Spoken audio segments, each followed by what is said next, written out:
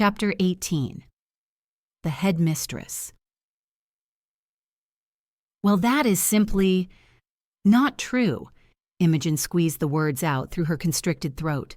She decided that she was capable of addressing only a half of Mrs. Dyer's statement, and that would be the less stroke-inducing one, of course. Mr. Oakby can function without me. He's a highly professional, fully functional individual, while I just do my job as his assistant. Assisting. I assist. Imogen could just imagine that metaphorical spade in her hands that she was using to dig the verbal grave for herself. I'm his personal assistant, but it's just called personal. There's nothing personal in it. It's just a job, to assist. Deidre watched her over her glasses. Imogen muttered couple more equally unconvincing sentences and hid behind her cup. So, you will speak to my father then? The headmistress asked, clearly thinking Imogen's spirit had been broken. But Mrs. Dyer underestimated the amount of embarrassment Imogen could withstand without giving in. She'd had a lot of practice. No, I'm sorry I won't. Imogen shook her head. Among other things, it's because I'm absolutely certain that if your father's concerns are indeed that serious, Mr. Oakby will listen and take them into consideration, no matter whom they come from. The headmistress sighed. All right, Miss Fox, we shall speak of it no more. She made an irritated grimace. What was that other, less important matter you wanted to discuss with me? Imogen wanted to point out that she'd never said her second question was any less important, but years of being Rosie's sister had taught her to pick her battles, and also to avoid them as much as possible. Imogen picked up her handbag and pulled out the porcelain statuette. The base softly clanked on the table surface. I admit it was impulsive of me. I'm not even sure why I did it, Imogen muttered, while the headmistress displayed Isabella's level of stillness and paleness staring at her former property. I saw it in Mrs. Fitzroy's study, and I just thought that it being there would implicate you or Mr. Oakby. Imogen's voice died out, and she bit into her bottom lip anxiously. She had it in her study, the headmistress breathed out. In one of them. Her rooms, I mean. The trophy room, wasn't it? Mrs. Dyer stretched her hand but didn't touch the figurine. Her long, manicured fingers shook noticeably. She'd showed me the room, can you imagine? When she took Isabella, she invited me to the room and showed me around, boasting about all those lives she'd destroyed. The bitch. Imogen blinked at the suddenly harsh wording. I thought I could kill her, just there. Just grab one of those trophies and it would be like karmic justice. All those children, all those parents. The headmistress jolted, and her glacial eyes focused on Imogen. But I didn't. You have to believe me, Imogen, as much as I wanted her to die, as much as I dreamt, that one day I'd come to work, and she just wouldn't be there. I had nothing to do with it. She took off her glasses and rubbed her forehead. I'd thought it would never happen, and then they phoned me and said she'd died, and I felt so relieved. And you know, I stepped out of the office right then and there, just to listen to the noises of the school, just to make sure I wouldn't hear the clicking of her disgusting stilettos, and that jingling her bracelets would make, and... The headmistress gasped and pressed her hand over her mouth. I'm sorry, Imogen said softly. She lightly touched the woman's arm, not sure how much comforting Mrs. Dyer would want. It was your drawing there on the walls, wasn't it? The headmistress asked. She'd told me then that she'd taken it out of your application folder, and she'd already had me in her claws. I could do nothing, say nothing. And worst of all, the next day she behaved as if nothing had happened. She remained polite and respectful, just like other teachers. And then she'd suddenly ask for a day off or a small favor, and she had that smile on her lips. Mrs. Dyer shuddered, and her white lips twisted. Like a snake. She knew I was fully in her power, and she just played with me. The headmistress picked up the porcelain figurine and looked into the white china face. I had had it in my bedroom for as long as I remember myself, And then she just mentioned it in passing, how she'd always appreciated the Oakby family taste in art. And I knew she wanted Isabella. Mrs. Dyer stroked the statuette's sleeve with the tip of her finger. I thought I'd never see it again. She then looked up. Imogen noticed tears in the bright blue eyes. Thank you, Imogen. The headmistress took a shuddered breath and spoke in a much less emotional voice. I believe I owe you the explanation. No, you really do not, Imogen exclaimed, but Mrs. Dyer shook her head. Please, let me talk. I want you to know. She sighed and put down Isabella. When my husband died, it turned out he'd had debts. Large ones.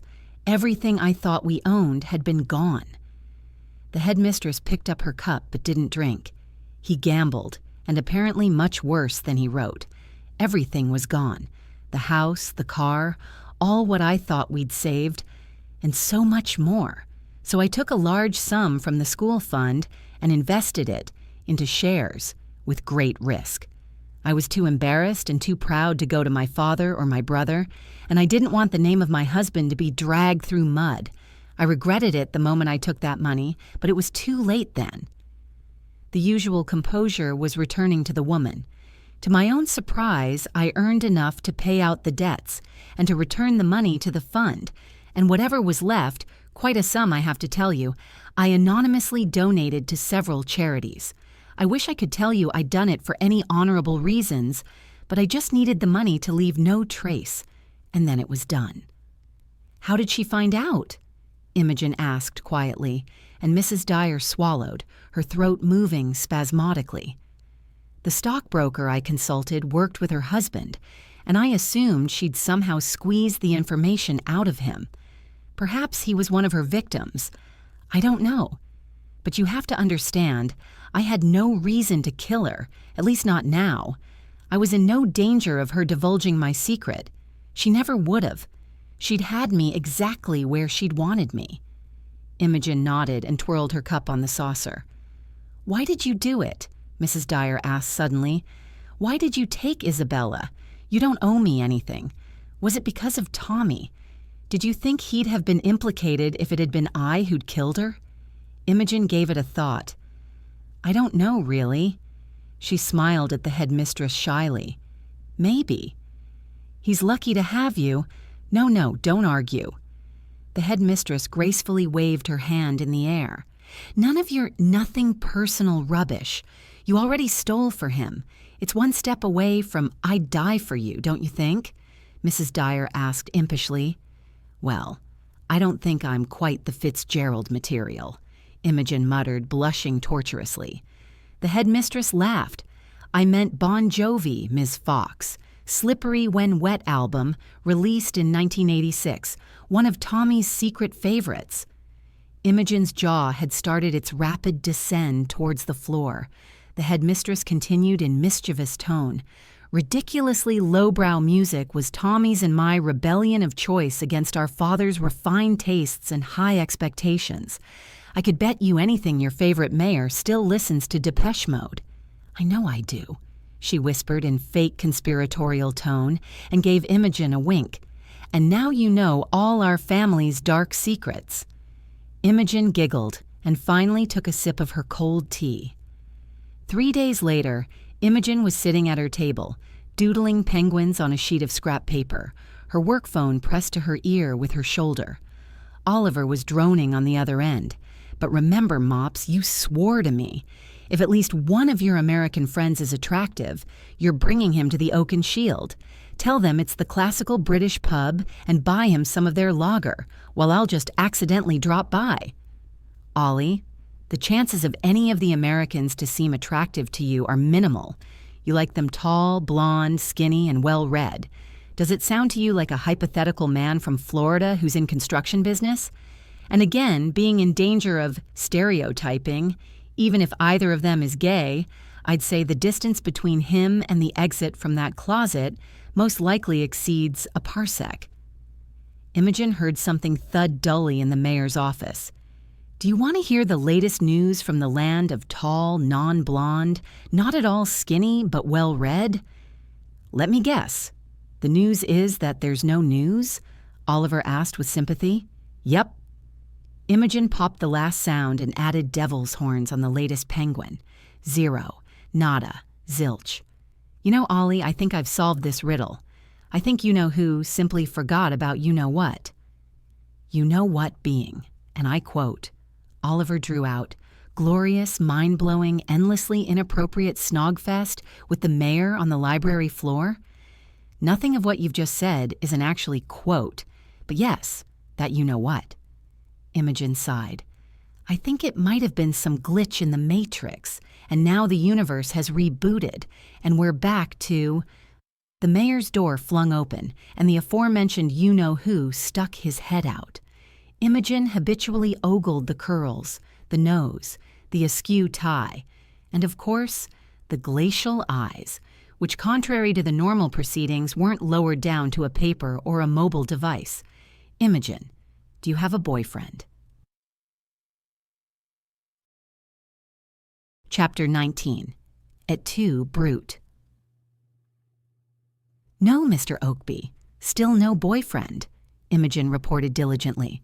The man studied her for a few seconds and then nodded to some unknown thoughts of his. The Americans are arriving tomorrow. Is everything ready for them? Imogen gave the mayor a surprised look. He'd stopped questioning her organizational skills about 6 months into her employment.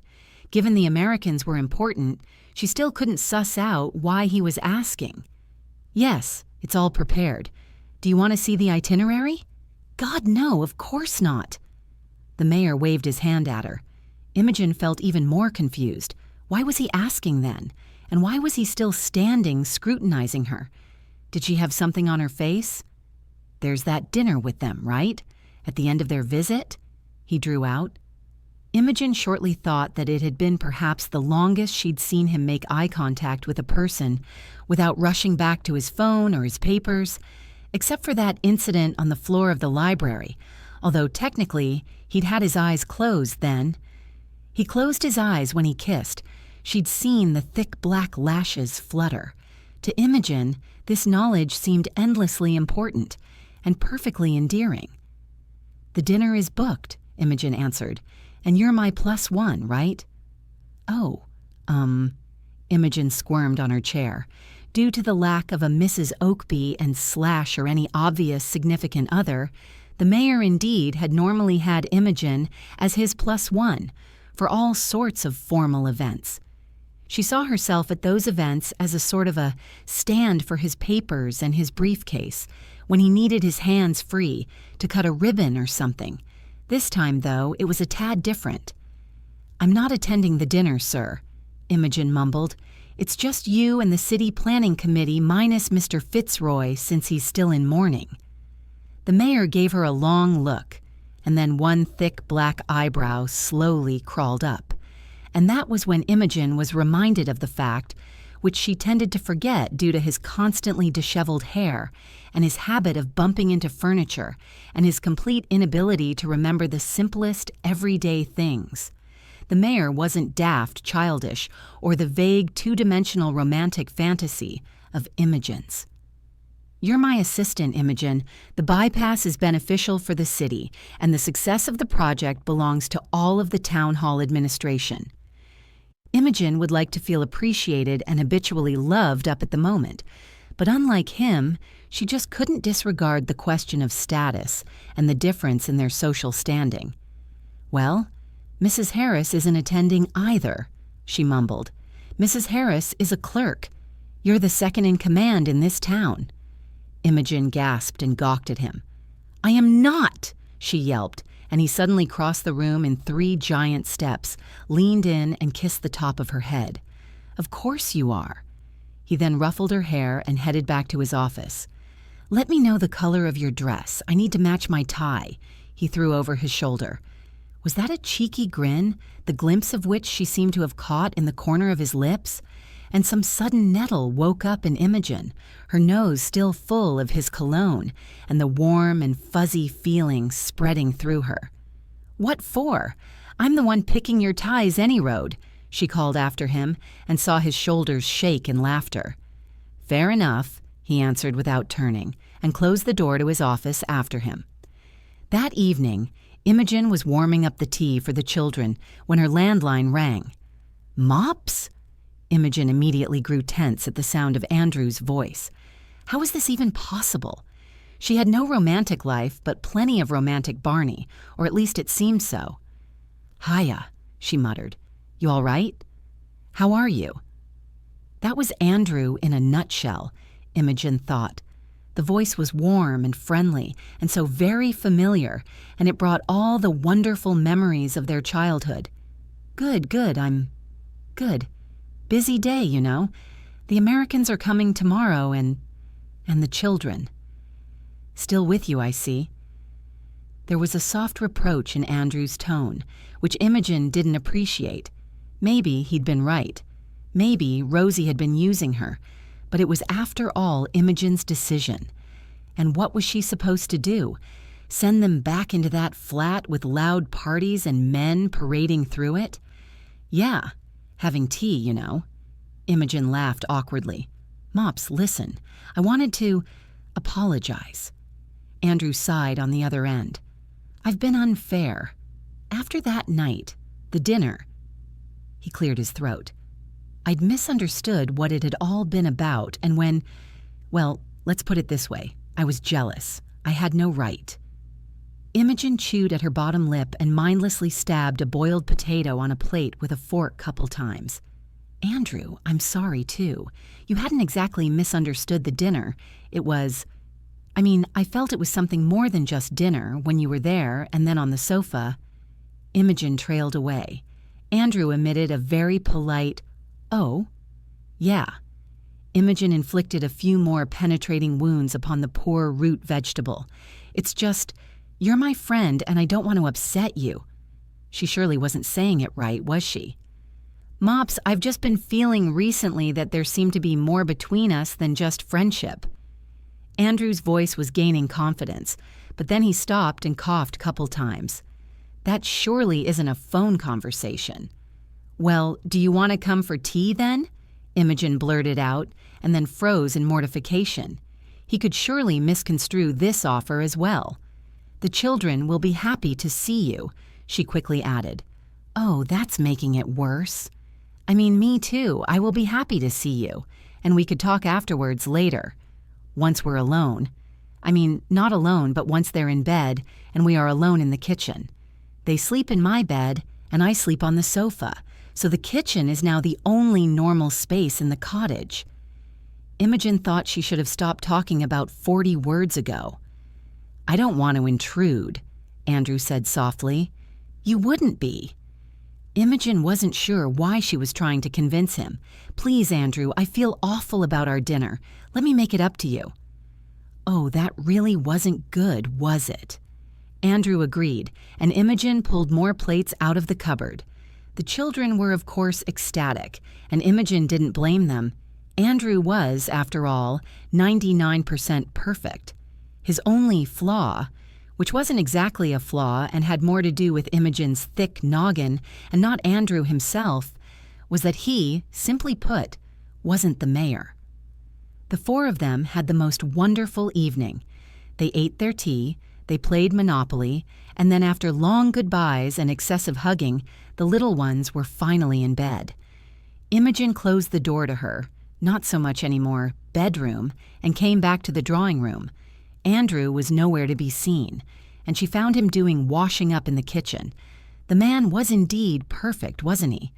Tall, lean, and wide-shouldered, he looked to Imogen at the moment more like a Hollywood star than a small-town copper. The dark denim made his long legs look simply endless. The blue shirt went so wonderfully well with his strawberry blonde hair, and even Imogen's jolly apron with eggs and chicks pattern didn't reduce how fetching he was. By the way, Imogen had somehow managed in her 26 years of life to have developed zero awareness of male physique, and all her previous thoughts of the kind had been purely hypothetical and somehow very abstract. Recently, though, Imogen had been suddenly thrust into the whirlpool of questions of shoulders, hands, arms, legs, the latter being fully hypothetical and prompted by the image of the Scot on the cover of the Harlequin novel, and especially lips. This new Imogen had kissed, and had been kissed, had suddenly noticed the man underneath the suit, meaning the mayor in denim, and was now apparently ogling her childhood friend. The universe was going to implode. His sleeves were rolled up, and the shirt clung to Andrew's torso. He had filled up quite a lot in the last few years and trained regularly. Imogen suddenly noticed that he was no longer the beanstalk she'd always thought him to be, and muscles bulged on his upper arms and shoulders. And there was a high chance that under that very denim there were those muscular, hairy legs that the fictional Scott sported. Andrew turned off the water, picked up the towel he'd thrown over his shoulder, and started drying a pan. "Are you dating the mayor, Mops?" he asked quietly, his eyes lowered to the dish.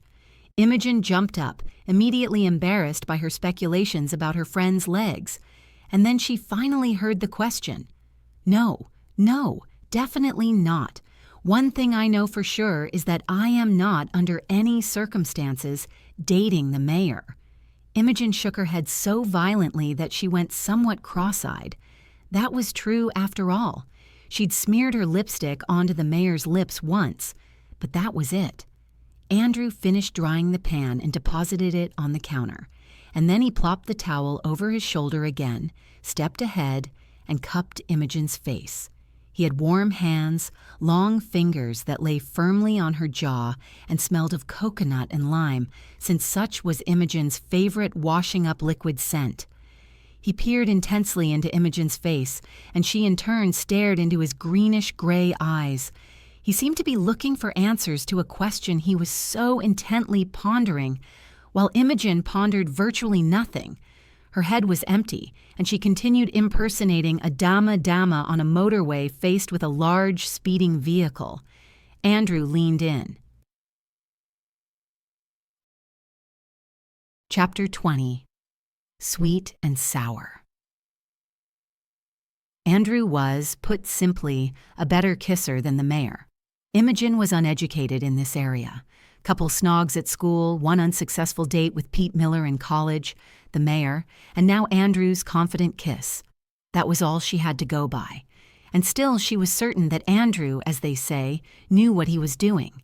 Imogen would bet half of her Poirot collection they probably even looked good from outside. Like in a film. There were no strange attempts to gobble her face, but also it didn't feel artful. Imogen momentarily felt regretful.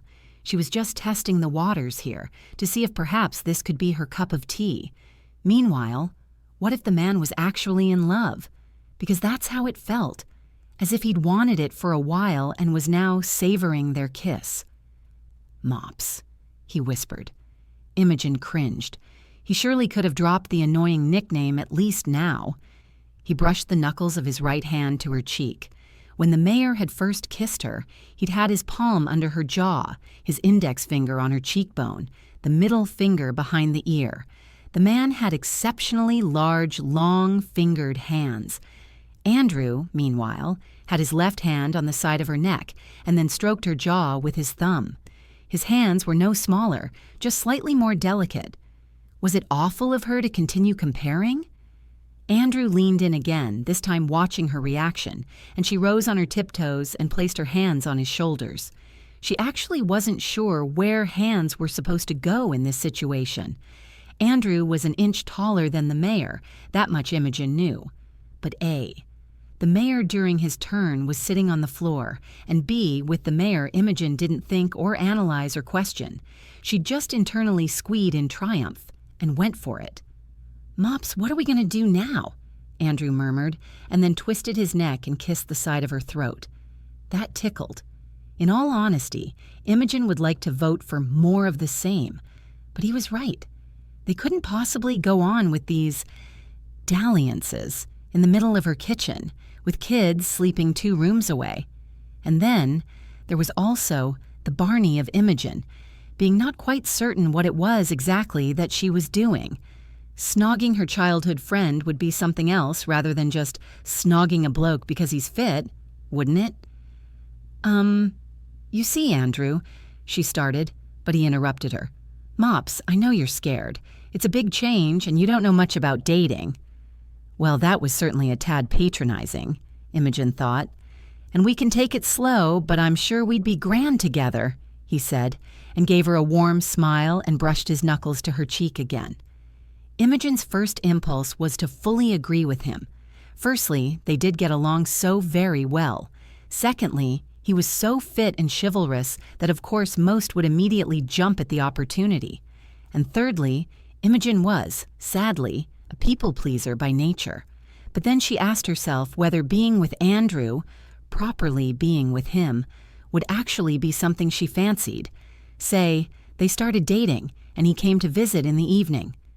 Imogen squeezed her eyes and tried to imagine. She knew she probably looked bonkers, but he was the one propositioning Mops. He knew what he was getting into.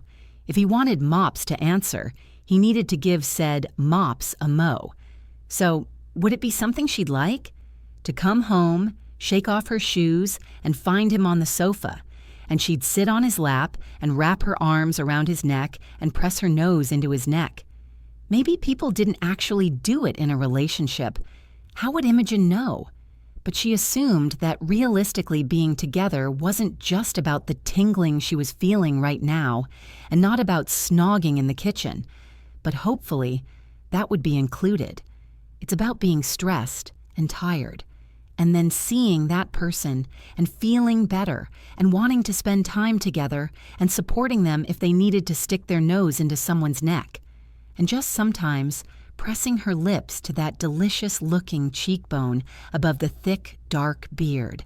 Imogen's eyes flew open. Oh, fiddlesticks. That certainly answered her question, didn't it?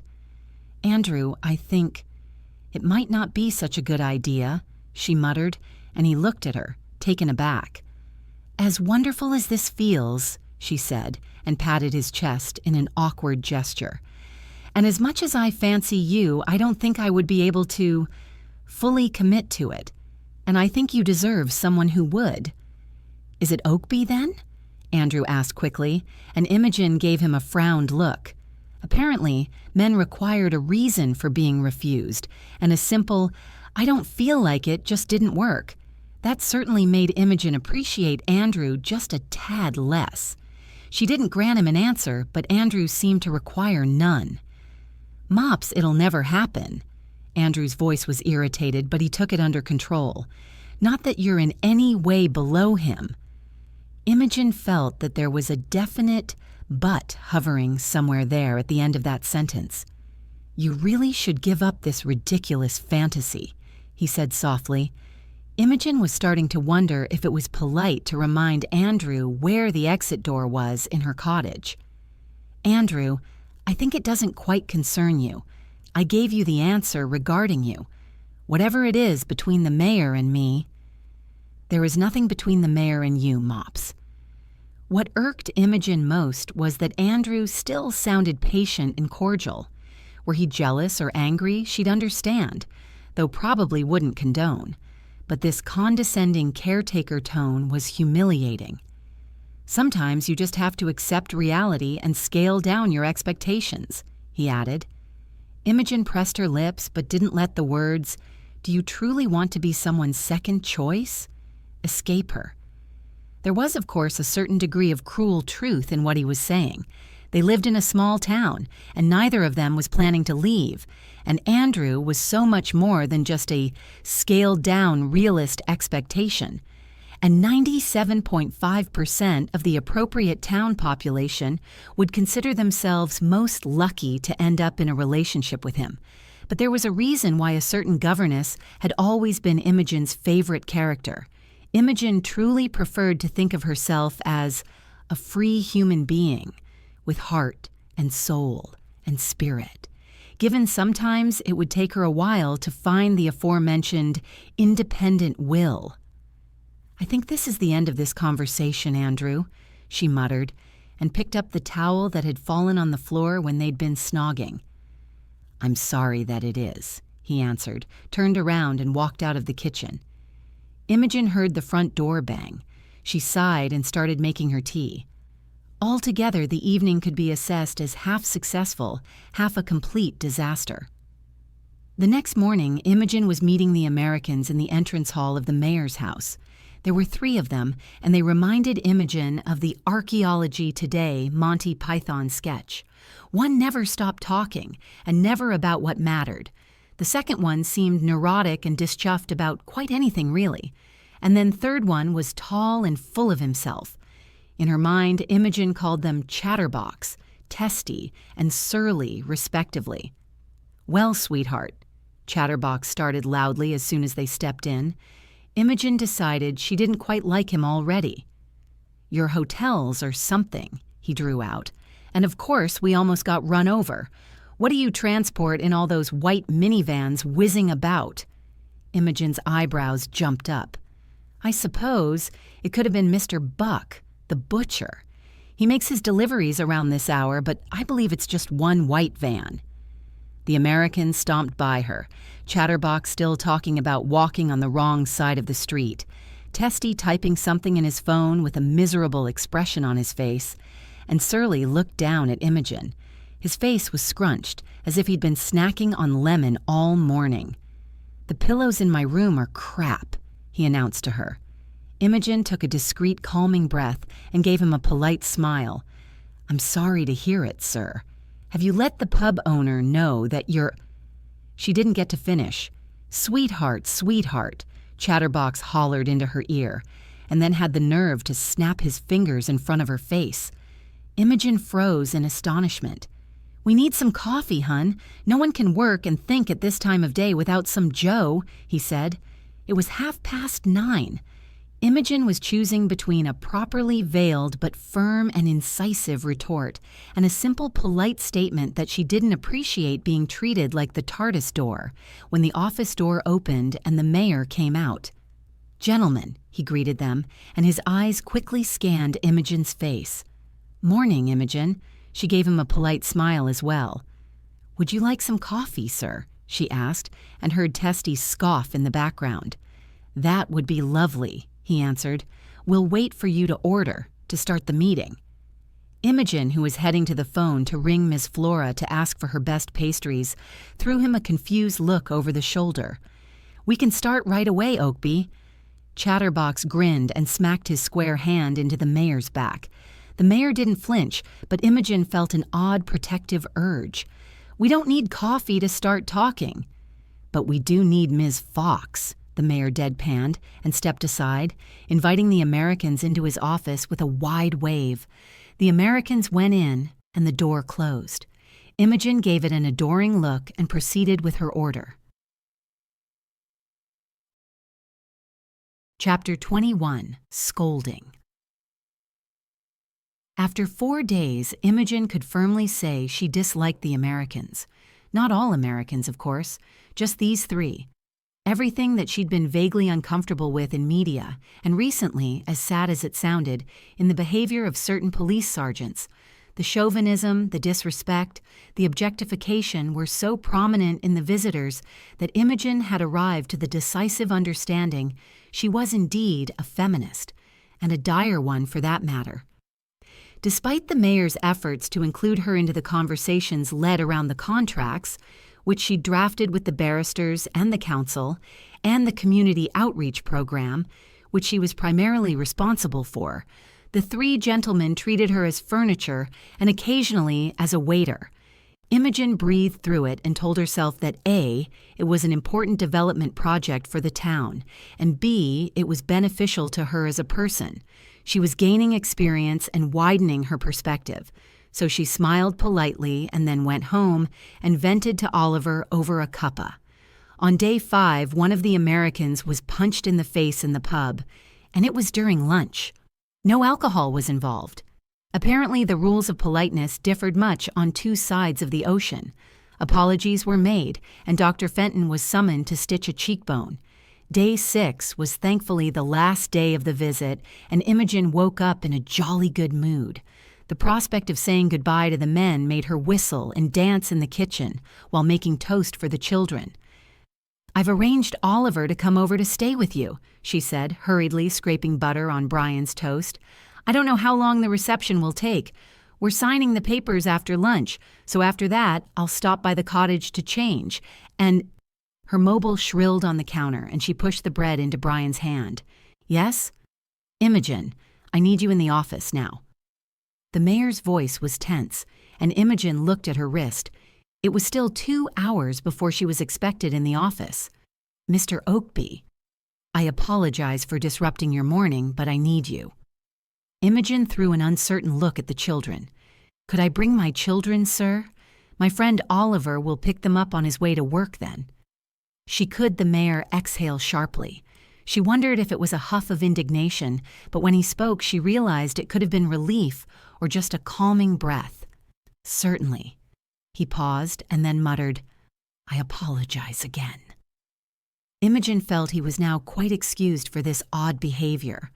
Oh, that velvet, sincere voice, and started packing the children.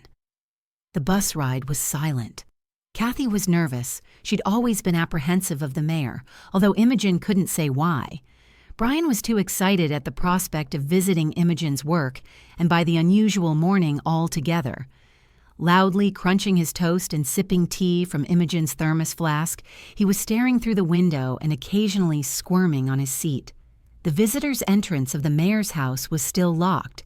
Mrs. Harris was due only in an hour, and Imogen stuffed the children into her office, pushed paper and pencils into their hands, and ran to the mayor's side.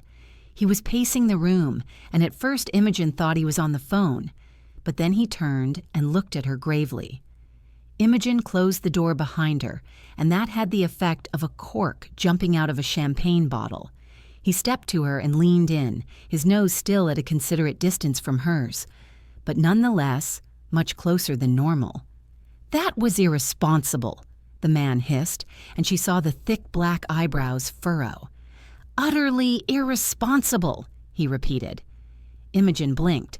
The mayor apparently sussed out she didn't have the foggiest what he was about, and added, I've just had a conversation with my sister, Ms. Fox. Imogen didn't fancy being called Ms. Fox. To think of it, she wasn't sure at what point he'd promoted her to Imogen, but she'd prefer to stay one. What did Mrs. Dyer say? Imogen asked. Plenty of things. One better than another, Imogen. Oh, Imogen is back. That's a relief. His tone, though, made her shift her weight between her feet. Did you know that Mrs. Sanders had been arrested yesterday on the suspicion of murder? The mayor asked. And I bet you know what it means in terms of the consequences for those who'd been tormented by the late Mrs. Fitzroy, my sister included, as I have just been informed. And you Imogen, you've put yourself in this precarious position. You're now implicated in my sister's crime, which I have also just been enlightened about. His voice was rising, and now red spots were flaming on his cheekbones. About 80% of Imogen's mind were processing what he was saying, and yet the remaining 20% analyzed and cataloged in Imogen's usual manner. She'd known he blushed when kissing. Seeing him flushed in righteous anger was still titillated. Imogen was clearly hopeless. First, I learned that my sister is a con artist. Then it turns out that she had been a victim of blackmail and had given up our family heirloom. The mayor straightened up now, and the blue eyes were, as they say in romance novels, blazing. And you, Imogen, had stolen it. You contaminated a crime scene out of some misplaced loyalty to my family. What were you thinking? Imogen cowardly looked aside. She hardly had an answer to that question. Please stop pouting, the mayor hollered. Don't expect me to soften just because of, and the eyes, and the pout. He frantically gestured in the direction of her face and didn't finish his confusing statement. Imogen peeked. What did her facial expression have to do with his feelings regarding her temporary insanity and kidnapping Isabella? The mayor was the one pouting, by the way. There was a mixture of a pout and a frown on his face, and it became him immensely. I'm still very cross with you, Imogen. He didn't sound cross. Why would my loyalty be misplaced? Imogen started carefully and he huffed.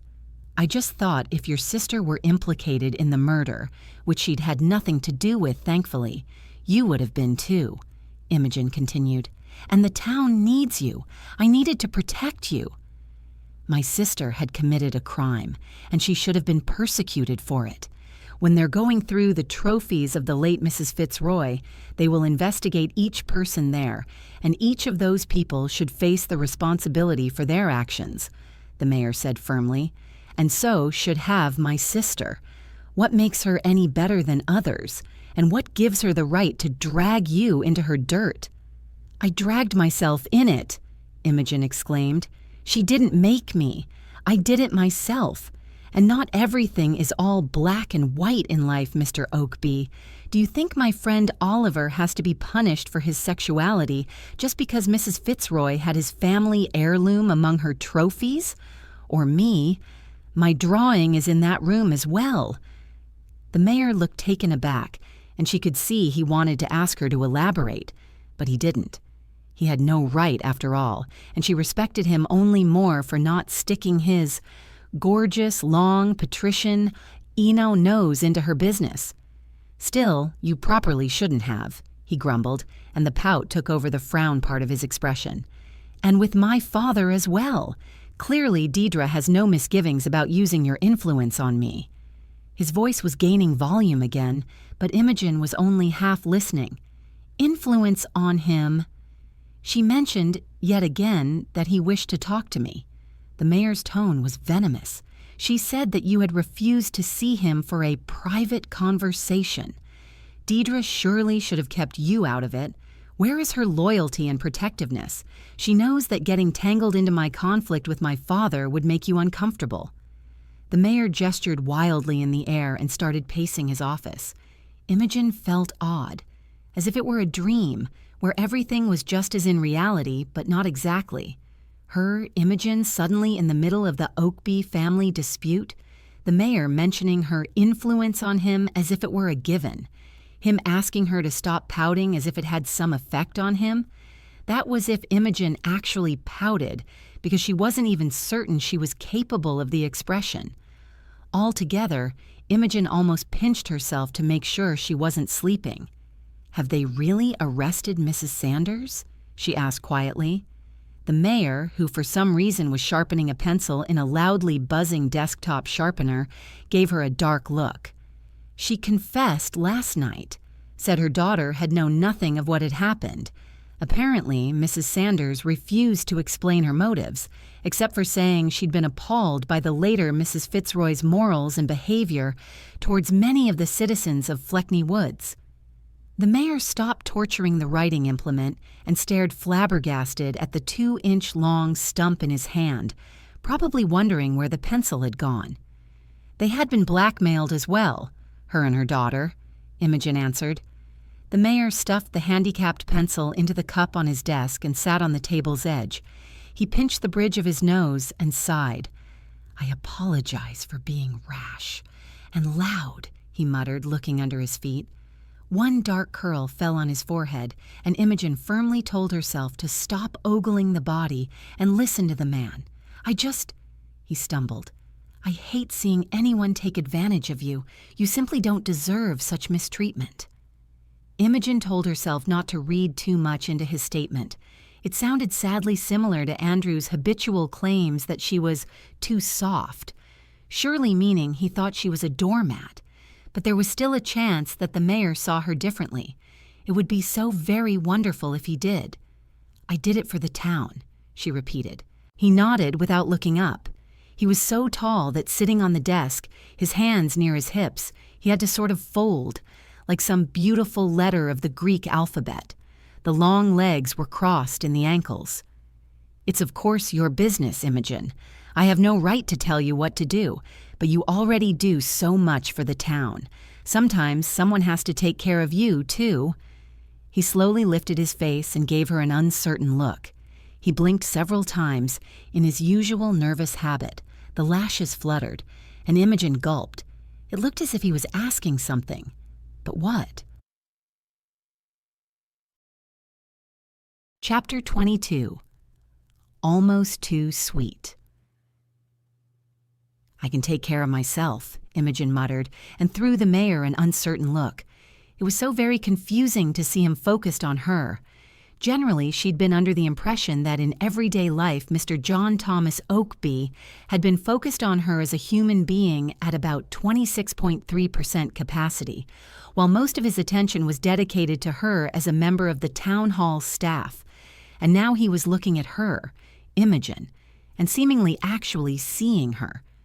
"Of course you can," he said in a slightly surprised tone, as if she'd just announced that the earth went around the sun, as if it were granted, and he couldn't quite suss out why she insisted on repeating this banality. "But you don't have to do it alone all the time." Imogen cocked her head and studied the mayor. He shifted on the edge of his desk and then wagged the top foot, his legs still crossed in the ankles. Imogen looked at the elegant shoe. The mayor probably looked at the top of Imogen's head. "What I'm saying, Imogen—" The man started in his soft velvet baritone, and Imogen's face flew up. She couldn't wait to finally find out what it indeed was that he was trying to say. And then something loudly banged in Imogen's office. She'd forgotten about the children. "Those are my children," Imogen muttered, staring into the mayor's bright blue eyes. "Right," he drew out. For some reason also, without taking his eyes off her, "Kathy and Brian." Imogen made a noise of a sharply squeezed rubber toy. He remembered the names. She had mentioned them, of course, at some point, but hadn't he asked, not that long ago, whether they were her children? And now he remembered. "I'll go then?" she said for some reason, as if asking, and waved vaguely behind her. "Right," mumbled the mayor again. Imogen's head was strangely resisting her turning away from him, but she finally willed her body to break the eye contact and slowly walk to the door. The conversation still felt incomplete. "Imogen," the mayor called after her, and she twirled like a terrier, hearing the sound of a rabbit in the shrubs. "Yes?"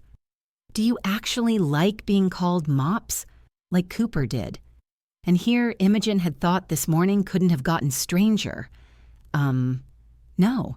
To be honest, I truly despise it." The mayor looked at her from the corner of his eye, previously still peering at his shoes. Imogen wasn't sure why she continued. "My sister came up with the nickname when we were small, to tease me, and my childhood friends sort of picked it up." "Then perhaps they should abandon the habit," the mayor drew out. Imogen never gave it much consideration, but to think of it, she agreed with the man. Imogen already opened the door when a balmy impulse made her ask, "And do you like to be called Tommy, sir?" The thick black eyebrows jumped up, and the mayor smiled at Imogen. "I hate it. It's a family name, so it's my father who is John Oakby. But I've never seen myself as Thomas or Tommy. I've always thought I'm John." Imogen nodded, pondering his words. "You called me John," the mayor said quietly. "In the tunnel, when you helped me in the dark. You called me John." Imogen smiled back at him. "Did I?" She shrugged. "I suppose I've always thought of you as John, too." And before they got stuck in this odd mutual eye gazing again, Imogen went to check up on the kiddies. 15 minutes later, the children were sitting at Imogen's desk drawing a dragon and a band of ninjas, when the mayor's door opened and he stuck the head out. "We all should have breakfast," he muttered. The children sat frozen, staring at him like a deer faced with a speeding lorry. "We've already had breakfast," Kathy suddenly answered in an unpleasant voice. Imogen was torn between embarrassment at the girl's rude tone and the surprise. Kathy generally was a very soft-spoken child. "I want more toast," Brian cried out, adding to Imogen's mortification.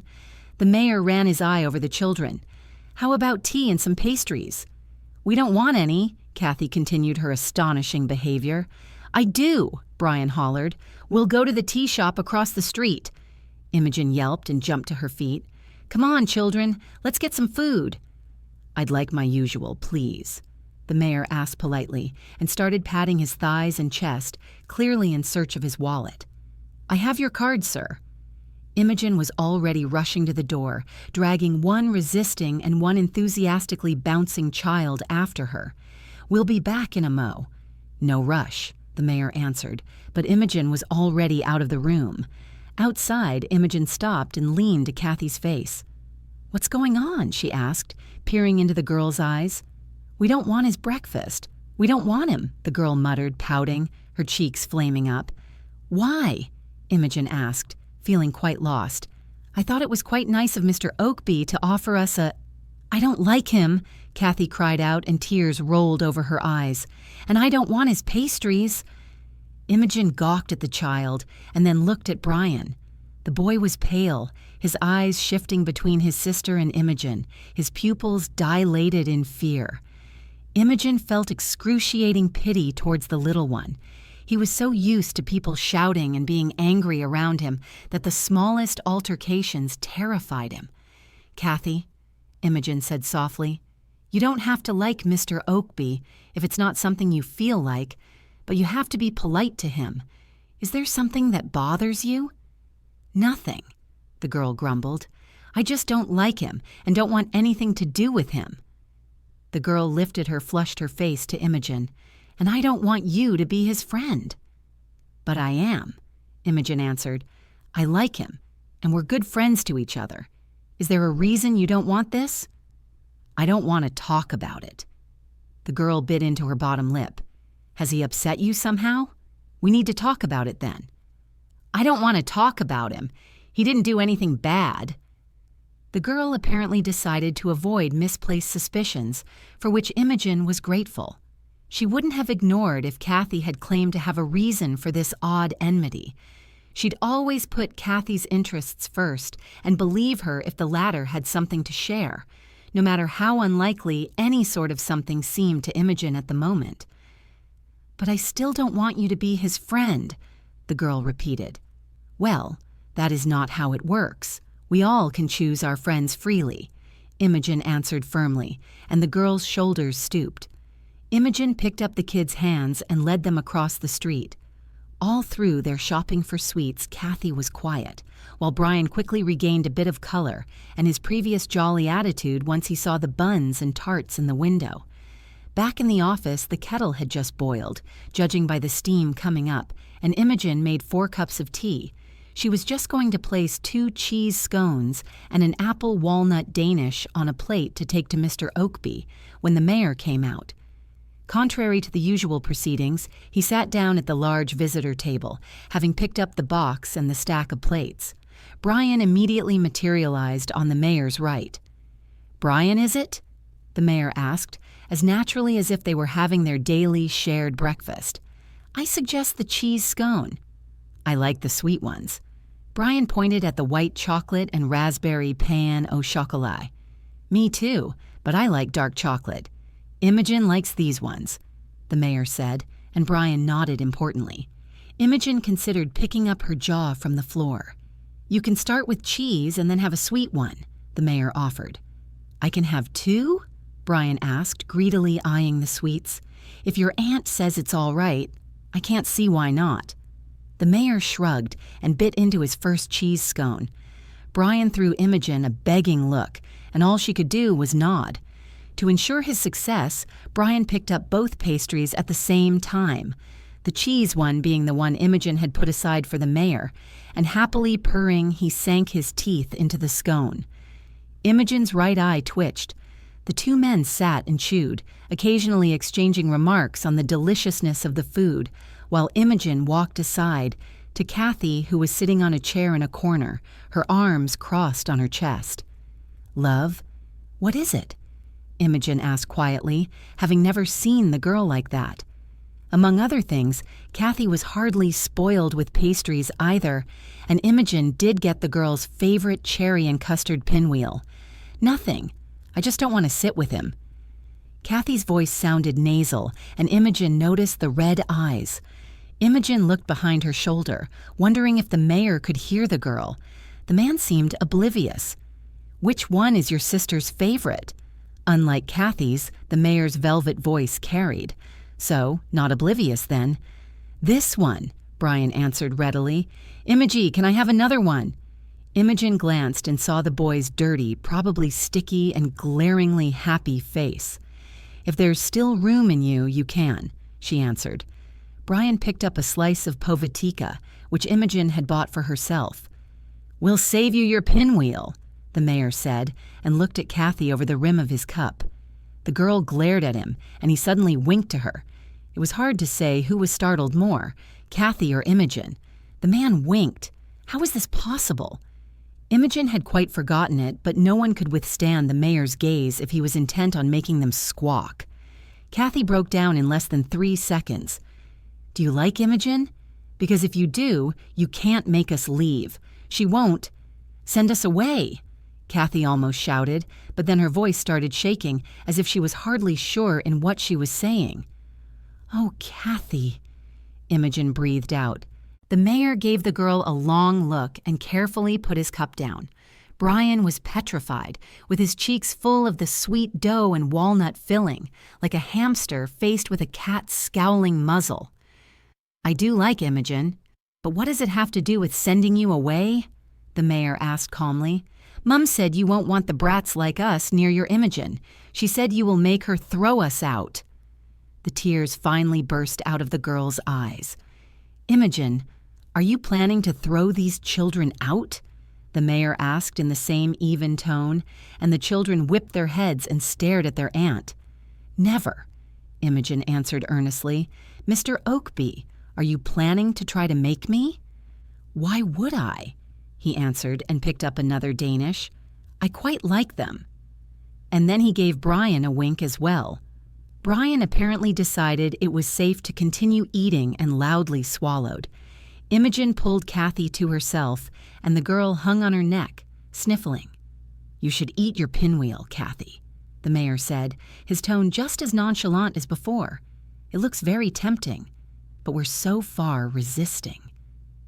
A few minutes later, all 4 of them were having tea, the silence in the room interrupted only by Brian's occasional happy sighs and the last subsiding sniffles from Kathy, who was finishing her pinwheel, a cheese scone on a plate in front of her. Chapter 23. The Mayor's Gambit.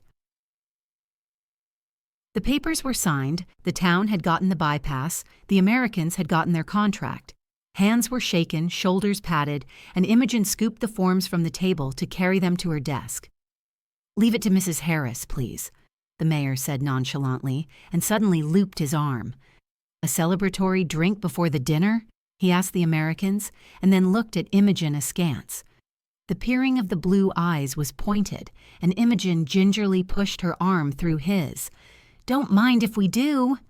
The American Imogen had nicknamed Chatterbox grinned from ear to ear. Imogen minced after the mayor, painfully aware of the warmth of his body and the rock-hard muscles under the suit sleeve. "Sir, I don't drink," she whispered, and he looked down at her. "I'm intolerant," she explained. "It's purely symbolic. Just have a tonic." He smiled at her.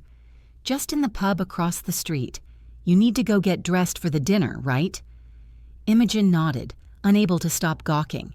The mayor was being odd. She wouldn't know, but in her mind that's how considerate husbands treated their wives. Secretaries, and especially the old and boring Mops Fox, weren't supposed to be courteously escorted down the main staircase of the town hall, like Sam Cameron, and led outside and into a pub, in front of all the king's horses and Mrs. Owens, the pub owner, and the worst gossip of Fleckney Woulds. And then to make matters only worse, the question of the bar stool arose. Imogen and her incomplete 5'3" stared at it, pondering where to find a ladder, when a pair of hands lay on her waist. Even without looking, she knew it wasn't the mayor. Why?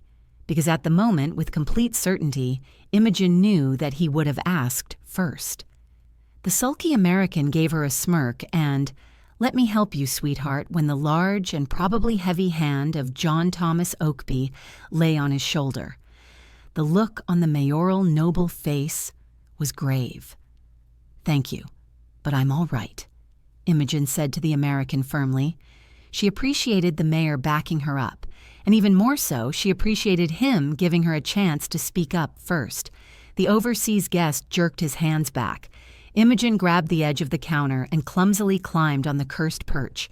Mrs. Owens materialized with a flirty smile, her curves and milky skin framed by a tight, bright pink top. "What can I do you for, me lads?" The Americans ordered their loggers, the mayor, his favorite G&T, and with a wink Mrs. Owens put a glass in front of Imogen, identical to the mayor's, but harmless to Imogen's brain capacity.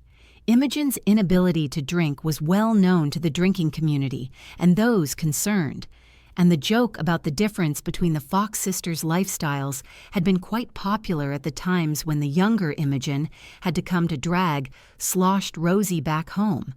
They toasted for the success of the endeavor, and after a few minutes of idle chatter, Imogen fled with the excuse of the mysterious feminine preparations for the evening event. The dinner was held in the best restaurant of Fleckney Woulds, in the hotel the Americans were staying in, thankfully, for one last night. To say that Imogen felt tense and uncomfortable entering the large hall on the ground floor of the Chambers Hotel would be just as understating as to claim that the mayor looked somewhat decent in his three-piece suit. To illustrate how far from decent the man looked, one would have to look no further than at Imogen's boggled eyes. Again, it had, perhaps, nothing to do with how gorgeous the man was, and he was indeed, but with how strangely attentive he was to her. She shortly wondered if there was something he was planning or hiding that she knew nothing about, but she quickly forgot about her surprise at his smile and polite escorting her inside. The society pillars of Fleckney Woulds were gathering around the table, and Imogen drew a deep breath and took her seat at the mayor's right. That was Imogen's first official dinner, all previous limited to her sending off the mostly reluctant mayor after fixing his tie and patting his lapel. This time he'd tied his Windsor himself, and did a wonderful job at that. Just as previously discussed, the burgundy Hermes matched Imogen's only cocktail dress perfectly. Courses changed, and Imogen silently thanked YouTube, and her Nana, who'd taught her the basics of what was considered proper manners in their town. With forks, spoons, knives, and napkins causing little trouble, Imogen could concentrate on small talk. Luckily, on her left, Imogen had Father Peters, the Catholic priest of the All Saints Church of St. Paul in Lower Woods. The patter was an infamous chatterbox, which fit Imogen just perfect. She nodded, hummed, and nodded again. Quite quickly it became clear that Imogen had been additionally fortunate. The dinner was much less formal than the previous events of the sort, due to the absence of the Fitzroys, him being posh and uptight, her being what one shouldn't mention when speaking of the dead. Altogether, the experience of being bumped up the social ladder was endlessly awkward, and yet there was a tiny voice inside Imogen's head that kept reminding her, and with each minute that passed louder and louder, that she had quite deserved being here. She had acted as the mayor's right hand for quite a while. She had contributed into the organization of the bypass contract, and although she'd grown up in Fleckney Woulds and thus knew her place, and if not for her Nana's cottage, it would have been the estate she'd have lived in now. But she had made something of herself, knew which spoon was for the bouillon, and besides, not all council members had the family tree like the mayor. Some had surely had just as little as Imogen. There was eventually only one moment during the dinner when Imogen regretted this advancement in her social standing. It was when a profoundly inebriated American decided to follow up on his previous attempts of measuring the circumference of Imogen's waist. Most of the guests were already leaving, picking up their coats and doing the very British social dance of saying goodbyes about a dozen of times and then starting anew. "Well, sweetheart, I guess it's a goodbye," the overseas guest slurred out, and Imogen grabbed his hand and swiftly removed it from her waist. "Oh, don't be like that," the man continued his blathering. "Your boss is on the other end of the room, and again, he probably wouldn't mind. The contract we've delivered him is worth all hospitality your town can provide us with." He gave her an unpleasant smirk, and Imogen wondered how much noise she could make without jeopardizing the successful future collaboration with the Americans. After all, the twit was sloshed out of his skull. He probably wouldn't remember if she pushed him into the visibly prickly flower arrangement in the center of the table. "Pardon me, sir. Do you happen to have time to sit with me after the guests are gone?" Father Peter's nasal voice came from behind Imogen. "I would very much fancy to discuss the state of the Catholic Church in your country." The other man grew sharply pale and shook his head. "I've an early flight tomorrow, sir." "Father," the American muttered and edged away from Imogen and the priest. "I won't take much of your time, but I feel it's my last chance for such conversation, and I'm so very interested." The clergyman folded his hands on his chest in a pleading gesture, and the American fled. Father Peters turned to Imogen, smiled widely, and after giving her a cheery wink, he disappeared towards the exit. Imogen snorted and went to find her own coat. She was digging in her clutch in search of her mobile when she felt someone's presence near her.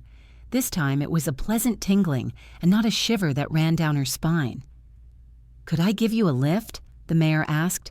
"My cab is already here and your cottage is on the way." Imogen thanked him and followed him to the car, her thoughts mostly full of astonishment that he'd finally remembered where she lived.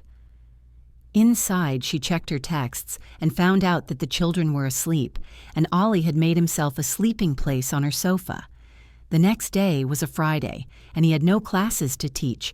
The plan was he would take the children to school the next morning, while Imogen would leave for work earlier, since her and the mayor had a parish meeting in the All Saints Church. Imogen put the phone back into the clutch and closed the bag with a loud click.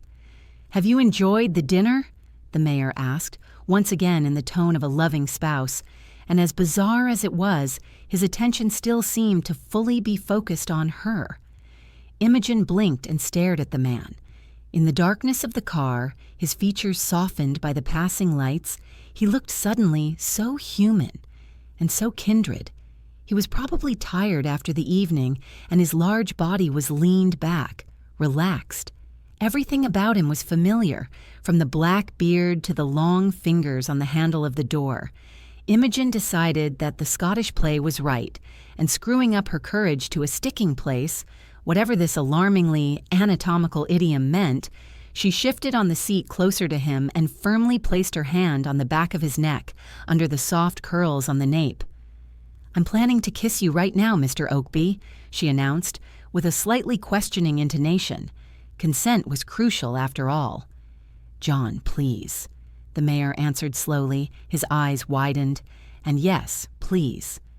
Imogen stretched, simultaneously pulling at his neck gently, and she was chuffed to feel him move closer. The tips of his fingers tenderly fluttered on her jaw, and she deepened the kiss. A few minutes later, the cab stopped, and the mayor winced away from her. Imogen felt triumphant. The man looked dazed and as if drunk. "It's your cottage. You live here," he muttered, and shook his head like a dog stepping out of the lake. "Are you going?" That was quite an important question, wasn't it? The alternative of climbing out of this cab, if Imogen were reading the situation right, was a multifaceted decision. "Would you prefer me to stay?" she asked. The mayor once again didn't disappoint. His nod was enthusiastic, and then he started leaning closer again. By then his hands had destroyed her hairdo, and he was angling her face in just the perfect manner, both considerate and confident in some very arousing way. "All right, then," Imogen mumbled, futilely trying to concentrate on making the said mutual sober consent loud and informed. The mayor was kissing her neck, and apparently the off switch of her noggin was located somewhere on the tender skin of her throat, where his lips were dancing at the moment. "To the mayor house, please," Imogen commanded to the cabbie, and closed her eyes. She felt the delicious scraping of the mayor's beard on her skin, and the feeling of the pulse frantically beating on his throat under her hand required her full concentration. Chapter 24. The Mayor's Morning After. Imogen sighed, sniffled, and then sneezed. Something warm and furry was pressed to her nose, and she wondered whether her cat Mr. Thornton had once again climbed into her bed, despite how many times he'd been told not to. And then Imogen remembered. Her eyes flew open, and she stared at what certainly was the bare chest of the directly elected mayor of Fleckney Woulds. Imogen bit her bottom lip to suppress a gasp, or perhaps even a squeak, and started slowly backing off. The mayor, who slept on his back, one arm bent, having served as a pillow to Imogen, another hanging off the edge of the bed, made a cozy, snuffly noise and stirred. One of Imogen's feet touched the floor, and her, as it turned out, bare bottom was now sticking from under the duvet. "Are you running away?" The mayor's voice was even and fully awake. Imogen froze, like aforementioned Mr. Thornton caught biting leaves off her favorite ficus. The mayor's eyes slowly opened, sharp and attentive, and Imogen gave him a trembling smile. Her last night's decision seemed mad in the harsh light of the morning. "I'm not quite sure what the protocol is in this case." Imogen awkwardly cleared her throat. "I've never had this before. A one-off, I mean." That was the classical no string attached, just because we both wanted it one-off, right? "And I've never shagged my boss either," she continued mumbling. "And other things." She coughed a couple more times, trying not to think about said other things, like that thing he'd done with his lips and then his right index finger. Imogen was feeling increasingly dizzy. He shifted and sat up. The duvet slid lower, and somehow the view of his thick, dark chest hair flustered Imogen to the extreme. It had, perhaps, something to do with how enthusiastically she'd been clawing at that chest last night. And then she remembered how she'd gently bitten into his pectoral muscle and then moved to his shoulder, and that low, almost purring noise that her actions had been eliciting out of him. "I've never had a one-off either, so we will have to figure it out together," the mayor said and patted the bed near him. "But for that, you should come back here." Imogen gave in to her fate. He had an exceptionally tall bed, which only added to her embarrassment since she had to clumsily climb onto it, wiggling her bottom and floundering, and then she gingerly moved under the duvet and closer to him. At least he wasn't trying anything distracting. He was simply sitting, his large hands on his lap, face calm. "What we did," he started, and Imogen listened so intently that her ears were starting to ring. "It was good," he finished the sentence after a pause. "You know, I don't do it. Much." He was speaking in an even tone, just the one he used to convince people to vote for him. "I had some of it at school, of course, and in uni, but since then, there was only Sarah." It was almost as if he'd needed a moment to recall the name. "I remember Sarah." Imogen nodded jerkily. "She was at the beginning, right after I started working for you. I used to call you cabs to go to her." It had been the most excruciating torture for the Imogen of the past, to be honest. She'd just gotten hired, and she'd never met a man like him, a man so perfect in every way. And then it turned out that he had a girlfriend, a successful, sophisticated barrister from the big city, and the heart of the Imogen of the past had been broken, and she'd cried and cried in her empty cottage. Afterwards, she, as they say, got up, cleaned up, and grew up. The Imogen of the present was very much over the Sarah thing. Also, the barrister didn't last. It probably had to do with the man's complete inability to notice anything in the world except for his work. If he said now, "I wonder when Sarah actually disappeared from my life," Imogen would hardly be surprised. "Ah, yes, cabs," he drew out, and his eyes jumped to Imogen's face. She predictably blushed. "You see, she'd arranged everything," he explained. "She had approached me, and it made sense with her being a barrister and from a good family, but I suppose it just didn't work for her." "Indeed," Imogen said, not quite sure what else to say. "And you see, all those times before, they had been—" He paused, and Imogen tilted her head, waiting for him to continue. "Worse," he said. Imogen blinked. He studied her face some more. As unobservant as he was, he clearly understood that she needed a smidge more explanation. "With you? It was good, and perhaps we could, Do it again?" This time, Imogen's shocked blink was one-sided. One eye twitched faster. "Again? You want us to have sex again?" she asked. "If you'd be up for it, yes," he said, some sort of mild hopefulness now written on his face. Imogen felt a surge of amused pity towards the man. He was clearly emotionally mute. But had Imogen understood him right? Was he saying that she had rocked his world the night before? She, Imogen Fox, Mops Fox, virginal, unpopular, ginger Imogen Fox, had been a grand shag, and now he couldn't help but to ask for more of what she had to offer. Imogen was feeling increasingly better, increasingly faster. Firstly, she was the best shag he'd had. Secondly, somewhere mid his inarticulate explanation, she remembered that it was John Thomas Crispin Oakby sitting in front of her. Not a magical man from her favorite Olivia Dane novel. Not her heady, lustful fantasy. Whatever had happened between them last night, it was still him. Her boss, the man she respected and appreciated, the man she worked so well with, and the man she could always rely on. It was just John, and maybe there wasn't anything that scary happening. "And when would you consider repeating the experience?" she asked. He sat a tad straighter. "Now?" he asked tentatively, and Imogen grinned widely. He was adorable. Mussed hair, shiny eyes, and the eager expression in them. All that definitely encouraged an affirmative answer from her. "All right," Imogen agreed lightly, "but after a shower." "Oh." His lips rounded, and Imogen remembered how pleasant these very lips had felt on her skin. "Right. We did drink last night, and then we sweated. You go first." Imogen was quite enjoying her own sudden uncharacteristic bossiness. "All right." He nodded enthusiastically again and then stretched his hand to the robe on a chair near the bed. That made Imogen feel completely at ease in the mayor's bed, in the mayor's bedroom, on the second floor of the mayor house. If he was feeling shy and hiding his bare buttocks, he was currently hurriedly and clumsily pulling on the robe, trying to keep his low half covered. She surely wasn't going to worry and fuss. After each of them had a shower, and another hour passed, Imogen was lying on the bed, staring at the ceiling, her arms and legs spread on the sheet in a keen impersonation of Da Vinci's Vitruvian Man.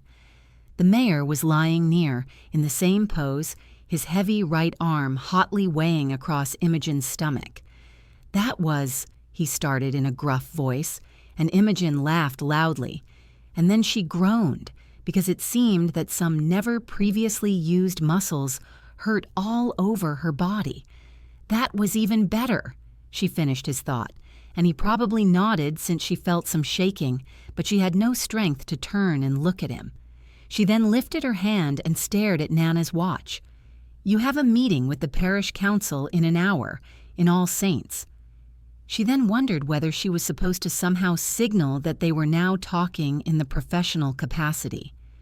"We need coffee," he muttered, and tried to roll off the bed. His limbs flailed, and a loud, heavy thud followed. Imogen giggled. His disheveled head appeared above the edge of the bed. "Do you want a lift? We should make a stop for Miss Rosa's buns." And that was how Imogen understood that there would be no Barney with this new situation of hers.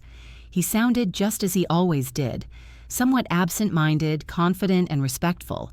Perhaps it hadn't been such a mad idea after all. "I'll take a shower first this time," she said, and started sliding off the bed. She wasn't quite ready to parade her naked self before him, although he had seen it all in detail and was currently sitting on the floor starkers. But she thought that potentially, sometime later, she could feel quite okay about having her angles and freckles on display in front of him. He was simply that appreciative and comfortable as a partner. "And then I'll walk there, and you can pick me up at the bakery," she finished. He agreed, and wrapped in a sheet with its trail dragging behind her, Imogen headed to his bathroom with a jolly bounce in her step.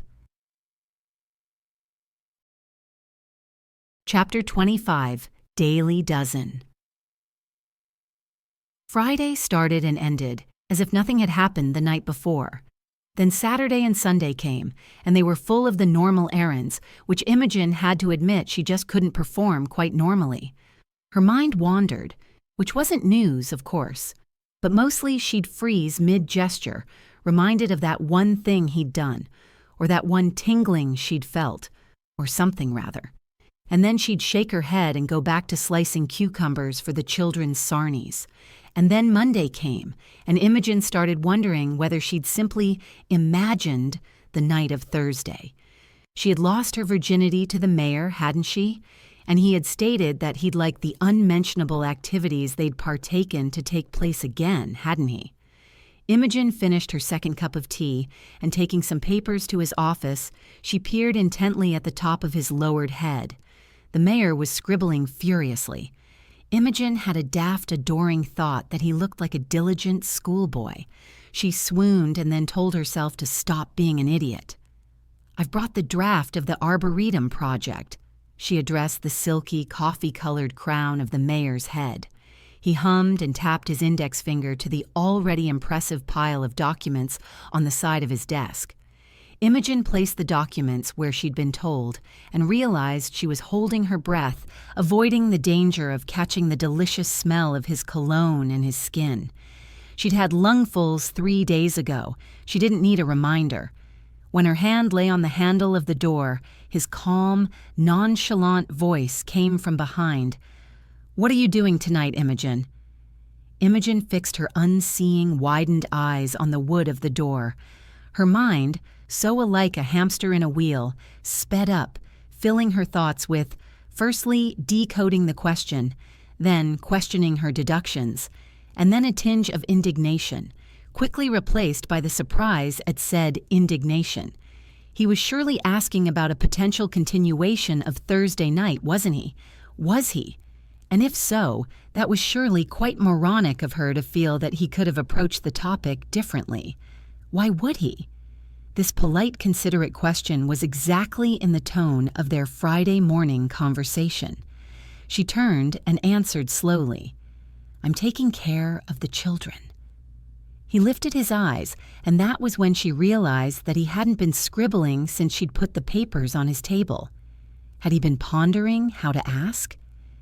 "And before it?" he asked, confirming Imogen's suspicions regarding the underlying meaning of the question. He looked hopeful and somewhat uncertain, exactly like in his bed in the morning. "And before it, I work," Imogen answered, hiding a smile. "Right, you work. Here," he mumbled, and she took pity of him. "Was there something you needed outside my work responsibilities?" Imogen asked. She felt like waggling her eyebrows, but refrained. The man was already visibly uncomfortable. "Yes?" He drew out and swallowed. Imogen turned around and came up back to his table. The mayor straightened in his chair and gave her an expectant look. Imogen weighed her options and decided that Charles Guillaume Etienne in Bruis et Palapra, according to her Nana's favorite quote, had been right. She slowly walked around his Cromwellian desk and stopped near him.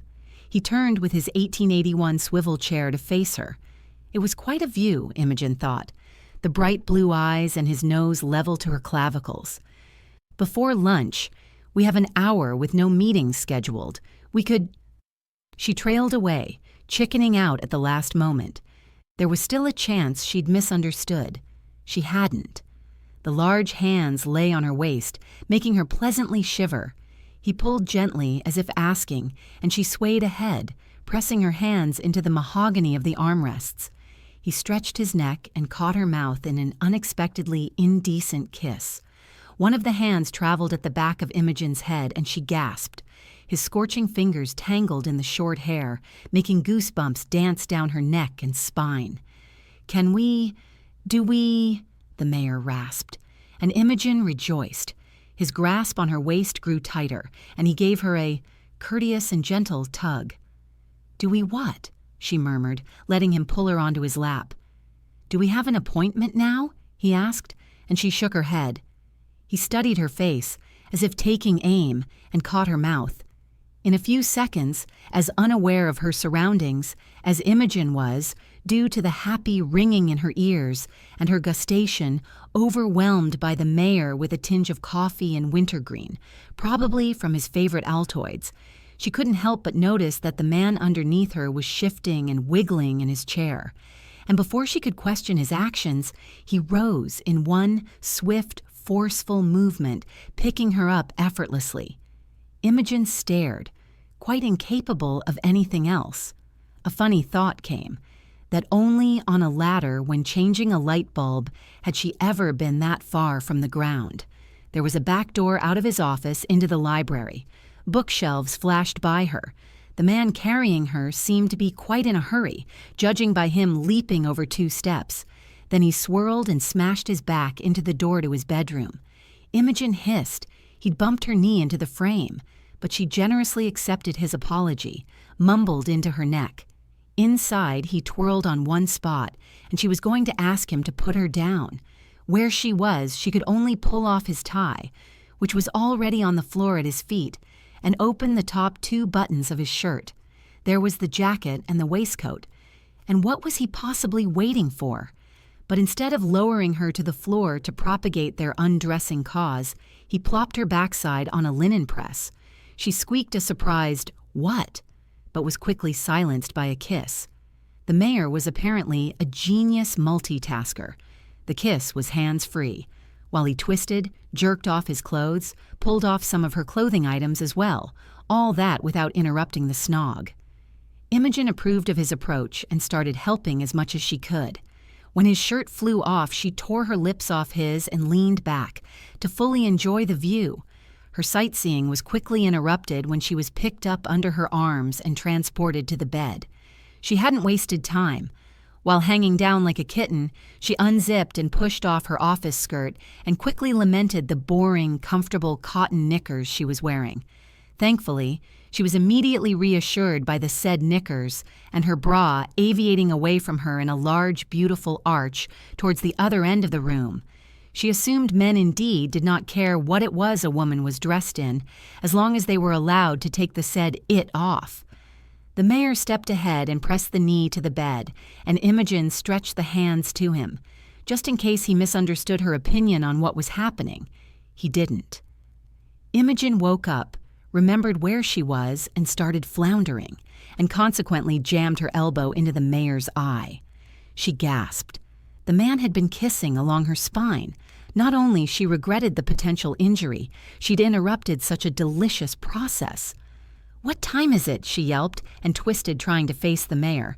"You've slept for just a few minutes, so—" He looked at the mantel clock. "We've only been here for an hour and a quarter." "Oh no," Imogen squeaked. "What if someone was looking for me? For you? Oh my God, Mrs. Harris!" Imogen grabbed handfuls of her hair that had been made vertical by the mayor's enthusiastic efforts. "She's in Abernathy," the mayor said, and Imogen felt something warm and tickling on her shoulder. At this stage, the sensation was familiar. Those would be the mayor's lips and beard on her skin. "No, no, don't start again," Imogen whined. "We have so much work." The mayor froze and looked at her. She couldn't call his expression anything but disappointed and a tad begging. "Perhaps one more time?" he asked in a small voice. Imogen went through the list of the day's errands and decided one more time surely couldn't harm. She lunged ahead, pushing him backwards on the bed. It was quite empowering to be the one to firmly put an end to their untimely leisure, given, after 2 times, not one. Imogen was weak. Eventually, Imogen decisively crawled out of the bed, got dressed, and told the man to do the same. He grumbled and complained under his breath, but obeyed.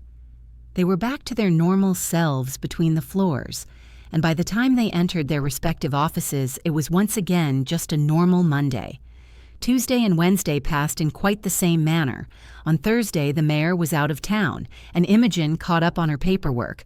On Friday, things went back to the new normal, with an additional quarter hour spent upstairs, perhaps to compensate for the missed day, Imogen thought. And then it was Saturday again, and Imogen realized she was so very bored. Besides some sort of mysterious physical restlessness, she was overcome with the strangest desire to talk to someone of the new circumstances of her life. She had only one close friend, Oliver, but somehow it felt wrong to discuss it with him. He was such a darling that he would immediately loudly cheer and say, "Finally," since he had been well aware of Imogen's crush on the mayor. On the other hand, Imogen felt he would misinterpret the proceedings and see Imogen's new pastime as the beginning of something bigger. Imogen couldn't say that she was certain if either her or the mayor agreed with this idea, although she, of course, would hate to judge his mind. Her other, less close friend would be Andrew, but even if their disastrous conversation hadn't taken place, she still would never have breached this topic chatting with him. So, all Imogen was left with was hoovering, dusting, cooking, and playing Cluedo. On Sunday, she took the children to Abernathy. Kathy needed new shoes, and thanks to the raise Imogen had received, she could do a bit of spoiling of the children and herself. They spent the whole day in the Abernathy shopping center, had pizza for lunch, and bought everything they needed and a bit of what they didn't need. "Miss Fox," a familiar voice called to her when the children and her were browsing the menu of Tilly's cookies in search of refueling their energy with some sugar. The headmistress was walking towards them, her two sons following her, each carrying at least 5 bags in each hand. "Hiya, Kathy." The older boy gave Imogen's niece a wave, and the girl blushed.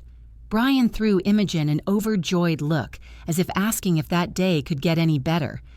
Imogen had several ideas how this day could have been improved, including not meeting Mrs. Dyer in a shopping center. "Imogen, what a pleasure!" The headmistress threw her a sharp look. "We were just going to get a snack as well. Please join us." Even if Imogen wanted to escape the woman's claws, she wouldn't be able. The children had already taken a table in front of the shop, chatting and looking through the boys' bags. Brian, who'd just received his first set of Lego, felt quite proud and sort of an expert, and colorful pieces were quickly spreading on the wobbly table. Imogen saw that Kathy and the older boy were suspiciously quiet, throwing each other looks, while the other two Sprogs were clearly feeling jammy. Imogen peered into the menu again. She'd quite lost her appetite, she had to say, but there was nothing to be done. "Before we sit down," Mrs. Dyer started, and it took all Imogen's willpower not to cringe or roll her eyes. "I just have to speak to you about my father again." The headmistress paused, but something told Imogen the woman was feeling as apologetic as a steamroller that ran over an innocent squirrel. Imogen gave in to her fate and sadly sank her teeth into the double choco with Belgian dark and white chocolate chunks, while the barista was making her coffee. Imogen expected she would need all possible support, from sucrose and caffeine, to withstand the headmistress' assault. Chapter 26. Good Morning.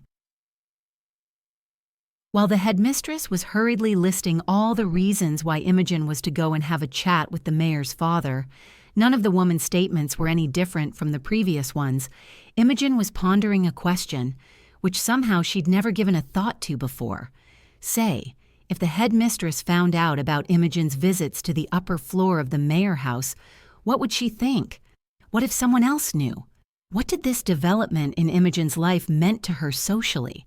Fleckney Woulds was, after all, quite a small town, and Imogen decided that she'd rather bother with this question later, if ever. On the other hand, there had happened certain changes in Imogen's life recently, and her attitude towards her social standing had changed, and it had nothing to do with the mayor's private affairs. "Mrs. Dyer, since you insist that your father needs to be heard, I will give him a ring," Imogen said, and jerked her chin up. The mayor had called her the second in command in the town of Fleckney Woulds. The time had come to act like one.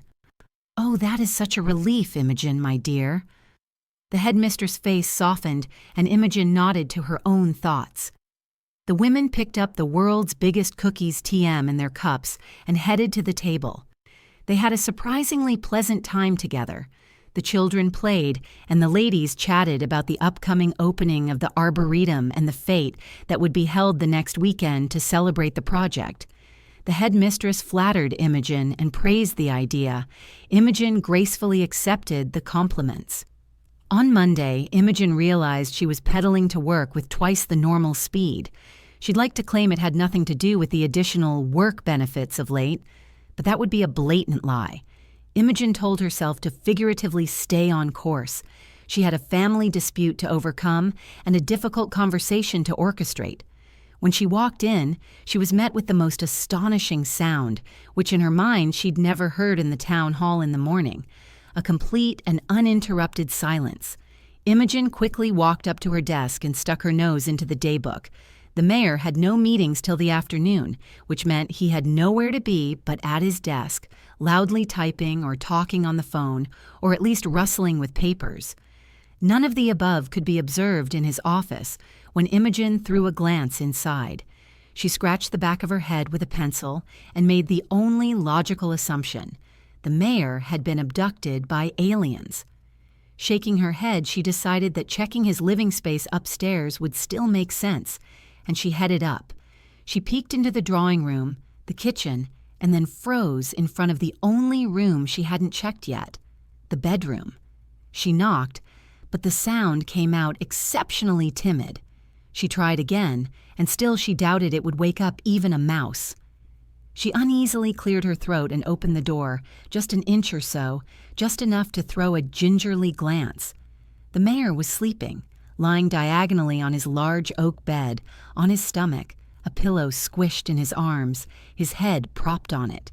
For some reason, another pillow was stuffed under one of his legs, bent at the knee. Altogether, the man looked uncomfortable. Imogen wondered if he was stricken by some horrid flu.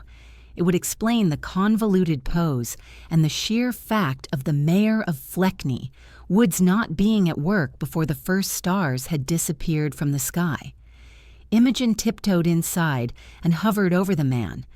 They had previously been quite successful at compartmentalizing their interactions, businesslike on everyday basis, with the exception of several hours in this very room. Each of the aforementioned exceptions had had a clearly signaled beginning, one of them suggesting it, and an ending, when they would go downstairs to return to their responsibilities. Being in his bedroom with him sleeping during the working hours was surely in the gray zone. Imogen cleared her throat, and then one more time, louder. The mayor didn't stir. After wiggling her fingers in the air for a few seconds, she stretched her hand ahead and touched the naked shoulder closest to her. "Mister," she started, and then paused. It felt somehow wrong to address the mayor so officially when all he was dressed in was a pair of black boxer briefs. Imogen had not under any circumstance looked at the bottom of the directly elected mayor of Fleckney Woulds. It's just that all his covers and duvets were on the floor for some reason. The man had had a turbulent night, apparently. "John," Imogen tried again. The skin under her fingertips was hot and smooth, and Imogen jerked the hand back. The mayor made a cozy sniffle-like nose and wiggled his backside. Once again, Imogen was not looking. He then nuzzled the pillow, muttered something incomprehensible, and continued sleeping. Imogen gawked at him, completely at loss what she was supposed to do now. John? This time she pressed her whole hand into the shoulder and pushed gently, giving the mayor a shake. "John?" The mayor grumbled. One of the arms slid from around the pillow and flailed in the air. Upon meeting Imogen's torso, it wrapped around her. Imogen squeaked, her feet left the ground, and she fell. She had no time to panic at the prospect of an injury, since she was pulled in and arranged pressed into the warm side of John Thomas Crispin Oakby. "Much better," the mayor muttered and buried his nose into Imogen's neck. Never before had Imogen's professionalism been challenged thusly. The man was warm. The bedding smelled like Tesco Spring fresh tumble dryer sheets, and Imogen hadn't slept well the last few nights. She could just close her eyes, shake off her shoes, snuggle into him, and... She squeezed her eyes and exhaled sharply. The town needed them. and she needed to find out what was wrong with the mayor, address it, and ensure that a fully functional figure of authority was present in the appropriate office of the town hall. She tried to weasel out of his tight embrace, unsuccessfully, and decided it was time to raise the volume. "John," she called, and the mayor burrowed deeper, hiding his nose between Imogen's head and the pillow. "John, you've slept in." Sure, the man muttered. "Just another 5 minutes." He then squirmed on the bed, and somehow Imogen found herself in a familiar position. On her side, her bottom pressed into the mayor's nether regions, showing the obvious signs of what Olivia Dane ironically called morning excitement in her novels. Imogen nervously gulped. The pressure of the mayor's lower half into Imogen's buttocks intensified and gained a sort of a rocking nature and a low rumble, which during their afternoon breaks, Imogen in her mind called the Oakby purr, erupted deep in his chest. "John, it's time to get up," she squeaked. Rise. Her mumbling died out when a heavy, hot hand covered her breast. Again, the proceedings were identical to that time on Tuesday and that second time on Wednesday. The mayor was clearly flying on autopilot. "John, just one more time and back to the office," he murmured. "I swear. And then I'll finally sleep. Damn weekend." Imogen decided she'd think about and overthink what the mayor seemed to have divulged just now later. His talking needed to be stopped. It felt as if she was taking advantage of a drunk person. After all, she doubted the mayor would consent to such confessions in a wake state. She twisted in his arms and grabbed his ear. She'd read somewhere that the stimulation of a helix could help to wake a person up. She pulled gently. "John, you're half an hour late for work," she said firmly. "Wake up!" The cerulean eyes opened, clouded and unfocused. The thick black lashes fluttered, and the mayor grinned. "Hi." And then he was finally awake. The gaze grew sharp. The smile dropped, and he sat up as sharply as a properly wound-up jack-in-the-box. "Bugger," the mayor hollered and lifted his Tag Heuer to his eyes. "Bugger." He then looked down at Imogen, his eyes frantic, hair sticking out around his head. "You dragged me into the bed. I tried to resist." She immediately rushed to explain. The mayor floundered and clumsily started climbing over Imogen. Now that the leader of their community had been roused, Imogen could give herself a small moment of ogling. The mayor in the black boxer briefs was so worthy of it. He was now running around his bedroom, grabbing random objects, his briefcase for some reason, and a brush, dropping them, and then with some loud but unintelligible muttering, he disappeared in the bathroom. Water poured. Something thumped on the floor. "Did I miss any meetings?" he hollered from the bathroom. Snorting, Imogen got off the bed and went into his walk-in closet. Even before her visits to this bedroom, the mayor's wardrobe hadn't been a mystery to Imogen. The man needed supervision when dressing. She picked a new shirt from the shelf and pulled it out of the cellophane. She picked a suit and a tie and was contemplating the sock drawer when a wet mayor, water dripping from the dark strands, a tiny towel around his hips, stormed into the room. "I need—" he started, and she pushed the clothes into his hands. "And," he said, and stopped when she pointed at the drawer with the underwear. "Do I have—" He didn't get to finish when she opened a box and shoved a pair of shoes into his hands. He looked down at the heap in his hands and dashed back into the bedroom. One shoe fell out on the way, and Imogen picked it up. "You haven't missed anything," she shouted to him, still from the hall. She wasn't sure if he'd feel uncomfortable with her in the room while he was jumping around trying to push one foot through his pants. Suddenly, the noise in the bedroom stopped, and he stuck his head from around the corner. "Did I actually drag you into the bed?" His eyes were widened. "You were asleep," Imogen answered, and saw him blanch. "Mostly. And it's normal. It's healthy. The urges. In the morning." Her answer clearly wasn't helping. The mayor looked properly terrified now. "I apologize," he said in a small voice. "I had trouble sleeping the past 2 nights, and I assume it's sort of me compensating for it." "Yes, you've mentioned," Imogen said, and a loud gurgling noise burst in his throat. "I have?" Imogen nodded. The mayor's throat bobbed and he disappeared back in the bathroom. Imogen filed this conversation into the same folder, titled "To Agonize Over Later," as the morning experience in his bed. He showed up 10 minutes later, shoes in his hand. He gave her a questioning look. She handed him the socks. He sat down on the bed. The hair was dry now and stood in whimsical shapes around his head. Imogen took the second brush from the vanity and started tending to the dark waves, while the man was struggling with the shoelaces. Mr. Oakby?" Imogen said. Somehow, despite of her currently trying to brush down the adorable semi-curls behind his left ear, the formal address felt right. "I have a matter to discuss with you." He lifted his bright blue eyes off the shoes, and the left eyebrow rose a tad in a questioning gesture.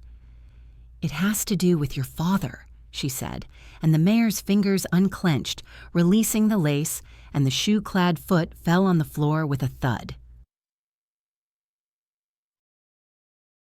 Chapter 27. Daddy Issues. "My father?" the mayor asked, contrary to Imogen's expectations, and she was absolutely certain she'd predicted his reaction right. The infamous stubbornly set jaw and lips pressed in a thin line weren't the expression that spread on the mayor's noble face. He had temper, she knew, when it came to two matters: his father, social injustice in Fleckney Woulds, and people's failure to recycle. That would be 3 matters. And also, he disliked people who didn't indicate. So Mr. Oakby's Senar was among the matters that made the mayor lose his patience. Imogen's mind quickly did the Spanish Inquisition skit, and she shook her head trying to evict the squeaky voice of Michael Palin out of her noggin. Instead of giving her the glare that shook the bravest and the most assured in the town, the mayor looked at Imogen with widened, emotional eyes, and the corners of his lips lowered. Imogen felt like the worst of traitors. "I was once again suggested to have a meeting with him," she bleated. The thick black eyebrows of John Oakby started going up, pitifully slanted outwards, and Imogen felt almost as sick as when she'd run over Mr. Townsend's goose with her bike when she was 8. The goose had survived.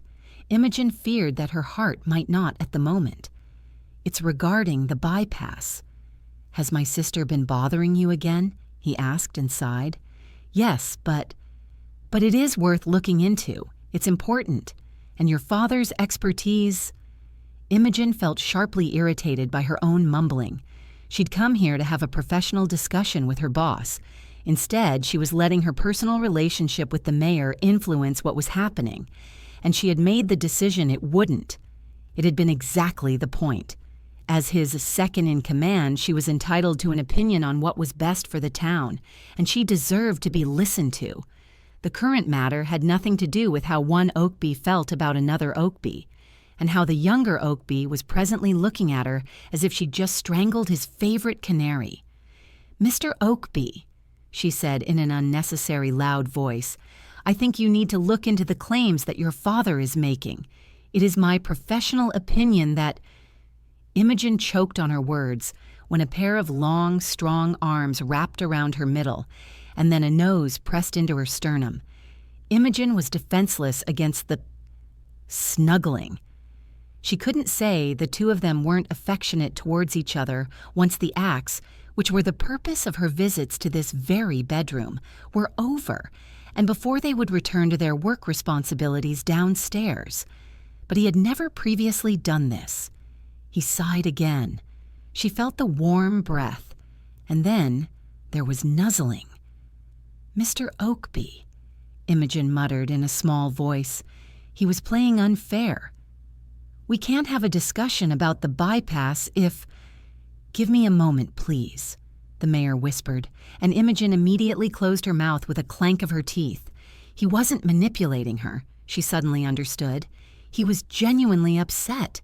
Somehow, as if without her will, she saw her hand rise and brush at his hair at the back of his head. "I'm not arguing your right to socialize with my father," the mayor muttered into Imogen's sternum. "I'm not telling you what to do. I just hate how he manages to poison everything in my life, and I don't want him near you." He sighed again. "No, I'm not saying it right. I don't want him near us." "Us?" Imogen squeaked. "Yes, us." Imogen felt the content of her skull boil up, but she told herself to stay on track. Him meeting with me has nothing to do with us. It has to do with the bypass, and his suspicions towards the contract we have just signed. If his claims are valid and there is something we missed, we can't let the town suffer. She once again ran her fingers through the silky waves and then told herself to stop petting the mayor. She was the one playing unfair now, mixing work and pleasure. She lifted her eyes to the ceiling, took a deep breath, and stepped back. His arms fell, releasing her. "And that is why I think you should meet with him and talk to him," Imogen said firmly, and the mayor's face flew up. "I do not talk to my father." Here we go, finally. The muscles danced on his jaw, and his blue irises gained a steely tinge. "You do not talk to your father about your personal matters, and you have every right to decide how the relationship between the two of you goes. What you have no right to do is to ignore a potentially valuable insight into the matters of our town." Imogen felt almost relieved he looked irked now. She now felt no urge to call him John and touch the tasty-looking cheekbone. The man had a sinfully gorgeous facial bone structure. The mayor was studying her face and then sighed. Imogen felt victorious. This sigh had more to do with losing a work argument than giving puppy eyes to one's bedroom companion, given their extracurricular interactions weren't limited to his bedroom. They'd done some of the unmentionable things in the wardrobe, bathroom, and his drawing room as well. "What does he have to say?" the mayor grumbled, clearly pondering and not just jibing. "He hadn't seen the papers, I presume. I can't imagine you'd go to him behind my back, so it's something from his old mates, someone in the county." The mayor rubbed the back of his neck. "Bugger, it might be important." Imogen gave him a discreet, adoring look. She so appreciated that the leader always won over the man in his decision-making process. "He won't meet with me, though," the mayor continued in a dark tone and looked up at her. "We haven't spoken in years." "Even if you offered?" she asked softly. "Even if I begged?" There was sarcasm laced in his voice. "You have to understand how the mind of that man works. He's going through you because he thinks you're my mistress." The mayor paused and then blinked, suddenly looking perplexed. Imogen held her breath, waiting for him to continue. "What I mean is that he thinks you're my mistress, but not the way we actually are," the mayor said. "It's always cheap and vulgar in his mind." By now, Imogen felt quite exhausted. There had been so many things that he'd said, and she'd stuffed into the aforementioned "to agonize over later" folder.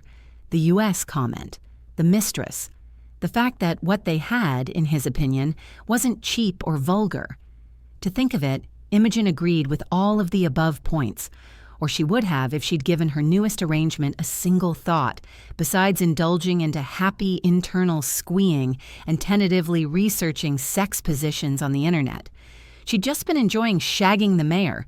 He apparently had analyzed it at least a tad. "He hadn't given up his habits when my mother had gotten ill.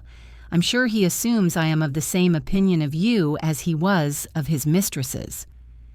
The mayor's lips curled derisively. His mother had fallen ill with cancer when Tommy Oakby was 12. His parents had chosen not to inform anyone, including their son, who was at the boarding school at the time. They continued just as they always had been, her with her charities and her terriers, him with his work in the town council, and as it turned out now, with his mistresses. The whole town found out of her condition when she was hospitalized, 3 months before her passing. Imogen didn't remember the funeral, of course. She'd been just 1 at the time, but she had seen the photo in the Fleckney Gazette. Oakby sneer, elegant and put together as always, his face unreadable. Deirdre, a tall, haughty teenager with the same stoic expression as her father, and Tommy, his eyes red and puffy, face blotched and pale. "So you're saying he's just planning to use me as a homing pigeon? To delegate the information to you?" Imogen asked. She had never fancied the mayor's father, as brief as her interactions with him had been. She was now starting to feel a personal dislike towards him, as much as she'd rather not place judgment without knowing a person better. "I doubt he thinks you can understand it anyway. He will just feed you tea and cake, perhaps make polite veiled advances, and then will pass the somewhat illegally and definitely unethically acquired papers to give to me."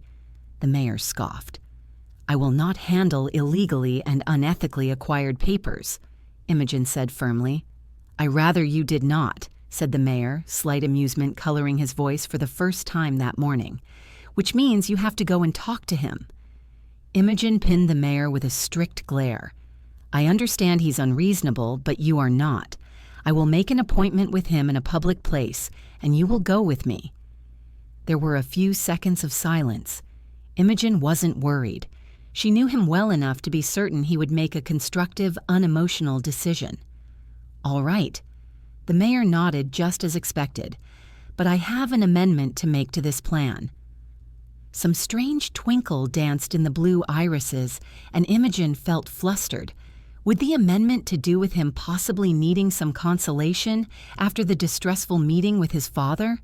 And more importantly, when had Imogen started feeling so nervy about their extracurricular activities? "Yes?" She drew out in a ridiculously hopeful tone. "I'd rather show up at that meeting alone. I don't want you anywhere near that man." Imogen had never been on the receiving end of male possessiveness, and she couldn't say she enjoyed it. Despite how glorified it always was in romance novels, it felt quite patronizing, and unpleasantly reminded Imogen of Andrew's remarks and attitudes towards poor Mops.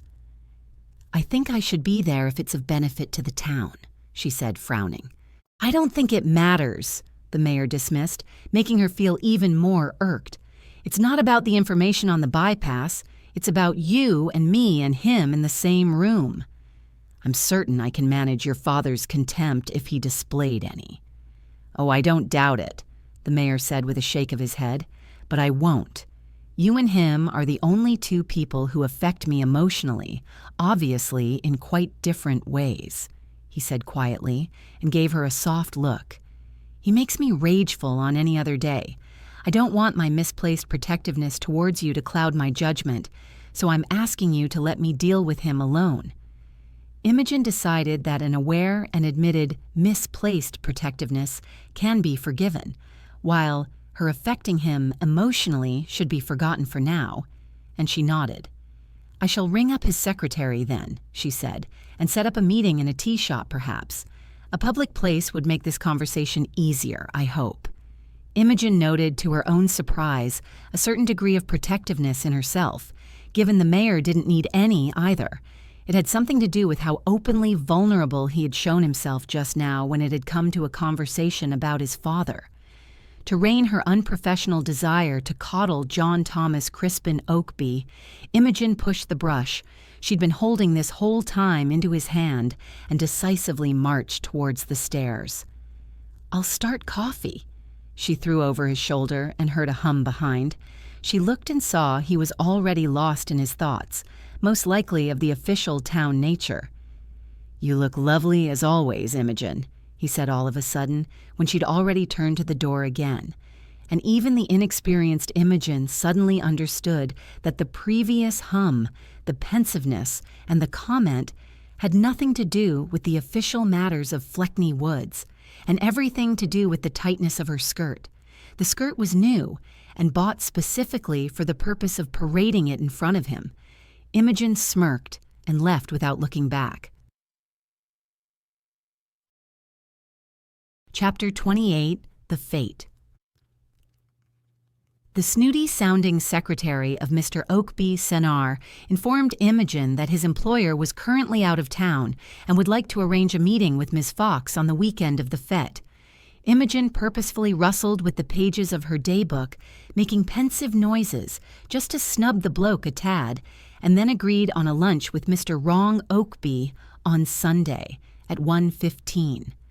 There were certain festivities to be organized and supervised on Saturday, and Sunday evening there were fireworks and a bonfire, but Sunday afternoon the mayor would be free. Imogen felt a noticeable degree of vengeful smugness, imagining the face of Mr. Oakby, when another Mr. Oakby entered the posh bistro in Abernathy that had been chosen as the meeting place. The cafe was generally considered ideal for romantic dates, and as Imogen suspected Mr. Oakby Sinar knew perfectly well, a common place to take one's mistress out for a brunch. Imogen would be endlessly uncomfortable had she considered to show up. Instead, presently, she was smiling a coy smile while writing down the date and time. When the call was over, she looked down at her daybook and was surprised to see a small doodle of a poppy flower in the corner of the page. It had been years since she'd drawn anything. She shrugged and turned on her work computer. It was time to start the day. The air smelled of coffee. The devices in her office were humming, warming up. She could hear the mayor move in his office. Life was good, and all was right. Saturday weather was as if ordered on Amazon, sunny and warm and perfect for the fete. The area of the mayor's, away from the construction zone of the bypass, scrubbed clean and renovated, now featured the Fleckney Woulds Arboretum. It was a neat little park with the infamous scarlet benches arranged around a small central fountain. Some exotic trees had been chosen and tended to by the Fleckney Woulds Gardening Club.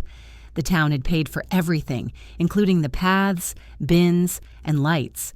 All possible artisans, potters, painters, bead bracelet makers, had gotten together, happy for an extra opportunity to show their creations, normally only sold during the Fleckney Woulds Christmas market.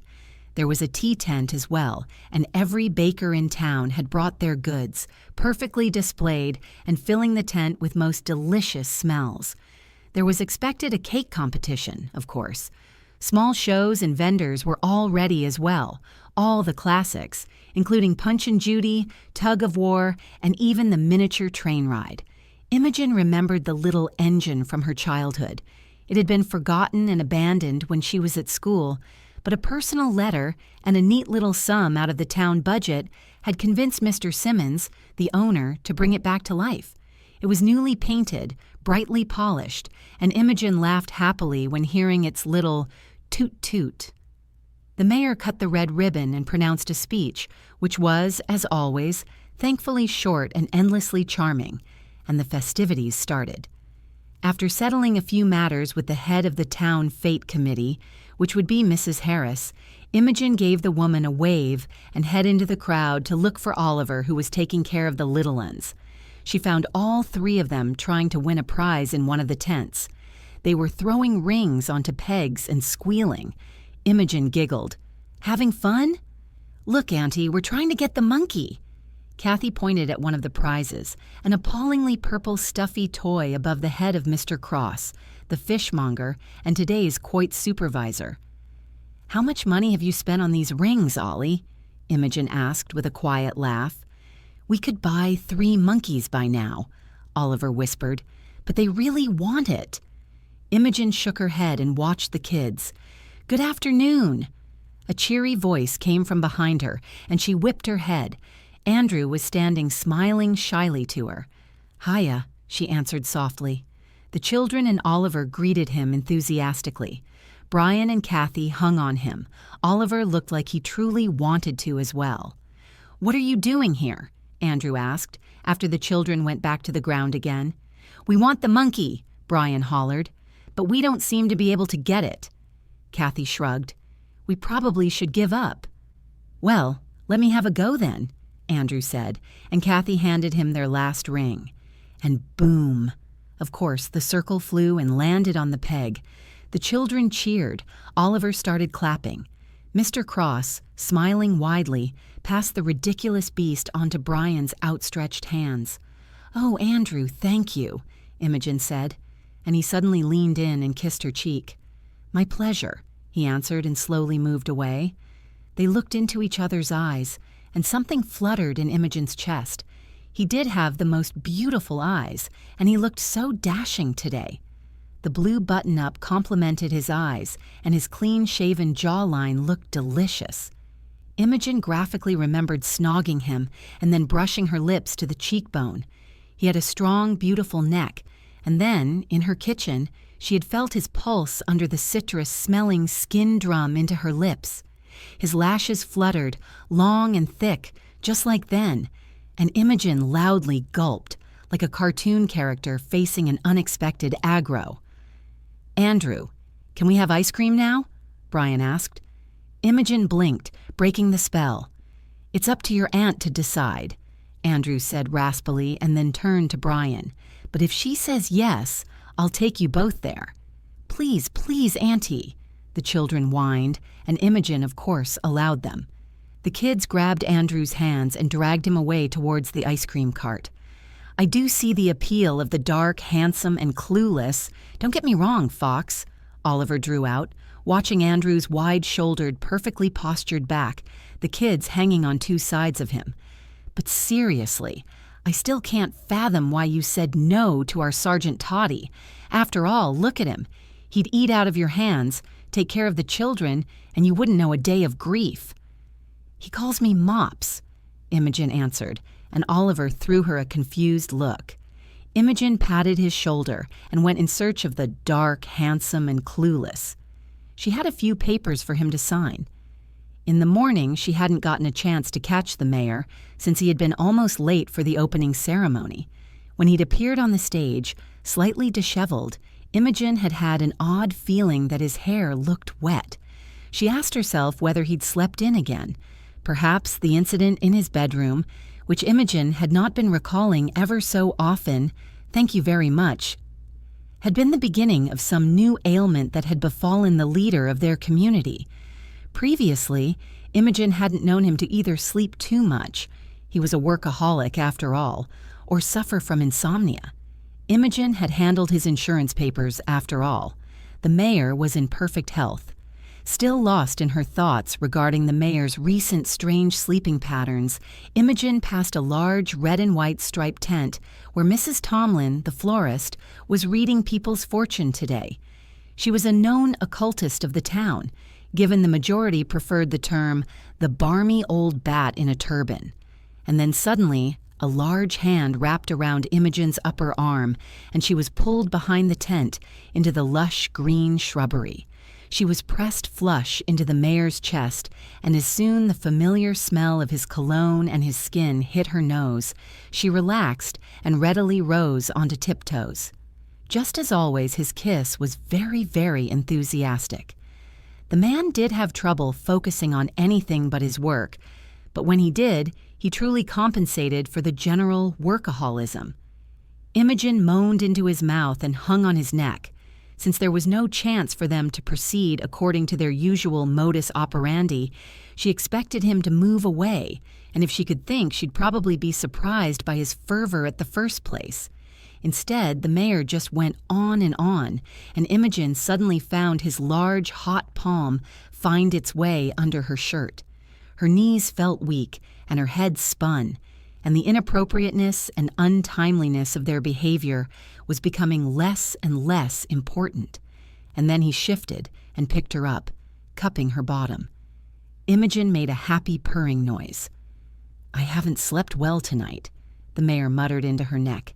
We need to. Imogen could have pointed out that he was interrupting himself with kissing her neck, but she'd rather he continued. "I think we should start telling people," he started. Imogen jolted in his hands, but before she could react, or at least ask whether she understood him right, a loud, shrieky scream pierced the air, coming from the tea tent. Chapter 29. Crash, Boom, Bang. Imogen stared into the dark blue, clouded eyes of the mayor, and then he blinked, and his gaze grew sharp. "We need to go. Address it," he muttered. Imogen nodded. She unwrapped her legs from around his waist, and he gently put her on the ground. "About the weekend," she started, and the mayor, who was trying to smooth down his wild semi-curls, threw her a seemingly panicked look. "Are you still certain about tomorrow's lunch?" she asked. Another series of nervous blinks from the mayor followed, and then he murmured, "Ah, you don't mean the sleep issue." He cleared his throat. "Yes, I'm certain, and you need to button up your shirt." Imogen looked down and made a surprised croak-like noise. She didn't remember him getting to the buttons. "I'll go first, and you follow in a couple minutes," she said in a businesslike tone after straightening her clothes and dashed out of the shrubbery. She might have been hormonal and, it was time to admit, madly in love, but she wasn't slow or deaf. She had heard that he couldn't sleep, and she had heard that he was connecting the issue to their recent arrangement, and apparently to the lack of its publicity. She just wasn't sure what she thought about it.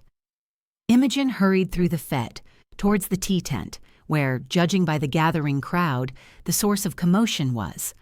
She pushed through the circle of people standing around something on the ground near the long table with the displayed contestants of the cake competition. And then she froze, her breathing suddenly stuck in her throat. Mrs. Deidre Dyer was splayed on the lawn, her body quaking in some strange convulsions, her eyes rolled back. She was gasping for air, and what struck Imogen most was how red her usually pale face was. Imogen pushed her hand in the pocket and pulled out her mobile. The first aid training kicked in.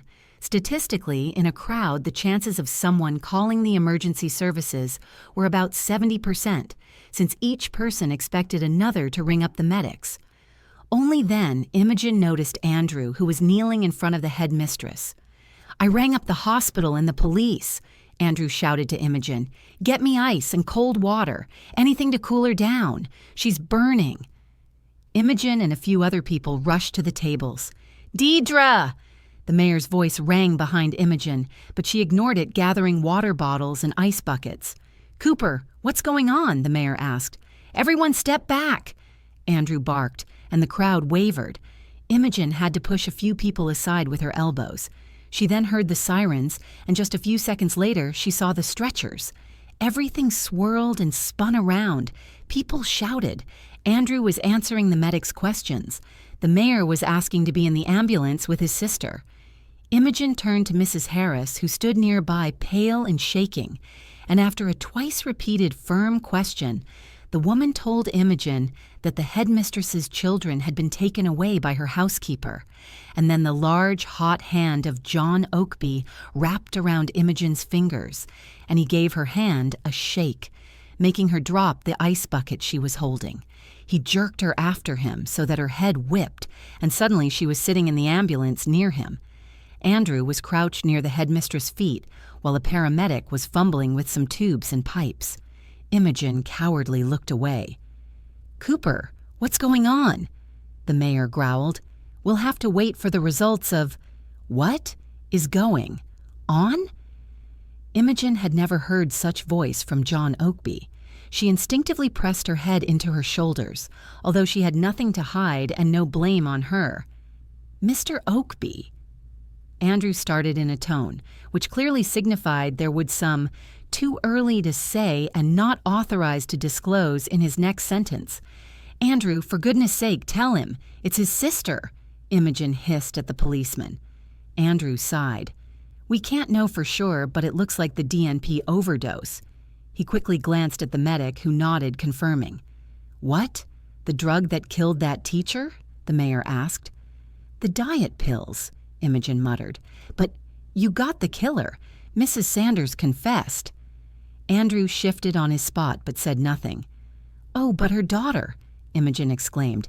"Mrs. Sanders said her daughter wasn't involved, but on the other hand, what does it have to do with Mrs. Dyer?" "I think we should stop this discussion." Andrew threw Imogen a dark look. Is she going to be all right?" the mayor asked, and squeezed Imogen's hand, which he hadn't released for a second. "I would say the prognosis is good, Mr. Oakby," the paramedic answered. "We'll know more once we're in the hospital, but the drug seems to have triggered an early allergic reaction, which didn't allow the body to go into the full cardiac arrest." Imogen saw the muscles dance on the mayor's jaw, and then he turned sharply and jerked her into him. The last thing she saw before being mildly suffocated by the mayoral embrace was Andrew's miserable eyes. Imogen and the mayor spent the night in the Abernathy hospital, and in the morning, when Mrs. Dyer was confirmed to be out of immediate danger, Imogen called a cab. She was nodding off in the car when an email from the mayor came. He generally preferred emails to any other form of communication. He was now asking her to check on the headmistress' children, but only after some sleep, please, he said. And Imogen sniffled, touched by his care. She found her own kids home, with Oliver. The three of them were a sad group, clearly bedraggled by the events of the day before. Imogen cuddled all three of them, took a shower, and crashed into her bed, setting alarm for a 3-hour nap. She was woken up by her mobile shrilling. She opened one eye and saw that she'd only slept for an hour and a half. She groaned and answered. "Ms. Fox," an unfamiliar low male voice said. The tone was teasing. "I haven't quite expected you to make an old man wait." Imogen thought for a second it was a wrong number, but then realized the man called her by her name, and then the realization dawned. "Mr. Oakby?" "Indeed, my dear." The low velvet baritone poured into her ear. "You were fashionably late about 15 minutes ago. Are the festivities holding you back, or is it my son who is to blame?" Imogen's thoughts sloshed in her sluggish brain like spoilt milk in a bottle. "Haven't you been informed?" she muttered and coughed, clearing her scratchy throat. "Of what?" the man asked with a chuckle. "Your daughter, Mrs. Dyer, is in the hospital. There was an accident yesterday at the fete." "What? What sort of an accident?" The voice lost its ridiculous, flirtatious rumble. Imogen heard some noise in the background. The man was probably getting up and rushing outside. "What hospital?" "Abernathy General. Didn't anyone ring you up?" Imogen sat up and rubbed her temple with her left hand. The head hurt. "I have all these missed calls from my son. I assumed he was throwing a childish tantrum about our meeting. Damn it." A car door banged on the other end of the line. "Abernathy General, Albert, now." The authoritative bark sounded familiar. "Tell me everything." Oakby Snur was once again talking to Imogen. "I don't know much, Mr. Oakby. She collapsed at the festivities yesterday. She's out of danger now, and Mr. Oakby should be there right now." "Where are my grandsons?" "They are at their place with the housekeeper. I was planning to visit them." "When? And where are you, for that matter?" he asked with a sudden irritation. "Isn't it part of your job to assist my son with whatever is happening? Should you be there and be useful? What is he paying you for?" Imogen decided she was going to excuse his rudeness, firstly, because he was emotionally affected, secondly, because it was surely below her to engage in such discussions. "I will see you soon, Mr. Oakby," she said, and hung up. And then she stared at the dark screen of her mobile. She had never in her life been that rude to anyone. She lay down again, but sleep didn't come. She tossed and turned for a few more minutes and then dragged herself into the kitchen to make coffee. She took a cab to the headmistress' house, and of course she fell asleep lulled by the rocking of the car. She was walking towards the mansion, the immaculate gravel screeching under her shoes, when she realized she didn't know what to tell the children. She stopped and dialed the mayor's number. Chapter 30. Hang Up Your Fiddle. "They're keeping her here for observation," the mayor informed Imogen, who was now pacing the lawn in front of the headmistress' house. "They estimate that she could go home Tuesday morning," the man continued his report. He sounded tired. "So you and I will need to take care of the children for just 2 nights. Would you be able to organize the school and the sitter for all 4 of them, please?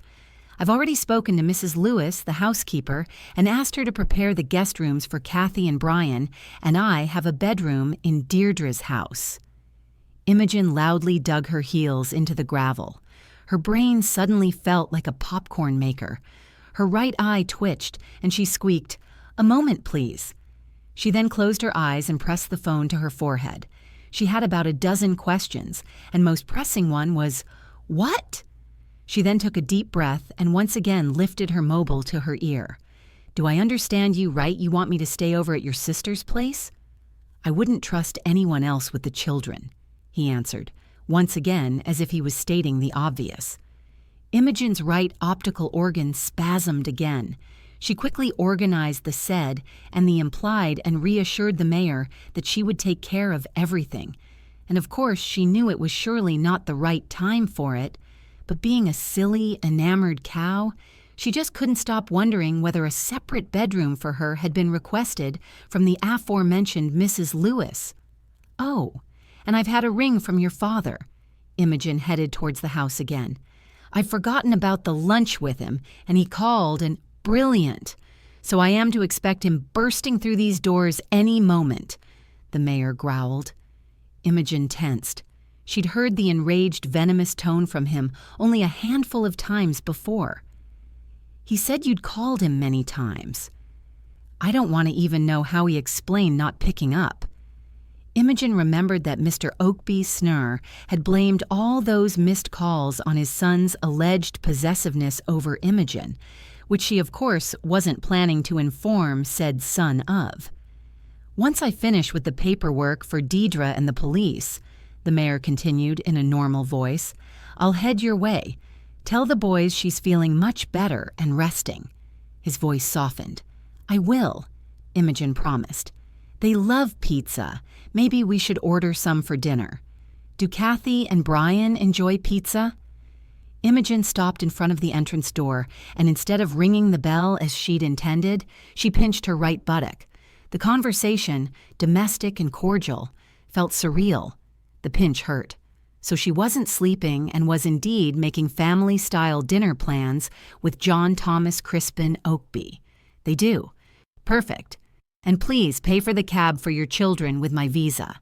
And then the man hung up. Imogen considered another pinch, and then she shook her head and finally rang the bell. While Imogen was towing off her shoes, Mrs. Roberts showed up from out of the depth of the house. "Ah, Miss Fox, I should have expected to see you here." The woman's face colored with a hint of mischief. Imogen threw the cleaning lady a surprised look.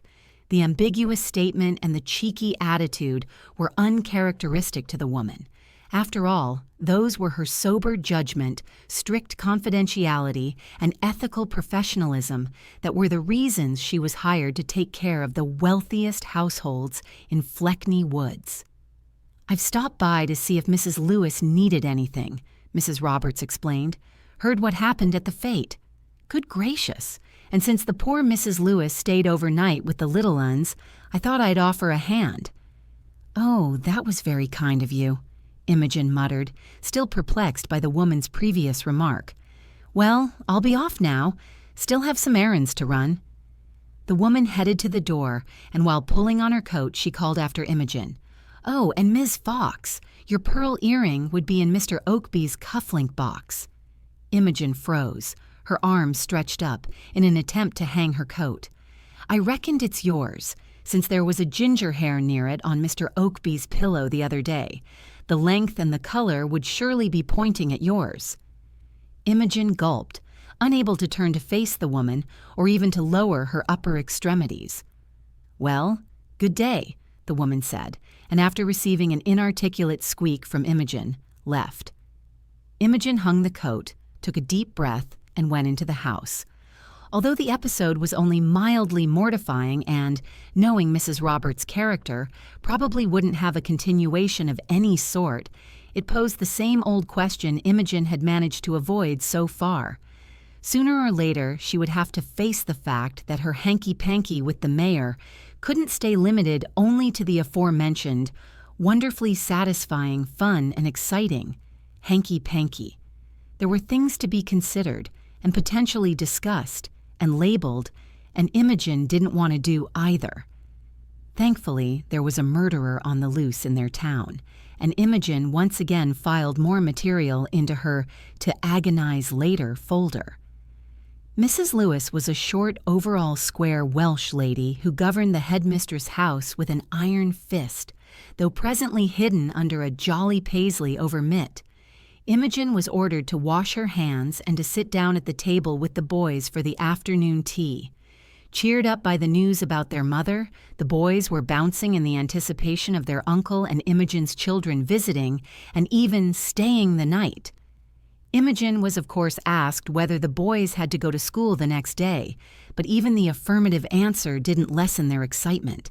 And then all three of them were shushed, and they dropped their eyes to their plates and started chewing under Mrs. Lewis's stern stare. After they were fed, and Imogen was bestowed with very, very detailed instructions, Mrs. Lewis regally departed, leaving Imogen and the boys to their devices, which included Legos and Octonauts. Half an hour later, Oliver arrived in a cab with Kathy and Brian and an overnight bag for them. Imogen then realized that unlike the little ones, she didn't have fresh underwear and a change of clothes, and Oliver was sent back. The mayor's visa was working overtime that day, it seemed, and just like in some poorly written comedy, Oliver with a bag of Imogen's knickers, the mayor in a cab, and his father in his black rolls with an imposing chauffeur arrived at the same time. Imogen wondered if she was in death at the funeral or even perhaps in the Lady Killers, when Oliver had just finished gleefully announcing, "Here are your smalls, you daft cow," and the mayor froze in the entrance door, his scarf mid-pulling off, perpendicular to his neck. Meanwhile, a snooty cough behind him informed them that the chauffeur was shortly following the directly elected mayor of Fleckney Woulds. Oliver's face quickly gained the expression identical to all those "it's behind me, isn't it" memes, and the chauffeur addressed Imogen, while hidden from her by the wide frame of the mayor. "Mr. Oakby is expecting the young gentleman in the car. Would you be so kind as to hand me their luggage, miss?" Imogen, now holding her overnight bag in her outstretched hand, threw a confused look at the mayor. "Go back to the car, Albert," the mayor growled and shook off his coat. "If my father wishes to speak to anyone in this house, he'll have to climb out of his phantom and do some legwork."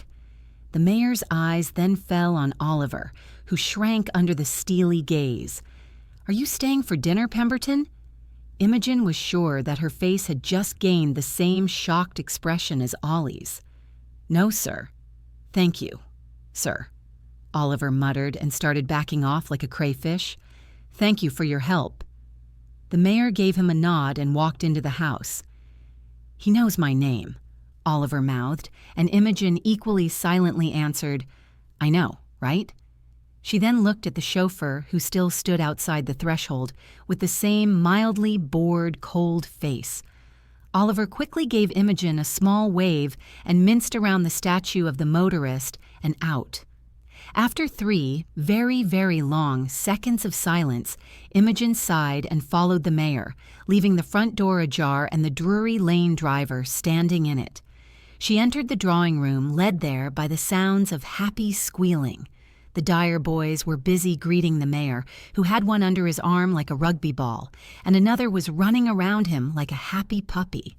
Kathy and Brian were sitting quietly in their chairs, video game controllers mid-air, faces astonished. The headmistress boys had showed themselves gracious hosts and allowed Imogen's children to go first. Something colorful and seizure-inducing was flashing on the screen of a giant telly on the wall. "Uncle Tommy, we have guests, and we can't pass the level, and we need your help," the older boy was shouting. "And Imogen promised us pizza, and Kathy and Brian are staying." The second boy was just happily hollering on top of his lungs without bothering with being coherent. The mayor caught the second boy and flipped him upside down, making the child scream in pure ecstasy. "We're definitely ordering pizza, and maybe we need ice cream afterwards." The mayor grinned and Imogen swooned. "And now you too should be good hosts and take your guests upstairs to the playroom," the mayor added. He then placed both boys on the floor. "Come on, hurry up. Imogen and I need to look into ordering that pizza." If Imogen didn't know that he was trying to get rid of the children at the prospect of his father making an appearance, she'd absolutely believe the light, cheery tone. That was new information. She'd never known he was such an excellent actor. A controller was shoved into his hand with a firm order to pass the level, and the children disappeared toward the stairs. The mayor sat on the sofa and pinched the bridge of his long patrician nose. "Does your father insist on taking the boys with him?" Imogen asked. "He does," a new male voice answered to her, and she swirled and stared at Mr. John Oakby, the older one. Chapter 31, Age Before Beauty. Mr. John Oakby Snar. As much as Imogen was starting to dislike him as a person, was an exceptionally attractive man and could serve as a promise to whoever was to grow old near his son that they would have quite a pleasant view to enjoy in 30 years or so. Dressed in an impeccable three-piece suit, his snow-white hair with one streak of ebony above his forehead, cut and styled to perfection, his beard trimmed, and his jawline masculine, he ran his glacial blue eyes over the room. "Thomas, I'd rather be going." His tone was lazy and a tad exasperated. "I'm sure you have matters to attend as well." "Imogen, should we order pizza or it's too early?" the mayor said in exactly the same tone and looked at his watch. Imogen cowardly glanced between the two men. She'd had the pleasure of seeing the older one just a few times before at some formal events, and her presence had never been acknowledged, just as it wasn't at the moment. Except the circumstances of their current co-presence in a room were quite different, weren't they? Imogen searched through possible lines she could supply at the moment and decided on not saying anything. "Your childish demonstration of temper does not surprise me, Thomas." The older Oakby was still standing in the door, his pose utterly relaxed. "If I acknowledge that you're once again unhappy with me, will I be allowed to finally leave in peace? I have already telephoned my cook, and the evening meal for the boys will be ready promptly." The mayor gave Imogen an unreadable look, and then to her shock patted the sofa upholstery near him. Imogen blinked. On one hand, tucking herself into his side in a surreally domestic scene might have been a fantasy that had crossed her mind once or twice in the last fortnight. Their association hadn't included anything of the kind, limited to the work interactions and Imogen's visits to his bedroom and the adjoining rooms during the same work hours. But Imogen had imagined, tentatively and purely theoretically, that it would feel endlessly pleasant to just sit with him, read a book or watch telly. On the other hand, she was 100% sure he'd done it only to irritate his father. Imogen felt rebellious. She didn't fancy to be the equivalent of him listening to Depeche Mode as a teen just to spite his father. She shifted her weight between her feet but didn't move. "Goodness gracious, Thomas, do you have to turn everything into a farce?" Oakby Sennar sighed theatrically and walked in. "I could never understand your sensitivities." He took the armchair across the low table from his son and slowly looked the mayor over. "Well, let us hear it, since you insist on dragging it on." He gave a dismissive wave of his pampered, long-fingered hand. "Tell me why you think my grandsons are supposed to stay here with you, as opposed to enjoying the comforts of my fully staffed household." The mayor finally met his father's gaze. "I don't see the point in discussing it. Imogen and I will take care of them, and Deirdre will be released on Tuesday. You can take your leave, Father. Surely you'd rather not have 2 small children run around your house and tread dirt all over your Safavid carpets." Imogen wondered if they knew that they had just narrowed their eyes at each other in the exactly identical manner. The scene was starting to look like a Doctor Who mini-episode or one of those memes of then and now. "I don't see how a single man with no experience can take better care of the said 2 small children compared to a large trained staff," Oakby Sennar sneered. Imogen wondered if she had somehow acquired the cloak of invisibility without noticing it. The mayor clearly had noticed the Imogen segregation, and muscles danced on his jaw. "If you haven't noticed, Father, there is staff in this household as well," he barked. Imogen gave him a shocked look. She was staff, of course, but she was not his domestic help. "Mrs. Lewis and the boys' sitter are on call in case we need them. As for me being a single man, I thankfully have the support of a person who's been successfully bringing up 2 children on her own." The The mayor looked at Imogen, who'd already gotten over her previous, as it turned out, unfounded chagrin. "I apologize for speaking of you in the third person, Imogen." "It's all right," she answered without thinking. "At least you remember I'm in the room." Silence hung, and then for the first time the cerulean eyes of Mr. John Oakby Snar shifted onto Imogen. She jerked her chin up. "Miss Fox, I was not aware you have children of your own. Who will take care of them while you're babysitting my son and my grandsons?" "They're in the upstairs playroom, Mr. Oakby," Imogen said haughtily. "Surely enjoying themselves," the man drew out. "We all know how much children enjoy new toys, especially if they don't see that many every day. I hope the four of them find something in common." It was Imogen's turn to give the man a glare. Given what he'd said about toys was true, it still hurt. "Imogen." The mayor's low, raspy voice made her turn to him. "May I ask you to leave the room, please?" He slowly rose, and suddenly Imogen was reminded of what a large specimen he was. He seemed only more massive because of the menacing stance and the tightly fisted, large hands. "I'm afraid I'm going to start behaving inappropriately towards my father any moment," he gritted through his bared teeth. "I don't want you to witness it, and besides, he doesn't deserve your attention." "I will go make myself a cuppa," Imogen muttered and turned to the kitchen door. "And please remember that the children are upstairs. Try not to be too loud." She minced by the mayor, feeling two pairs of blue eyes on her. In the kitchen, she closed the door behind herself and pressed her back to it. She wasn't sure what was the right behavior here. The blurred line between her personal and work life was causing quite an aggravation for her. Quite quickly, the voices grew loud in the other room. First, it was just a murmur, but then it turned out that the door to the kitchen provided very little soundproofing. "You aren't deciding anything here, and why her?" barked Oakby Sr. The low baritone of the mayor rumbled, and Imogen caught the words, "I demand respect towards her." "Don't be a fool," his father answered. "A woman who brings you coffee in the morning isn't the woman you should bring to your family home." Imogen was surely overtired, since it was only at this moment that she realized they were talking about her. She'd like to point out to the men that she was hardly the priority at the moment. The two boys upstairs were. She wasn't proud of what she did next, honestly, but it was almost without her will that she turned and pressed her ear to the door. "I'm not going to explain anything to you, Father. Firstly, you are just incapable of understanding the relationship I have with Imogen.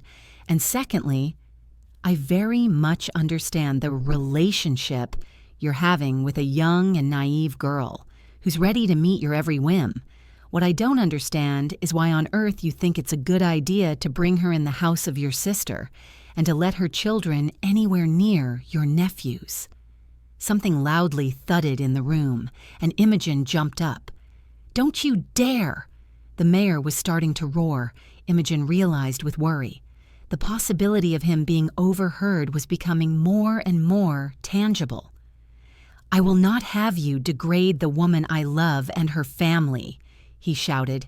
"You know nothing of—" "I know enough," the other Oakby interrupted, speaking quite loudly now as well.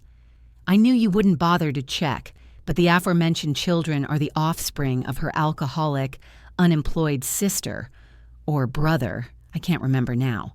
And Thomas, please be reasonable for once." The man's voice grew mocking and fake considerate now. "I understand you're enjoying the dalliances, but a man needs to be able to use his brain for thinking and not other organs. You are having fun, which is quite all right, but don't mistake it for anything significant. Although I can't see the appeal. She's loudly unattractive and clearly doltish, but what you should do—" Imogen never found out what Mr. John Thomas Alistair Oakby Eskearns thought his son was supposed to do about her, because another sound, this time a dull, hardly audible thud, followed, and then a chair or another piece of furniture seemed to have been overturned. Imogen rushed out of the kitchen with only the thought of the children on her mind. She had assumed right. Mr. Oakby Sneer was standing near a toppled chair he'd probably was leaning on, his hand pressed to his jaw, his lip broken. The mayor was staring at his own hand, still fisted and lifted, as if the limb had acted on its own accord. "I've never hit anyone outside the ring before," he muttered. "And yet the years in the Oxford Boxing Club didn't go to waste," his father answered, and wiped his face. "Glad to see your right hook is still top-notch." "You need to wash your face right now, Mr. Oakby," Imogen interfered. "If you're staying for dinner, the children shouldn't see you in this state." He pulled a pristine handkerchief out of his pocket and dabbed it to his mouth. "I hardly think I'm welcome to stay for dinner, Miss Fox," the man said. "You aren't," the mayor growled. "The boys might be down any moment," Imogen exclaimed in exasperation. "You two weren't exactly quiet. At least make yourself presentable and conjure some plausible explanation for your state." And then she realized she'd just scolded the Mr. Oakby Sneer like a naughty schoolboy. And more so, she didn't feel she was in any way unfit to have done so. "Mr. Oakby," Imogen started, and then amended to avoid confusion. "John, you've clearly made up your mind. Mr. Oakby," she said, and turned to the older man. "The boys are staying. I'm not telling you what to do. I'm in no position to, but you two are clearly incapable of communicating, so I'm just telling you the gist." The more Imogen talked, the easier it got, and the more she was squaring her shoulders. "The food for tomorrow for them is prepared," she said. "I've received their detailed schedule and all possible instructions from the housekeeper. Their sitter is indeed available on call. They go to the same school as my niece, and I know half the faculty there. The police have searched the house for dangerous substances and every potential carrier of poison, including toothpaste and drinking water, have been replaced. You should go. It was pleasure to meet you in person." The man gave her a measuring look and then smirked lopsidedly, still pressing the handkerchief to his lip. That was quite a dashing gesture, Imogen had to admit. "You're making yourself at home, aren't you, Miss Fox? I've been wrong about you. You're hardly an obtuse, naive girl from the estate, and I have to congratulate you. You're being quite successful at slithering your way into my family." He didn't know the half of it, Imogen thought, recalling the Isabella incident. "And you, Thomas." He turned to his son. "I have to apologize to you. You aren't a loved-up puppy who fell for a doltish birdie. You've been played and are now to pay for your pleasures." The mayor's face twisted in rage, and Imogen instinctively moved to him and grabbed his upper arm. "The boys," she whispered, and he exhaled sharply. She could feel his body shake. "Naff off, father." "Gladly." Mr. Oakby Sneer looked them over one more time, turned around and left the room. Imogen could hear the entrance door bang. Chapter 32. Capacities and Charges. Imogen slowly turned to the mayor and said, "Sir, could I please speak in my private capacity and not as your assistant?" The mayor was still studying his scratched knuckles with a shocked expression on his face, eyebrows raised, his blue eyes widened. "Yes, please," he muttered, and Imogen gathered lungfuls of air. "What were you thinking?" she hissed, keeping her voice down for the sake of the children upstairs. "The little uns could have heard you. They're right there." She unnecessarily pointed up with her index finger. The mayor blinked purposefully and finally looked at her. His face grew pitiful. "He knows how to press my buttons," he said quietly. "Even more reasons to keep your temper under control. Why give the man the satisfaction of getting under your skin?" "I don't know," he said in a small voice, walked to the sofa and dropped onto it. And then he patted the sofa near him. Imogen felt utterly conflicted. On one hand, everything inside her rejoiced. He wanted her to sit with him, exactly in the cozy, domestic way she'd dreamt about. And this time, there was no audience to justify this invitation. On the other hand, she felt some clarification was due. Some sort of a stubborn metal woke up in Imogen. Perhaps the mental file, to agonize over later, she'd been compiling in her mind, had been filled to its full capacity. Perhaps the mayor's recent uncharacteristically unprofessional behavior, including the morning charade, the grab and snog maneuver at the fete, and holding her hand in the ambulance, had something to do with it. Or perhaps, quite simply, the words, "the woman I love," that he had shouted in the face of his father, were just impossible to ignore. "I just can't believe you've punched him," she said. "Surely by now you know his character, and his behavior could have been anticipated. And you'd said it yourself before, he'd choose the topic that would emotionally affect you the most." Imogen paused, giving him a chance to confirm or deny that indeed she was the topic that would emotionally affect him the most. The mayor rubbed his forehead and puffed some air out through rounded lips, still not looking at her. "I apologize that you had to witness it," he said, and looked up at the ceiling with a keen interest on his face. Imogen glanced up as well. There was nothing fascinating there. She gingerly wondered whether the mayor was cowardly avoiding meeting her eyes. "I just didn't expect he'd get to me," the mayor grumbled.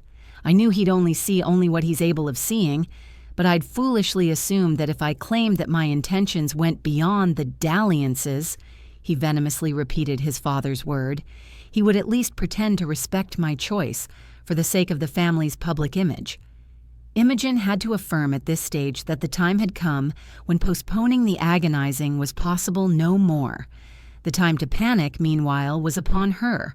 The file couldn't contain both the potential relationship going beyond dalliances and the public image of the Oakby family.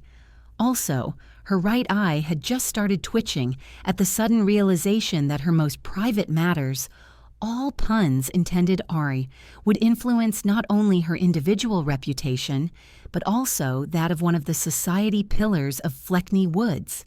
Somehow, she'd only previously thought, and hardly at all, of what people would say of Mops Fox, who was now a Jezebel and a tuft hunter.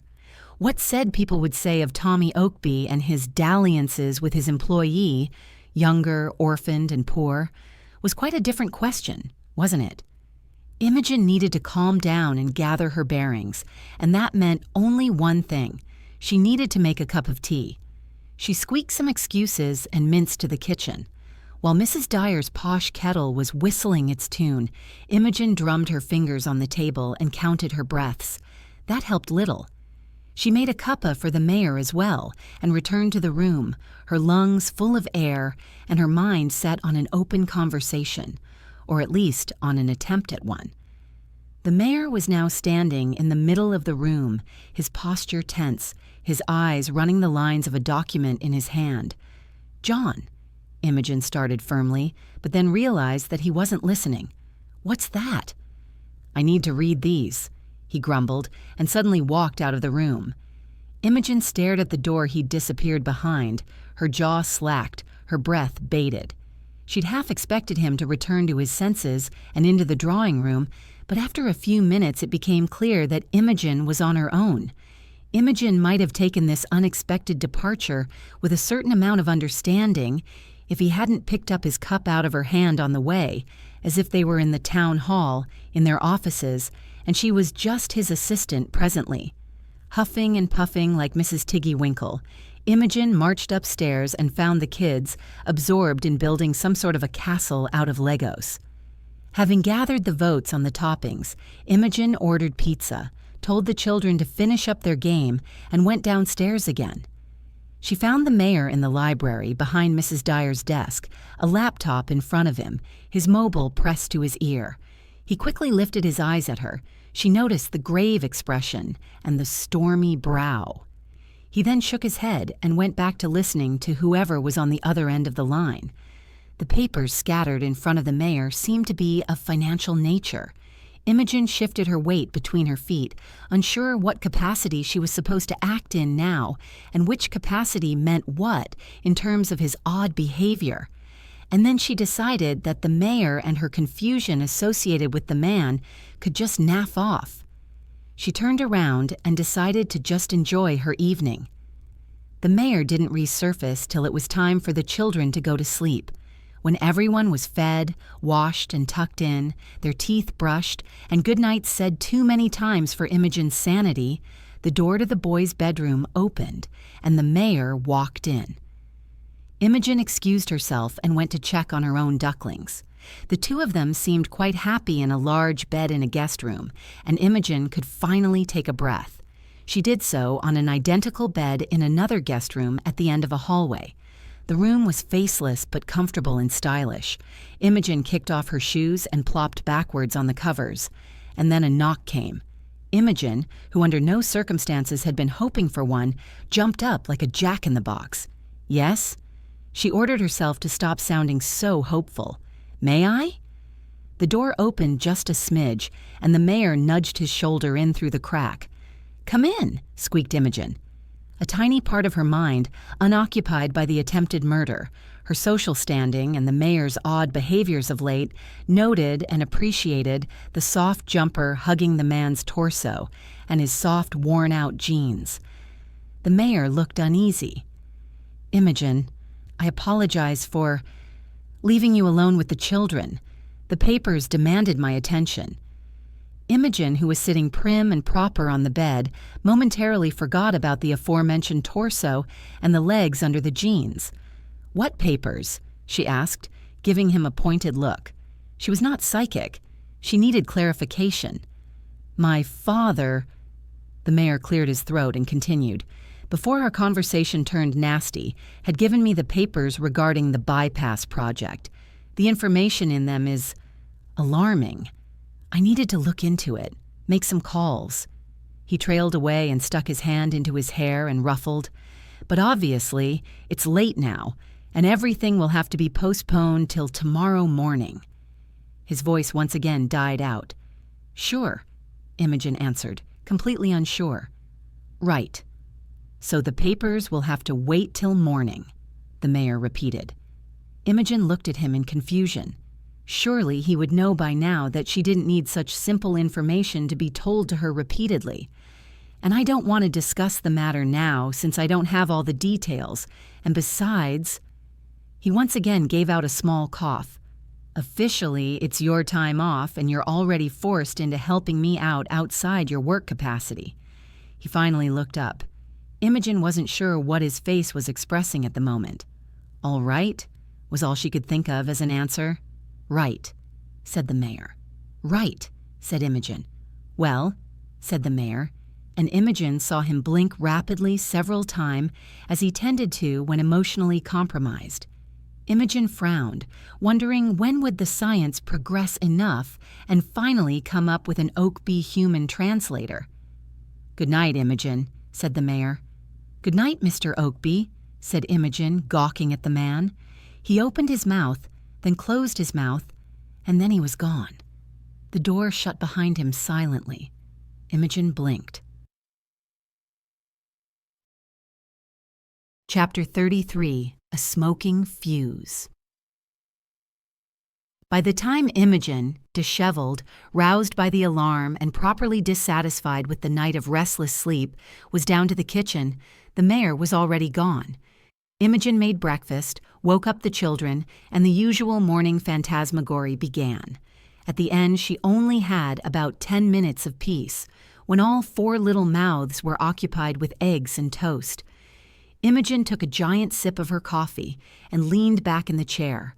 Her eyes roamed the corkboard on the wall, where the fastidious Mrs. Lewis had all sorts of pieces of paper, pinned neatly in rows with identical little pins.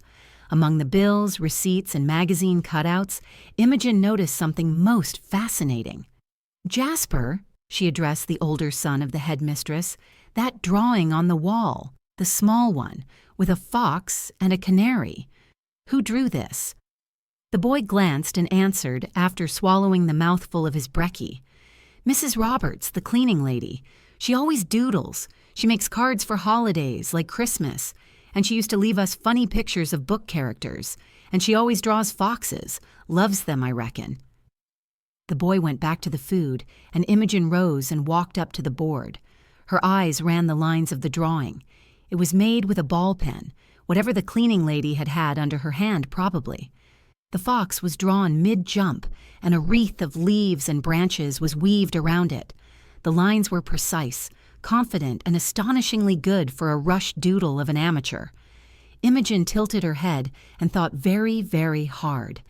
In 7 seconds, she was absolutely certain that she had seen exactly this unique manner of mixing hatching and stippling, and exactly this unusual depiction of the fox's muzzle and tail, and in 2 sets of circumstances. Firstly, she'd walked by a very similar fox for many years in a row in a large linacut displayed on the 2nd floor of the Fleckney Woulds Comprehensive, in the headmistress wing hall dedicated to the sole exhibition of the school's most talented and accomplished graduate, Mrs. Patricia Fitzroy. And secondly, a smaller version of the same drawing in China ink and watercolors had been hung on the wall of the aforementioned Mrs. Fitzroy's trophy room, and had been probably bagged as an evidence in the investigation of her murder. "Imogen, I think we're late for school," Kathy said behind Imogen's back, shaking her out of her thoughts. Imogen looked at the clock on the wall, gasped, and dashed back to the table. They were indeed late. When she arrived at the town hall after leaving Brian and Felix with the sitter and dropping off the older kids at school, the mayor's door was closed, and she could hear his lower voice behind it. "What's happening, Imogen?" Mrs. Harris hissed, her eyes jumping to the mayoral office. "He hasn't come out from there, and I think I've heard him growl. I've never seen him like that." Imogen chewed her bottom lip. "Has he had coffee?" she asked. Mrs. Harris shook her head, her curled bleached hair thrashing around her head. "No, he hasn't asked for anything, and he's pacing inside, see?" Mrs. Harris pointed at the shelf on the wall that had been famous for the folders wobbling on it whenever someone was stomping inside the office too enthusiastically. Imogen took a measured breath and went to the coffee table. She made an extra large cup with extra sugar and cream, picked up a plate with a few pastries, and went into the lion's den, except her trip was short and unsuccessful. Once she knocked and stuck her head inside, the mayor, one hand pressing his mobile to his ear, another stuck deep in his ruffled curls, glared at her and indeed growled, "Not now, Ms. Fox." Imogen backed off, slowly went back to the table, and carefully placed the cup down. "We have those monthly reports to finish, Mrs. Harris," she said in a dull voice. "I'll start on the draft. Will you please pull up the last month's template?" "But what is?" Mrs. Harris started, but quickly closed her mouth after a look at Imogen's, no doubt, stone face. "I'll print the template," the woman said quietly and minced to her desk. Imogen sat down at her table, smoothed her skirt, and turned on her computer. While the dinosaur was warming up, loading with the sounds similar to a donkey's cough, she just breathed. After all, she only had herself to blame. The hurt she was currently feeling, the profound sense of abandonment, and the pain of rejection and being dismissed. She would have considered such sentiments silly and superfluous were she just the mayor's assistant. Had she not started an affair with the man, and hadn't she fallen in love with him like the daftest of them cows, she wouldn't be staring at the jolly picture of hedgehogs on her desktop through the fog of tears welling in her eyes. She spoke with the mayor only once through the whole day. He barked at her through the intercom, commanding her to cancel all his meetings for that day. She answered, "Yes, sir," and the line was dead even before she managed to ask him whether he wanted takeaway ordered for his lunch. Imogen stared at the cursed gizmo, breathed in and out couple times, and went back to her typing. The day ended. Mrs. Harris left after whispering a goodbye and throwing a terrified look at the mayor's door. Imogen sadly lacked the luxury of doing the same. She was supposed to go to the headmistress' house. The children were already there, and the sitter needed to be relieved. Mrs. Lewis was probably cooking the dinner, and finally the mayor was Imogen's lift there. She turned off her computer, picked up her handbag, and walked to his office door. She knocked, but no answer followed. "Mr. Oakby?" Imogen opened the door and peeked. "Mr. Oakby?" The mayor was sitting at his desk, typing furiously. "Please take a cab," he grumbled, his eyes on the screen of his stylish laptop. "Pardon?" "To my sister's house. Take a cab. I have some emails to finish." He looked poorly. Imogen suddenly remembered that he hadn't eaten or drunk anything all day, with the exception of some water, judging by the empty bottle on the corner of his table. For the first time in her life, Imogen was faced with 3 contradicting urges, equally strong, pronounced, and uncomfortable to deal with. The first one was to be Mops Fox, the mousy secretary of the town's mayor. Mops Fox would withdraw, go where she was told to go, and see nothing wrong about it. On the other hand, there was somewhere inside of her the new Imogen Fox, the woman in love and, which she kept reminding herself to stop obsessing about, the woman he loved. The man was clearly in trouble and distressed, and something awful had happened, and she felt so terribly sorry for him. He was indeed pushing her away, and it didn't even come to his head to share the aggravation, or at least seek some emotional support. But he was just as new in this as she was. Maybe. He just didn't know he could. 90% of Imogen's being wanted to rush to him and wrap her arms around him and stroke his hair and ask what she could do. And then there was the third notion brewing in her. Imogen felt tentatively offended. This Imogen, a very small one, was the second in command in the town, and it was just as much her business to know if some calamity had befallen Fleckney Woulds just as it was the mayor's. The little bossy Imogen Fox also suspected that the mayor's current state had to do with the papers his father had given him, and consequently with the bypass they were now building. And that was a town matter, and the one she had participated in from the start. And the Imogen Fox needed information. Imogen walked out of the office and picked up the phone. She ordered food, made coffee, assembled a tray, and went back to the mayor. She didn't knock, doubting he'd notice anyway. She put the food, the coffee, and 2 water bottles in front of him. He still didn't look up. "Mr. Oakby, you need to eat." Her tone was grumpier than she expected, but again the man wouldn't care. "I'm leaving to the house," she said. "I assume you aren't coming." She stared at the top of his head until he finally stirred and shook his head, once again without stopping his pestilential typing. "Then have a good night," she said. "And tomorrow morning I expect your report on what is happening and what you're doing about it." The pause hung, and then he finally heard her. The long fingers stopped moving, and he slowly turned and looked at her. She told the emotional, enamored 90% of herself to stop pitying the man and lamenting the purple shadows under his sunken eyes and the yellowish tinge to the skin. She nonetheless had to fist her hand to stop them from stretching towards him. "Pardon?" the mayor rasped out. "You have one more evening and one night of panicking and roaring and being the alpha male, and tomorrow we will look into the issue together."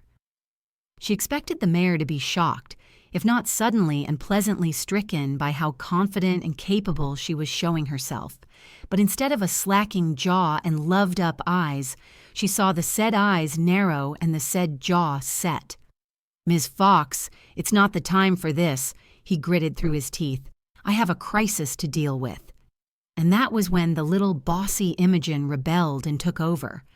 "I'm aware of it, sir, though that seems to be the limit of what I know, and that won't do. So tomorrow, you either tell me what we are dealing with." She took a sharp breath in. "Or I quit." She then turned on her heels and marched out of his office. Chapter 34. Good Old Picture. Imogen and the children were having supper in Mrs. Dyer's kitchen, under a strict gaze of Mrs. Lewis, the housekeeper. The children ate, throwing each other sneaky glances, and of course it was Brian who was the first one to let snickering escape. "Eat your peas, young sir," Mrs. Lewis grumbled, and the boy shrank in his chair. Judging by the shiny eyes, his veneration was mostly for show. "Mrs. Lewis, this drawing," Imogen started with her investigation. "Philip told me Mrs. Roberts drew it. Is it right?" "Yes, it is." The housekeeper glanced at the drawing of the fox Imogen had noticed the day before. "And it's not the first one. Mrs. Dyer removed them, but Mrs. Roberts kept putting up new ones. Don't understand this, I don't, bothering one's mistress." The woman shrugged. "It is very good," Imogen said, picking up a slice of roasted carrot with her fork. "In my opinion, which is not necessarily correct, of course. It's been years since I studied art." "Well, it's been even longer for poor Mrs. Roberts," Mrs. Lewis answered with a shake of her head. "Why poor?" Imogen asked cautiously, and then asked in surprise, "How do you mean? Mrs. Roberts studied art?" "She was at school with the headmistress. Didn't you know?" Mrs. Lewis took a sip of her cuppa. "And that nasty woman who died, the other teacher." "Mrs. Fitzroy?" Imogen gasped. "Yes, her. They were all at school together. You can look at the photos in the drawing room. There are albums, and they are all together in the pictures. And then Mrs. Roberts' ma got sick, and she had to find a job. And after that, she never returned, I reckon, to drawing and such. And she's bitter, of course. Always has been." Mrs. Lewis scoffed. "Don't know why people never know their place. You're scrubbing floors? Keep scrubbing. We all have work to do." The housekeeper got up and marched to the sink. Imogen dropped her eyes to her plate. The question of one knowing one's place had been quite a lot on her mind recently, let's face it. She brushed off the thought. Surely concentrating on a new piece of information possibly pertaining to a murder mystery was more important than thinking about her yet again undefined social status. After the children were washed and sent to beds, just as the night before, Imogen went to the aforementioned drawing room and started her investigation. The photo albums, large leather-bound books, weren't hard to find. Just as everything in the headmistress' life and household, they were neatly arranged, dates and locations marked on their spines. Imogen stared at the photo of young Mrs. Dyer, in a Depeche Mode tee, in the company of another 3 young women, teenagers even. One was indubitably the future Mrs. Fitzroy, still wearing other colors besides her later obligatory black and white combination. Mrs. Roberts, much slimmer and her hair longer than the current military buzz cut, had her arm around the 4th girl's shoulders. Imogen had to concentrate and squint, but she recognized the 4th person in just a few moments. The woman's name was Tuppence Beadle, and she had been a teacher of drama in Fleckney Woulds Complementary, until 6 months ago when her body had been found at the bottom of the quarry outside the town. Her death had been considered an accident. She was known to spend a lot of time in the quarry, painting rather repetitive landscapes. She'd also been fond of color brown, which she had used abundantly while depicting the same view from the edge of the quarry. After her death, the school held an exposition of her works, which Oliver called 50 Shades of Poop in hushed voice, and they inappropriately giggled. Imogen had met Miss Beadle only a few times, and still she felt they should not have laughed. But the paintings were so very pretentious and uninspired. And now Imogen wondered whether Miss Beadle had indeed slipped on yet another brown puddle and fell to her death. Another half an hour passed, and Imogen was feeling increasingly uneasy. It perhaps had something to do with what a quick Google search and flipping through the online archive of Fleckney Woulds Gazette had informed her of. Apparently, around the time when the 3 girls from the photo in the drawing room had been graduating from uni, the future Mrs. Fitzroy having just won the County Art Committee prize for her Linnacut Fox and Oak, Mrs. Roberts' mother had died of cervical cancer after 4 years of experimental treatment and prolonged hospitalization. So, the 3 girls had built their careers, each having achieved a certain level of success, sticking together through all these years, while their 4th friend had been scrubbing floors, in the words of Mrs. Lewis, while somehow managing to pay for her mother's treatment from the measly income of a cleaning lady. And more foxes had appeared in Mrs. Fitzroy's art, while Mrs. Dyer employed the latter and their 3rd friend on the positions neither of them was competent enough to fulfill, and now 2 of them were dead, and the 3rd one was on a hospital bed. Imogen grabbed her mobile and dialed up Andrew. "Mops?" His voice was surprised. "Andrew, I have..."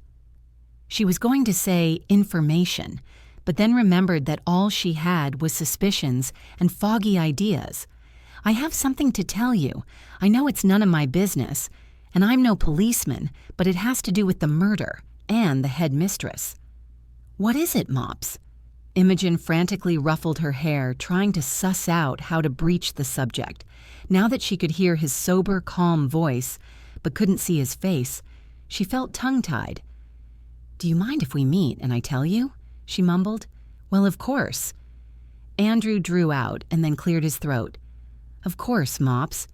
Do you want to drop by? I've just ordered pizza and was going to watch some telly." Imogen exhaled in relief.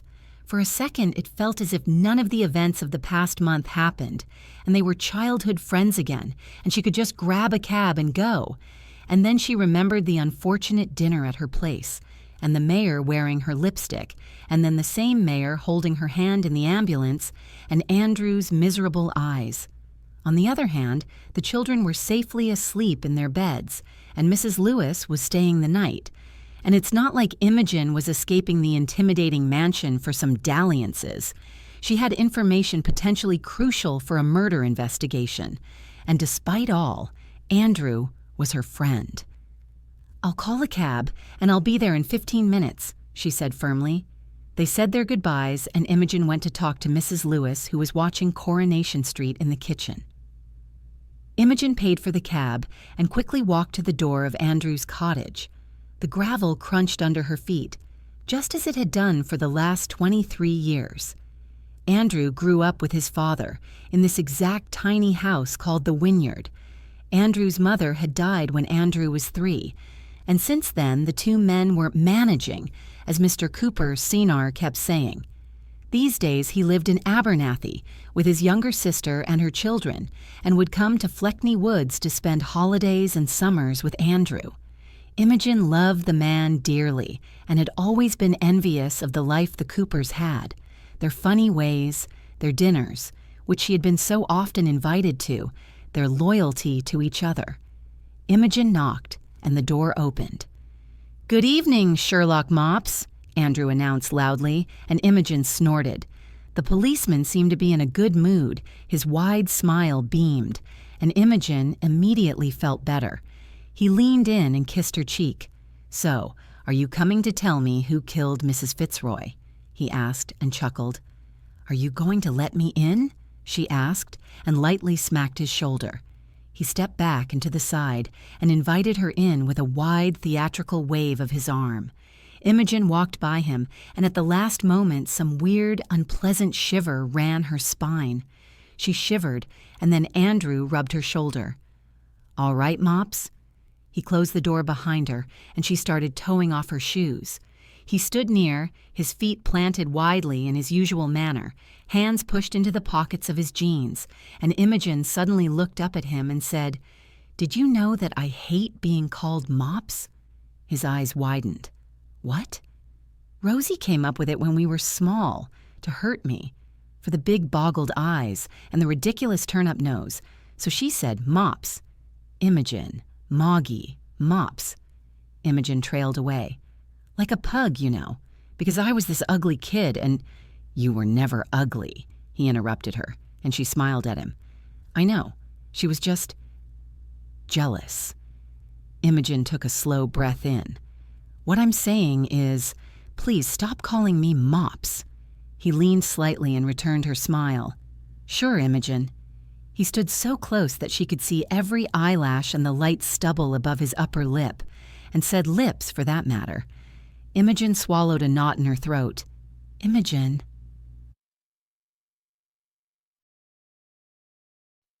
Chapter 35.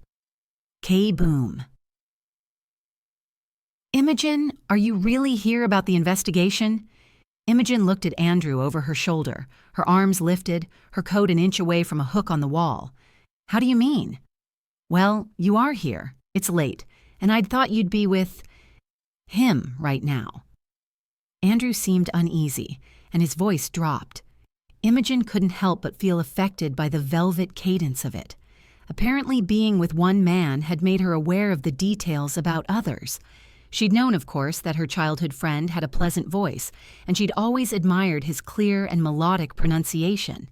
It's just that the category of sexy hadn't existed in Imogen's thinking before, and now it did. "I am here for the investigation," Imogen answered, making an effort to stop listening to the rumbling undertones. "Okay," he said, clearly unconvinced. He then bit into his bottom lip in his usual habit and nodded. "Andrew, I have new information," Imogen squeaked. "Yeah, sure." She could see the corners of his lips twitch. He then stepped to her and wrapped his arm around her shoulders. That was their habitual gesture. But why did she suddenly notice the fresh smell of his cologne and the warmth she could feel through his shirt? "Let's have some pizza first, all right?" he said, and Imogen nodded. They sat in front of each other at his kitchen table, and he leaned across the tiny room to the counter and turned on the electrical kettle. He had wide shoulders, long arms, and the collar of his shirt shifted, showing his collarbone. For some reason, that flustered her. "So I was at the headmistress' place," she started, gathering her wits. "Have a slice," he said, and Imogen rebelled. "Andrew, you need to listen to me. It's important." "I always listen to you, Imogen," he said with a chuckle. "I also know you need to eat or you'll get jitters." "I've had dinner," she grumbled, but took a slice nonetheless. "Are Brian and Kathy there?" Andrew asked. "Yeah, they're with Mrs. Lewis, the housekeeper." "Oh?" Andrew studied his pizza as if it were some fascinating piece of evidence. "So where's Oakby then? In the hospital?" Imogen tensed. "That doesn't matter, does it, Andrew?" she muttered. "Mr. Oakby has nothing to do with what I came to tell you about." "I can't pretend I'm unhappy about it," Andrew said. He threw his slice back into the box and leaned back in the chair. "Andrew, can we not make this about the personal stuff?" Imogen exclaimed. "We sound like characters in a bad film. My relationship with the mayor have nothing to do with me being here." "Well, clearly it doesn't," Andrew quipped. "You are here, with your new information. You didn't go to him with it." "You are a policeman." Imogen herself knew how weak her argument was. She hadn't gone to the mayor because he'd dismissed her. She was hurt. It was her fault, really. She'd been daft enough to mix her professional life with her private affairs. And then she thought that she was no better than the man in question. Just as him, she'd locked herself up and hadn't shared her suspicions with him. "He's the headmistress' brother and the figure of authority in the town," Andrew pointed out. "And yet you are in my kitchen." Imogen opened her mouth and then closed it. And then she thought that her life would have been myriad times easier if what Andrew was hinting on had been true. If she'd come to him because she trusted him more, felt closer to him than to the mayor, if at a moment of crisis she wanted to run to him and not to the man who hadn't even looked at her when she'd been leaving him earlier that day. And then she thought that maybe Andrew was right, and she'd been blind. Imogen inhaled sharply and said, "I think Mrs. Roberts, the cleaning lady, is responsible for the murder and for the attempts on Mrs. Dyer." Andrew straightened up in his chair. His greenish-gray eyes grew sharp. "What? What did you say, Mops?" "She was friends with Mrs. Fitzroy and Mrs. Dyer at school, and Ms. Beadle, that school teacher who died 6 months ago. They were friends, and I think Mrs. Roberts had been selling her art to Mrs. Fitzroy, who pretended it was hers, and that's how she got through uni, and I think Mrs. Dyer had been covering it up. You see, Mrs. Roberts' mum was sick, and they were poor, and yet she'd received all the best treatment." Imogen leaned over the table closer to Andrew. "And no way Mrs. Dyer didn't know that the paintings weren't Mrs. Fitzroy's. They'd been mates at school." "So, wait, I need to wrap my mind around it," Andrew said and rubbed his temples. "Are you saying Mrs. Roberts is now killing them off, one by one?" "I know it sounds mental, but," Imogen said defensively. "No, it actually doesn't," Andrew interrupted her. "She had access to their houses. She knew their habits. You see, the amount of the drug in the cake hadn't been enough to kill Mrs. Fitzroy. We kept claiming it was because we didn't want to spook the real killer. The Sanders ladies had been trying for a while, raising the dose, but according to Mrs. Sanders, she was just getting thinner."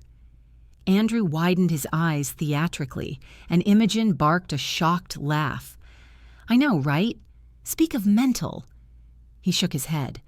The mother kept saying her daughter didn't know anything, but it's obvious they both had been involved.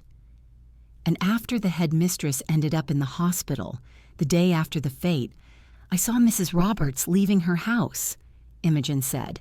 "She was probably getting rid of some evidence, whatever she used to poison Mrs. Dyer," Andrew added with a nod.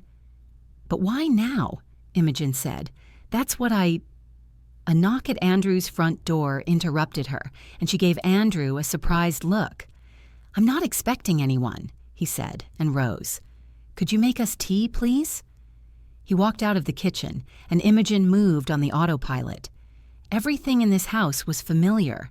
She grabbed 2 mugs, the red one for Andrew. He liked that it was big. His hand fit in the handle, and a blue one for herself.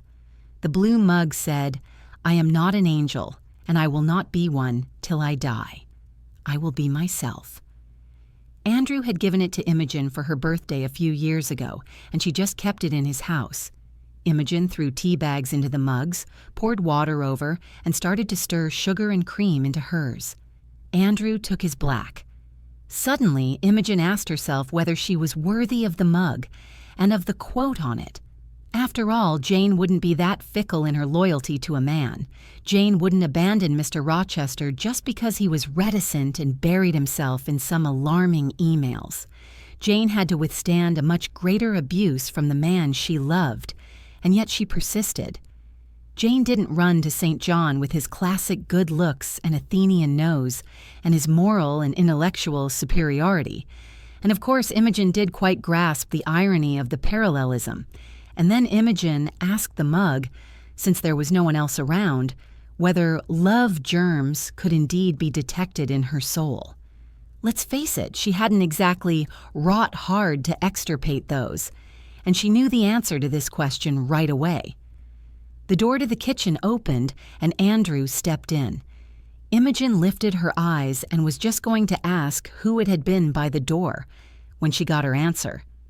Mrs. Roberts followed Andrew in, and the barrel of her shotgun was pressed into his back between the shoulder blades. "Good evening, Miss Fox." There was an old ice house on the Cooper's land. It was to be renovated. Mr. Dudgeon, the town's self-proclaimed history expert, had been gathering petitions for it as well, but it just never came to it. The underground part of the ice house had been sealed decades ago, only leaving its dome-shaped surface part available.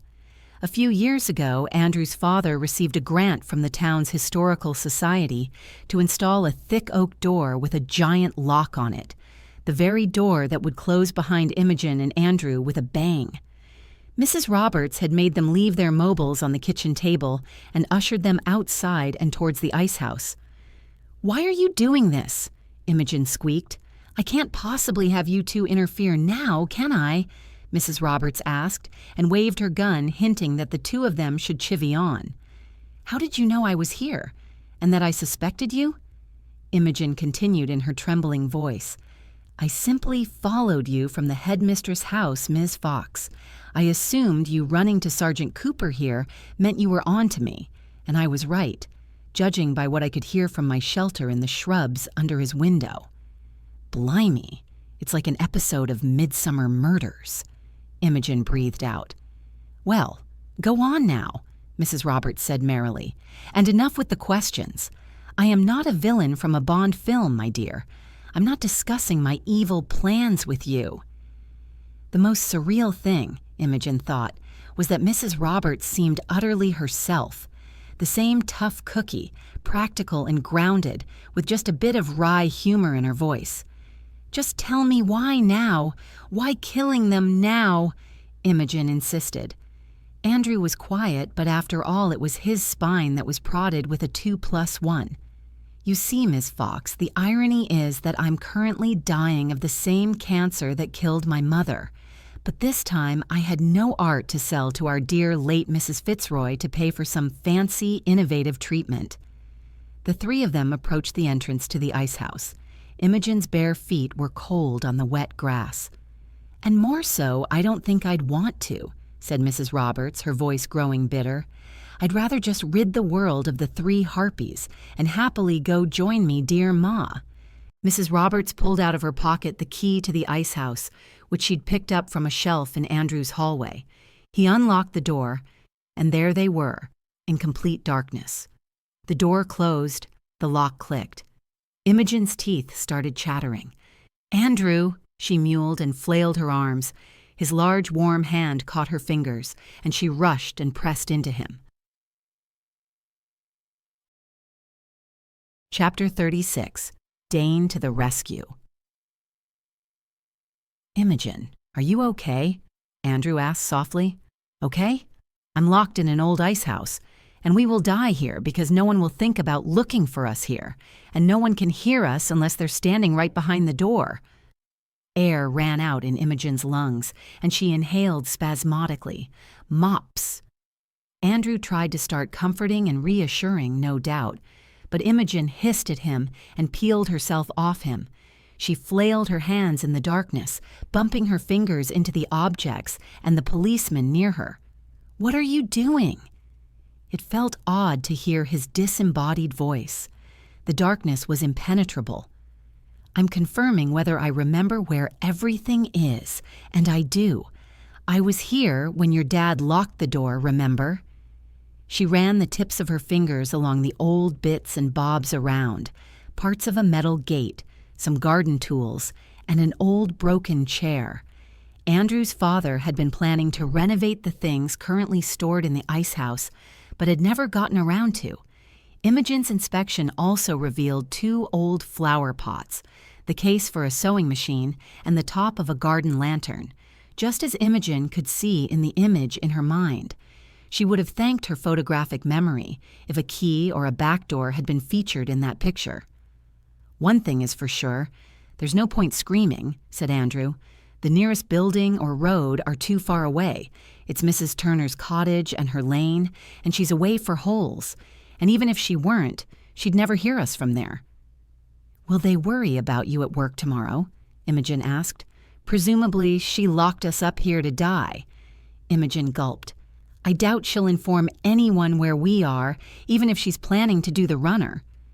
"I doubt it as well. She's most likely committed 1 murder, or possibly 2, and has attempted the 3rd. What are 2 more bodies for her?" Andrew said. Imogen glared towards where she estimated the man was.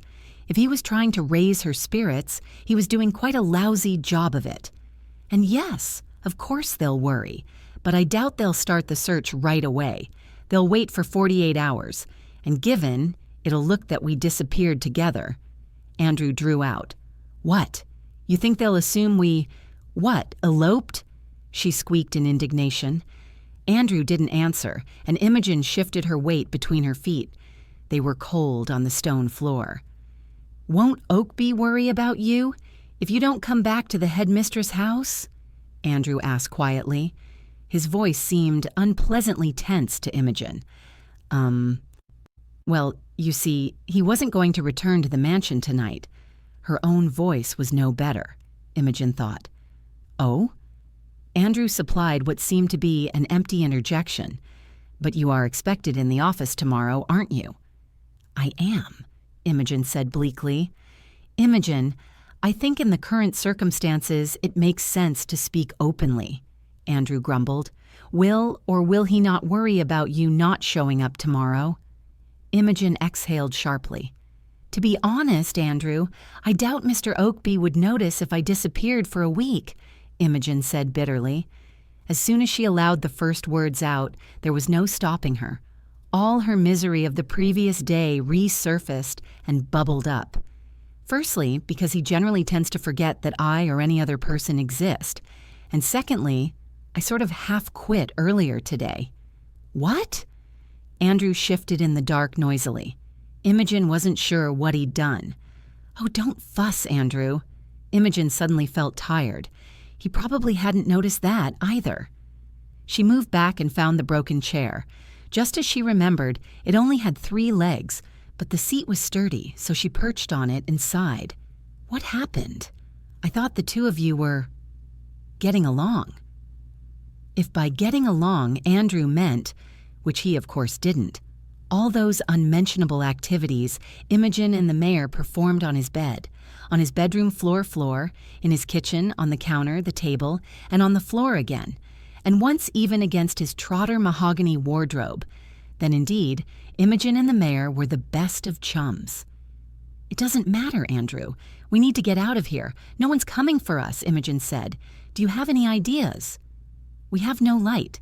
I can try to pick the lock if we find any small metal stick, a pin or something, but I've never actually done it before." "All right." Imogen got up and unnecessarily closed her eyes. She couldn't see anything anyway, but it helped to concentrate. "There's the garden lantern. It has this ring on top to hang it on a spike. We can try it." They did. Andrew had strong fingers, and he managed to tear it off the lantern and even to straighten it a bit, enough to stick it into the lock, but it bent immediately. Also, Imogen suspected that Andrew was just trying to copy what he'd seen in the films. Neither of them knew what the proper technique of lock-picking even was. Imogen was just going to ask for her turn when Andrew hissed loudly, "Bugger, I think a piece broke off and now it's stuck in the lock." Imogen heard a few scratching sounds. "Yeah, it's stuck, and I cut my hand." The policeman swore. "I'm sorry, Mops." Imogen stepped to him and patted whatever part of his anatomy was the nearest. "How serious is the cut?" "It's fine," Andrew dismissed, "but I'm now worried they won't be able to open the lock from the other side either." Imogen hummed. There wasn't much to say here, really. It seemed that a couple hours passed, but it was hard to estimate time in their Bastille. The two of them were sitting on the floor, facing each other, Imogen's feet on Andrew's lap, covered with both his hands. He had his tucked under her backside. The pose was chosen purely for the warmth purposes, and even Imogen, as prone as she was to fantasies and what-ifs and how-is-it-whens concerning romance and intimacy, was currently solely preoccupied with preserving as much body heat as possible.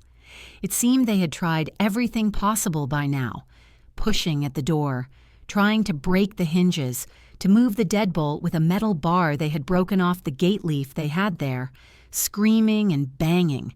But about 10 minutes ago they'd both sat down, without saying a word to each other, and arranged their limbs. "Why did you quit your job, Mops?" Andrew asked dully. "I didn't. Not really. There's a matter that I think I should be involved in because it's my project. I've put a lot of work into it." Imogen attempted to be as vague as possible. "And the mayor seems to think differently." "So it's a strictly professional matter then?" "It is." It wasn't, but Imogen told herself to stuff it. Whatever her emotions in the situation were, Andrew was the last person to discuss them with. "Imogen, you can tell me, you know," he suddenly said. His tone was odd, and with a sigh he continued, "I know I keep bothering you with my feelings, and I'm sorry about it. But if something happened and you don't know whom to turn to, you can always, you hear me? Always turn to me for help." "What could have possibly happened?" Imogen frowned in confusion. "Well, he's a man, and you're a young girl, working for him, and—" Andrew trailed away. "He didn't force himself on me," Imogen exclaimed, and pulled her feet back from under Andrew's fingers. "I'm not being harassed." "Good, good." Andrew's tone clearly showed he didn't quite believe her. "Andrew, if anything, I'm the one who initiated it." A pause, as deep and as cold as the darkness around them, hung in the ice house. "Initiated what?" Andrew asked slowly. "Oh, fiddlesticks! What a nuisance!" Imogen huffed and pushed her feet under herself. "I'm his mistress. Have been for a while, and he hasn't mistreated me. He told his father that he loved me. It's me, who has been having doubts." Imogen closed her eyes. Or not. Maybe I just tried to avoid thinking about it, naming it, giving it a label. It just felt big and scary, and we live in such a small town. She groaned. "But of course I love him back. That's just daft to question it." And he's being difficult right now, but that has nothing to do with us. It's just work, and I'll kick his arse once I come out of here, and—" her voice broke. "And I'll tell him that he needs to grow up and use his words, and he doesn't have to deal with everything himself. He has me, and I'll—" The first tears ran down her cheeks. "And if we don't get out of here? How is he going to be without me?" she asked in a small voice. "And Kathy and Brian, they don't have anybody either. Imogen—" Andrew sounded choked as well. "I want to go home," Imogen whined. Truth be told, she didn't. She wanted to go to the town hall, to run up the stairs into the mayor's flat, and to wrap her arms around his waist, feeling the warmth of his body. And she would just tell him that she loved him and that he was an idiot, and that she was Jane to his Edward, Emma to his George, and that was when Imogen's eyes flew open. She was Minnie to his Maximilian. Minnie, as in Wilhelmina Pig, the protagonist of the only mystery novel ever written by Imogen's favorite romance author, Olivia Dane. Minnie, as in Ms. Pig, the chatty, short-sighted, and eccentric accountant, called in to assess an enormous yet dilapidating estate of the Fernsby family. Imogen had always adored the spooky but funny ambience of the half-ruined mansion, the shady alleys of the parks surrounding the hall, the odd, somewhat creepy, but always hilarious relatives lurking around, and of course the one Maximilian Fernsby, with his dark curls and piercing blue eyes, and potential taste for murdering other heirs to the Fernsby somewhat reduced wealth. Imogen never lied to herself. She loved Maximilian for the similarities in the appearance to a certain mayor, but also for his quirky sense of humor, a beaming smile, and his ability to dislodge the door off its hinges when he and Minnie had been locked up in the family crypt at the end of the novel by Aunt Seraphina, who had just murdered the last two heirs to the title and the treasure hidden in the catacombs underneath the Fernsby Hall.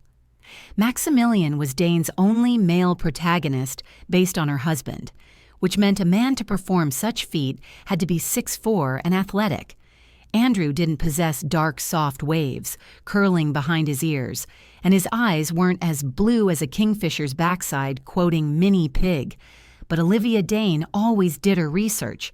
A man large enough and a metal bar combined with the precise math described in the novel and stored in Imogen's barmy mind should do the trick. Imogen jumped to her feet and searched the ground. A piece of the gate leaf they'd disassembled earlier lay heavily into her hand. "Andrew, I need you to get up and do exactly as I say." Chapter 37. Sesame Opens. The door gave in and fell out, taking a piece of the gate and a policeman with it. Imogen rushed to Andrew. "Are you all right?" "I will never again judge your choice of reading material," Andrew muttered, and Imogen helped him onto his feet. "Come on," she cried and pulled at his arm. They ran to the house together. The light of the stars and the moon seemed almost too bright. At the entrance door, Andrew stopped her and pressed his finger to his lips. Imogen doubted Mrs. Roberts was still inside, but she let Andrew feel like a macho. She doubted his ego took her saving both of them with her smarts well. Her ego had enjoyed it very much, she had to say. The house was empty and dark. They went inside. Andrew turned on the light, and Imogen grabbed her phone. She could hear Andrew calling the station and hurriedly explain what had happened. Meanwhile, she looked down at the screen of her mobile.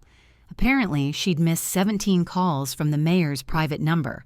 A quick ring and entering her PIN had informed her that she had also received 7 voicemail messages from the man. Andrew asked something, but Imogen flailed her hand at him. They were waiting for the uniforms and D.I. Ballinson, and Imogen had time to listen to her messages while pulling on some cheery, fluffy socks that Andrew had pushed into her left hand. "Imogen, please give me a call back. I'm still in the office. I apologize for my behavior. You were right about the bypass and the papers, and I should have— Never mind, just call me, please. Thank you." "Imogen, it's John. I just rang the mansion. Mrs. Lewis told me you'd left to meet up with Cooper. Ring me when you're available, please." It's John. Imogen, where are you? I rang up Cooper. He isn't picking up. I tried to reach you. If you're busy, together, it's all right. Just let me know you're safe and... All right, have a good night. I mean, call me. Damn it, Imogen, it's dark, and you took the abominable bike of yours. I need to know you're at least alive and not lying in some ditch, even if you're currently shagging Cooper. Sorry. Just ring me back, all right? Imogen, I'm driving to the mansion at the moment. I've rung up Ballinson. They can't reach Cooper either, but he refused to send a patrol car. Bugger. Never mind, I think I almost hit a deer just now. Anyway, I'm on my way to die and I'll ring you up in a moment. Imogen, where are you? I feel like I'm leaving the same bloody message again and again, but you need to ring me. Imogen, Ballinson had sent a uniform to knock on Cooper's door, and neither of you is there. Neither is your bike, so I assume you either haven't met up with him or the two of you went away, with your bike, which makes no bloody sense, and you wouldn't have changed your plans without letting someone know because of the children. Imogen, I'm worried. Please call me. Please? Why am I talking to the bloody machine? Sod it. Imogen stared at the screen. Besides the shock of having heard the mayor mumble, bark, speak in an almost trembling voice, roar and growl, and eventually, God's forbid, almost beg, Imogen simply could never imagine the man swear. She just never thought he was emotional enough. If the memory served her right, even with his father, he used the word naff. Hearing what the mayor added to his last message just before he hung up was suddenly quite stimulating to Imogen's libido. She dialed his mobile, and only then her eyes fell on the clock on Andrew's wall. Imogen! The mayor hollered into her ear. I'm sorry I'm calling so late, Imogen started, only to be interrupted by an even louder roar from the man. Are you out of your bloody mind? What are you apologizing for? Something banged in the background. It sounded to Imogen that the man had fallen off his chair. Where are you? I'm at Andrew's place. I'm all right. We were stuck. I'm all right, honestly. And Ballinson sent a patrol car to the hospital, so they will look after your sister, she rushed to reassure. It was Mrs. Roberts the whole time, the murders and the cake and the drug, and she locked us up in Andrew's ice house, but we got out. Another thud followed. What is going on? She asked. What's this noise? I'm getting in the car. What was it about my sister? Don't talk on the phone while you're driving, Imogen exclaimed. Well, I'm not hanging up now. Tell me everything. John, it's dangerous. Imogen as much as stomped her foot.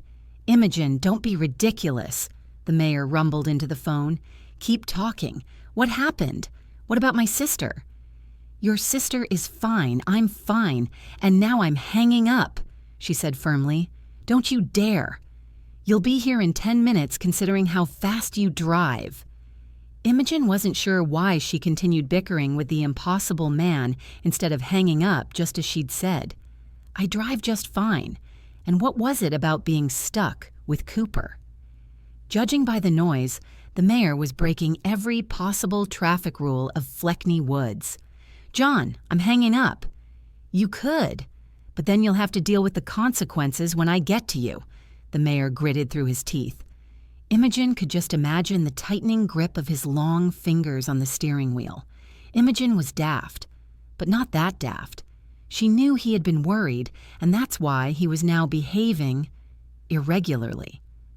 John, I'm honestly all right. And it wasn't that scary, really, or that cold. And we got out. I got us out. Pride colored her voice. I've read about it in this book. It's a mystery and romance novel. And I told Andrew what to do because Mrs. Dane gives very precise instructions. And he did as I told, and I saved us. And I had guessed it before him, that it was Mrs. Roberts who... Imogen. The mayor's voice was soft and quiet, but Imogen heard him and snapped her mouth closed. I love you. Imogen's throat went dry and the right eye predictably started twitching. Imogen? She blinked and realized that it was Andrew addressing her and not the mayor in the phone. Imogen's ears rang. She surely couldn't tell the mayor to wait a minute, but telling him she loved him too while Andrew was trying to push a mug of coffee into her hands would not do either. "How close are you?" Imogen asked the mayor, and then heard the sound of car tires crunching the gravel of Andrew's driveway. Imogen pushed off the blanket Andrew had settled on her shoulders and rushed outside. The mayor wasn't even fully out of the car when she pressed into him and buried her face into his soft jumper. His arms went around her immediately. "I love you too," she muttered, still holding her phone in her hand. The mobile in his hand, pressed to her back, echoed the words. She then pushed away from him and looked up. Olivia Dane was right. Nothing beat the view of blazing cerulean eyes, striking and bright, like Tide-High efficiency liquid laundry detergent. Imogen smiled at him widely and then hopped. This kiss was sadly short, since she succumbed to gravity in a second, but the mayor got the hint and scooped her in his arms. It was Balancen's small, considerate cough that made them let go of each other. Apparently, Imogen hadn't noticed 3 police cars arriving because she was kissing the mayor. What could she say? It was that good. Imogen quickly signed her statement and finished the last gulp of coffee from her 3rd mug. "Could I take Miss Fox home now?" the mayor asked, pressing his mobile to his shoulder. He was on the phone with the hospital. "Definitely. We will keep you posted how the search for Mrs. Roberts is going," Balancen said. "And the uniforms are placed outside your sister's room, so nothing to worry about there." "Perfect." The mayor looked at Imogen. "Shall we?" Imogen rose and swayed. The mayor supported her under her elbow. She thought she'd fall asleep in the car right away, but instead she kept staring through the window at the sleeping Fleckney Woulds rushing by. "Could we stop by my cottage, please?" she asked. "I have no fresh clothes, and I think I'll feel better if I take a shower in my own bathroom." The mayor nodded without taking his eyes off the road.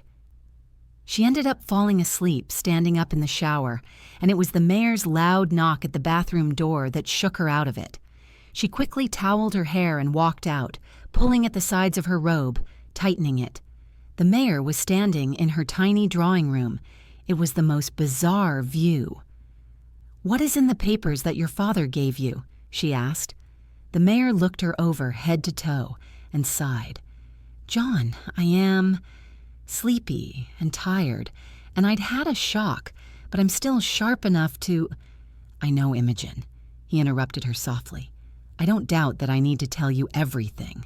I knew I did as soon as you left my office earlier today." He gave her a sad smile. "Well, perhaps it took about an hour to get to the realization, but I did. I just wish you could have some rest first." "John, could you—" He stopped and visibly gulped. He then opened his arms and she readily stepped to him. His embrace was tight. You gave me quite a scare tonight." Imogen breathed in the fresh smell coming from his clothes, detergent, his aftershave, and something very much John. "I'd only just realized I could have lost you, and then you got locked in a cellar." He chuckled, and Imogen nuzzled him. The gray cashmere jumper was thin and worn out. She could feel how warm his body was through it. "Could we go to bed, Imogen?" the mayor asked quietly. Imogen's cheeks flushed. John." "I meant back to the mansion and to bed to sleep," he murmured and chuckled again. To actually sleep. The idea was suddenly so tempting that Imogen moaned. The thought of curling into his side and finally finding out what it felt to actually sleep with him. Yet, she needed to be firm. "We need to talk about the bypass first, John." Chapter 38. Ahoy, matey! Imogen sat on the small old sofa of hers. Seeing the mayor take the only other appropriate piece of furniture in the room, her grandmother's armchair, was surreal. He was taking so much room and looked so out of place that Imogen discreetly pinched her hip. The apparition of John Thomas Crispin Oakby in her tiny living room didn't waver. And then he started talking, and Imogen stuffed her daft romantic thoughts at the back of her mind and focused on his words. "The contract with the Americans, the one we signed. My father has found the proof that it's a scheme." The mayor sighed and rubbed his forehead in his usual stressed gesture, long fingers straight and tense, his thumb pressed to the hollow on his temple. The company had done it several times by now, there is clear evidence. After they go through with swindling yet another country clot, the mayor spat out self-deprecatingly, they rename, rebrand, and repeat. His lips twisted in a grimace. First they start on whatever contract they've signed, then sudden financial overruns and technical difficulties start. Immediately, they lay off the local workforce. Then the project starts sinking, and the contractors back off out of the project, and then a new offer is made to the client. Another company is invited, for less money, and as I was told, generous payoffs are offered to the officials involved. Imogen opened her mouth to holler that she was certain he would never even consider such preposterous offer. But he shook his head, stopping her. She bit into her lip and let him continue. The new project is always slightly less environmentally friendly, a bit less sound, the materials are dodgy. And then the costs overflow, and yet another sudden offer pops up. The mayor's voice was growing increasingly venomous. A chain of American supermarkets would come into Fleckney Woulds and butt in. They would help to complete the bypass at a small expense of sticking one of their disgusting monstrosities on the motorway between us and Abernathy. Imogen sank her teeth into her bottom lip harder. He wasn't looking at her, his unseeing eyes fixed on her stripy rug. He then fisted his hand in front of his mouth and squeezed his eyes. Imogen wanted to rush and reassure and comfort, but she knew that there was nothing she could say that would make it better. He had made that decision. He had ordered her to organize the contract. He had approved it. And the contract was bulletproof. That much she was sure of. There were no loopholes, no little cracks through which their poor little town could weasel out of what was promising to become the greatest calamity modern Fleckney Woulds had ever encountered. "I considered retiring from my post," the man to Imogen's right muttered, "but I think it'll be a better punishment for me if I stay through all of this." "You can't retire," Imogen exclaimed, and he drew his eyebrows together. "You can't," she repeated.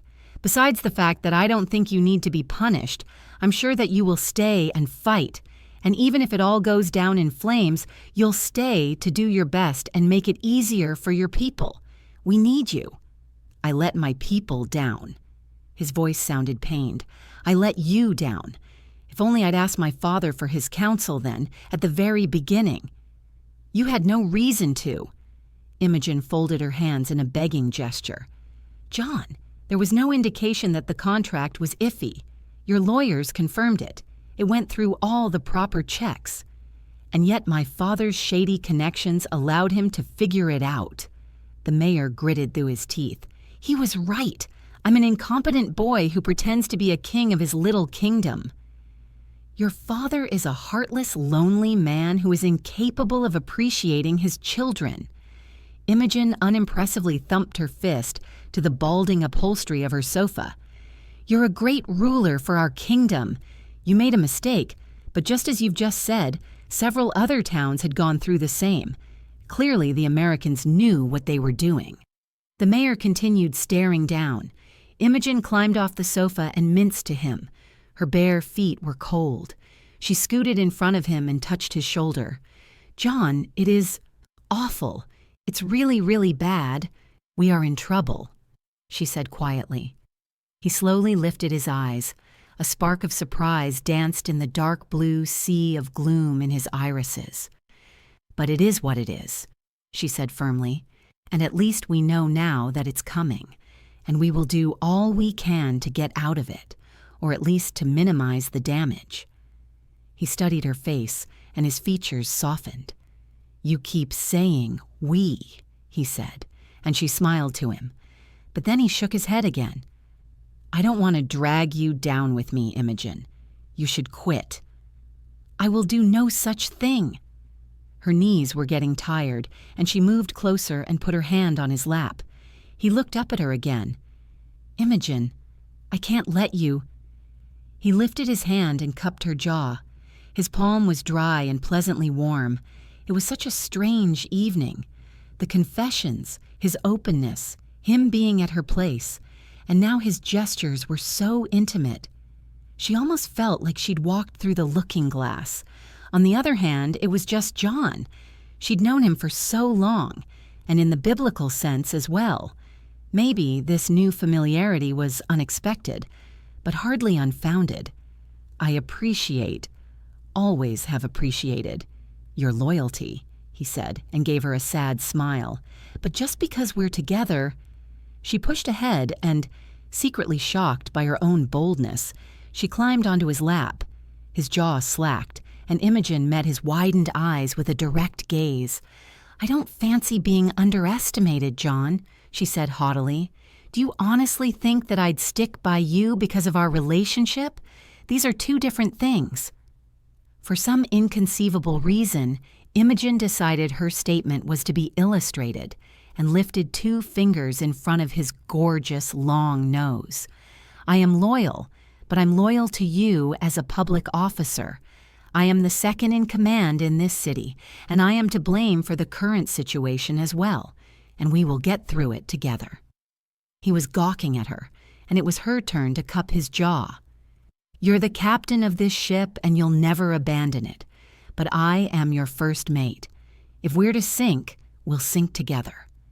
His lips twitched, and she saw light return to the blue eyes. "My Imogen," he murmured, and then leaned into her lips. Imogen had no objection to it whatsoever. A few minutes later, he sighed into the kiss and moved away. "We need to get you to bed.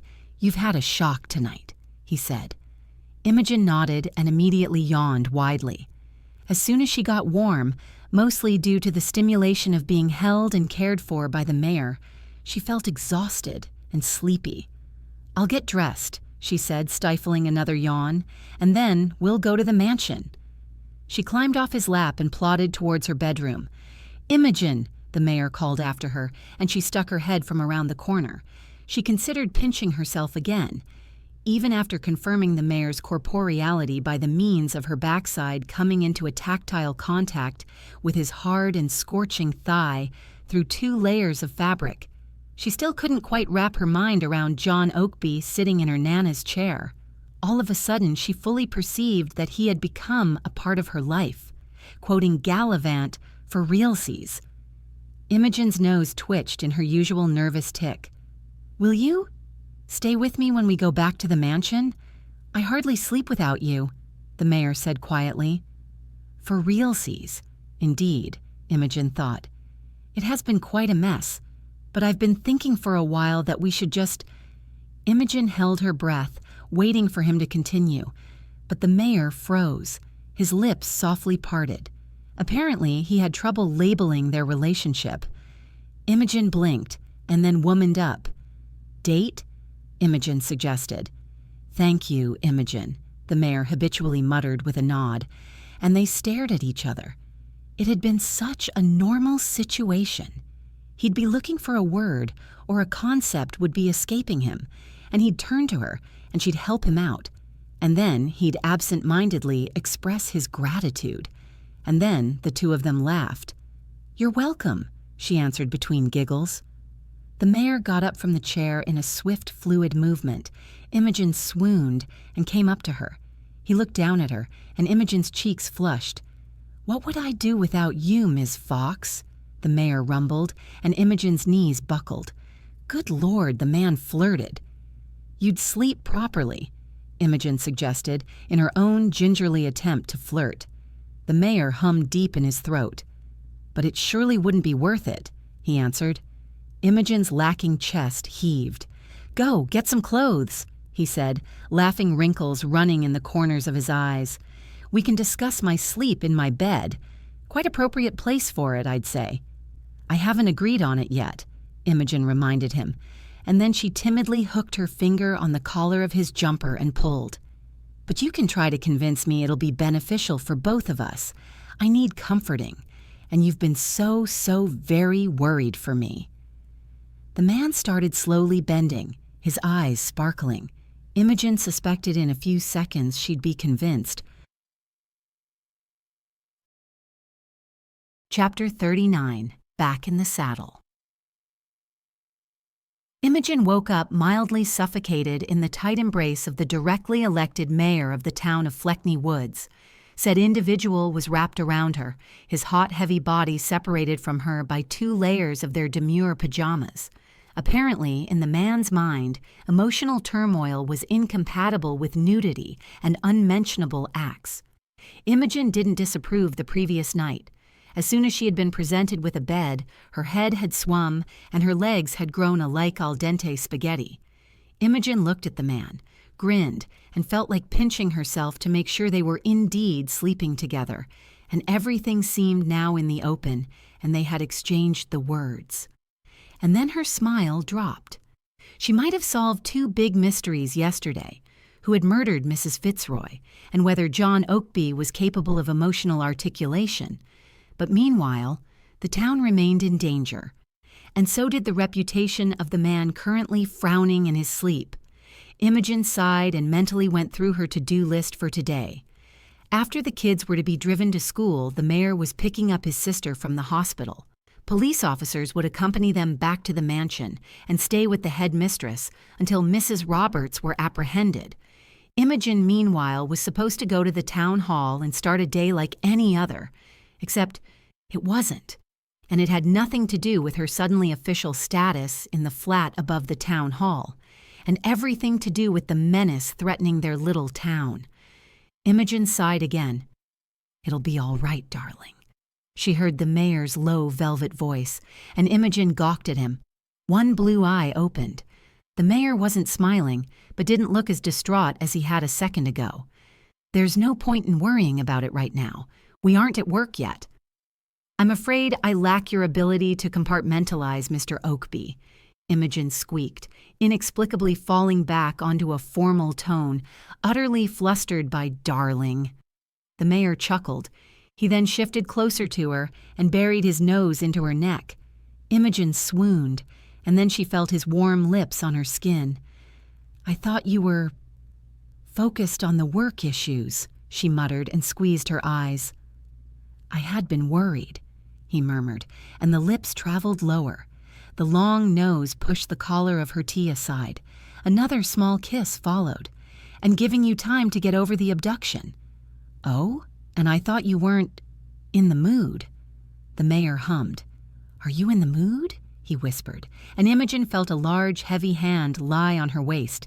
Imogen most definitely was, and they still had an hour before they needed to get up. She twisted in his arms and snogged the mayor.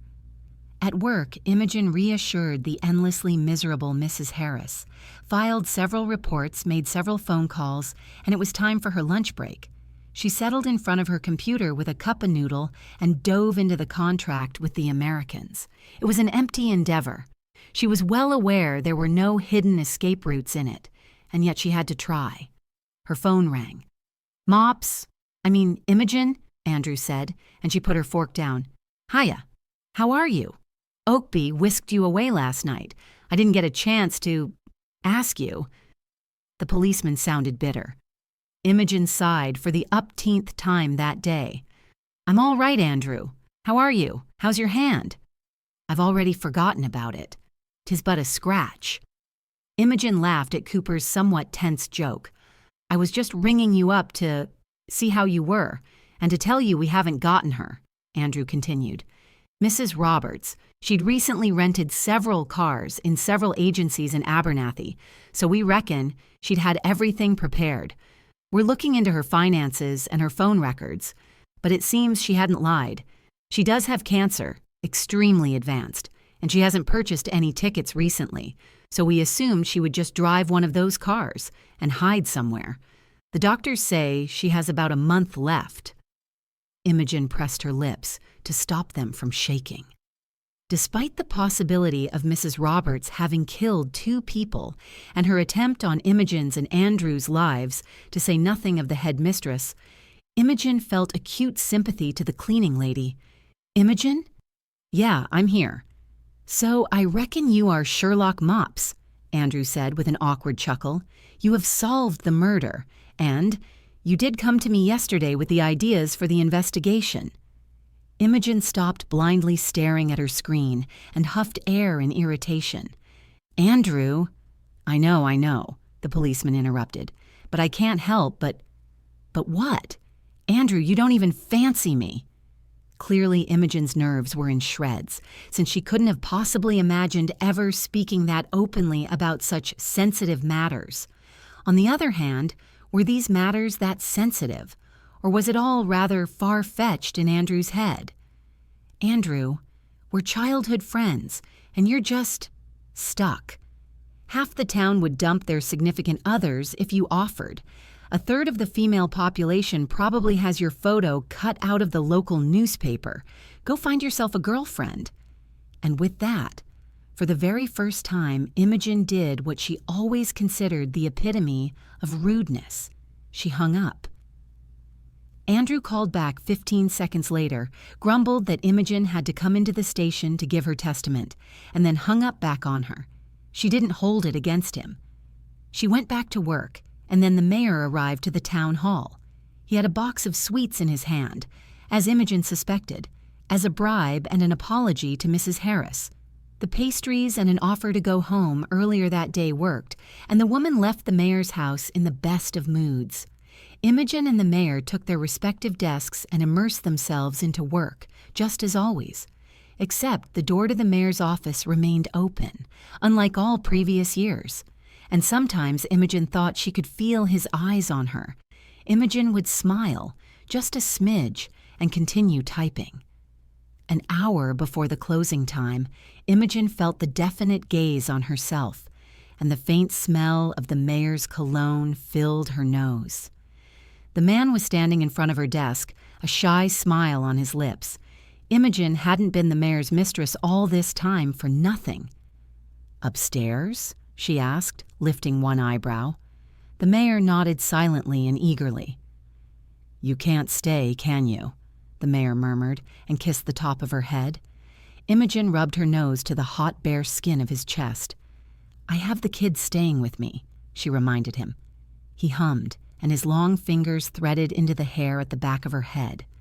Imogen suddenly remembered feeling envious towards the cat of Mrs. McGillicuddy, one of the residents whom they had been relocating for the sake of the bypass construction. Imogen was now torn between the joy of now knowing and enjoying the cat treatment and the state of being once again reminded of the bypass conundrum. "For how long, you reckon?" the mayor asked pensively. "I rang Rosie last night and, well, she didn't answer. I left her a message, but—" "It's not an unusual situation, is it?" he asked. Imogen sighed. His question didn't require an answer.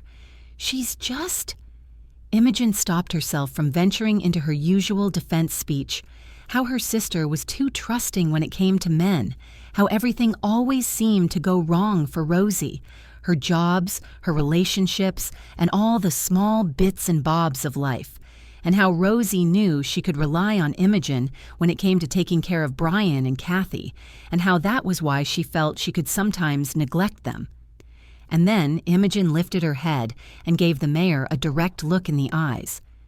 "Will this be a Barney?" she asked quietly but firmly. "That I have them over from time to time, because they will always be the priority, over inviting you over, I mean, or me staying over here." The mayor calmly studied her face for a few seconds, and Imogen held her breath. "No, it won't be," the man answered. "I would assume if and when we're married and have children of our own, just adding 2 more is not an issue. But I think you'd feel better if there was some clarity in your family's circumstances," he said. "I know I would in your shoes." Imogen's right eye twitched, and she dropped her forehead on the man's sternum and gave out a long, loudest for the day, sigh. The sound was almost a groan. "Imogen?" Without lifting her head, Imogen blindly patted his shoulder and groaned again. "Imogen?" "Shh." Imogen covered his mouth with her hand and just enjoyed the silence and the bod under her. Clearly the man was hopeless when it came to the timing, wording, and subtlety of confessions and proclamations. All Imogen had left to do was to let her mind absorb and process at its own speed. Meanwhile, Since the emotional and cognitive part of her relationship with the man was mind-boggling, she could just enjoy the physical side of it. She still had 20 minutes before she needed to get dressed and go pick up the children. Chapter 40. 2 down, 1 to go. The next 5 weeks passed in the usual matters, and some additional unusual ones. The familiar chores Imogen had to perform every day were the work at the office, taking care of the children, and, the least burdensome of all, Imogen's visits upstairs during lunch. New were the hours herself and the mayor spent after work looking for possible ways out of the entrapment of the contract with the Americans. The mayor made calls and even drove to Abernathy and London twice. Imogen buried herself in legal papers. And then one sunny day, Imogen came home and found Rosie in the drawing room.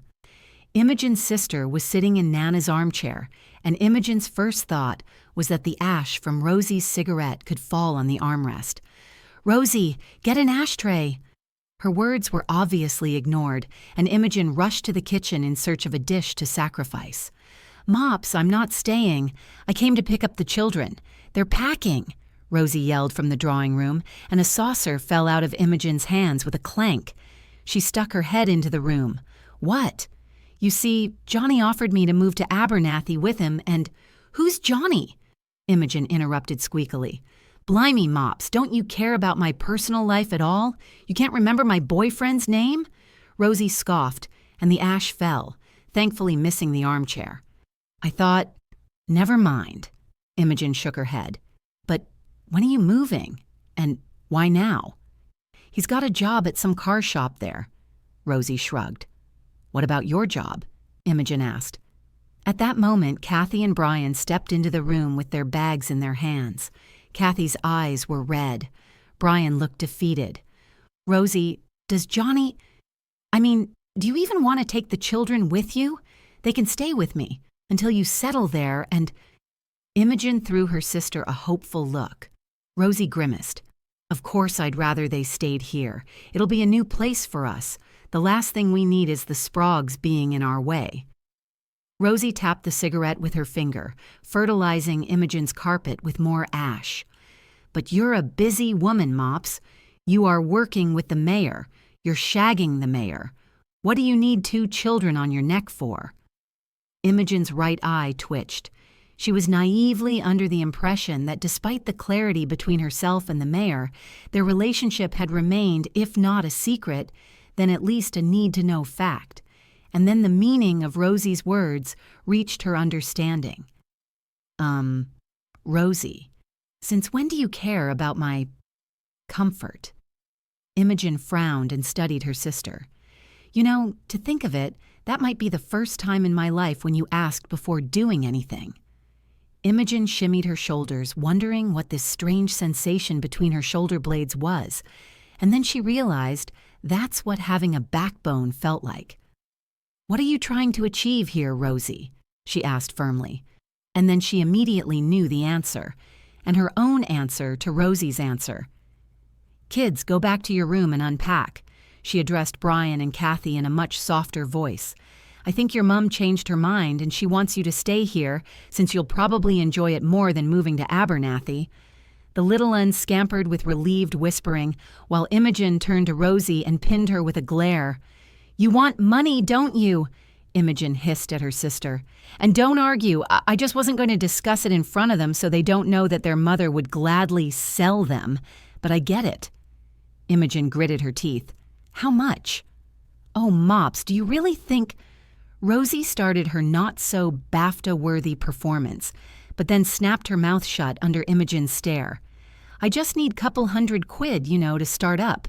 The flats aren't cheap, and Johnny wasn't sure when they'd start paying him, and—" Rosie continued talking, and Imogen was mentally going through her bank account and when her next salary was, and then she stopped. An image popped up in her mind of Rosie coming back in a month's time and asking for another couple £100, and then again and again, until one day Imogen would have nothing left on her account.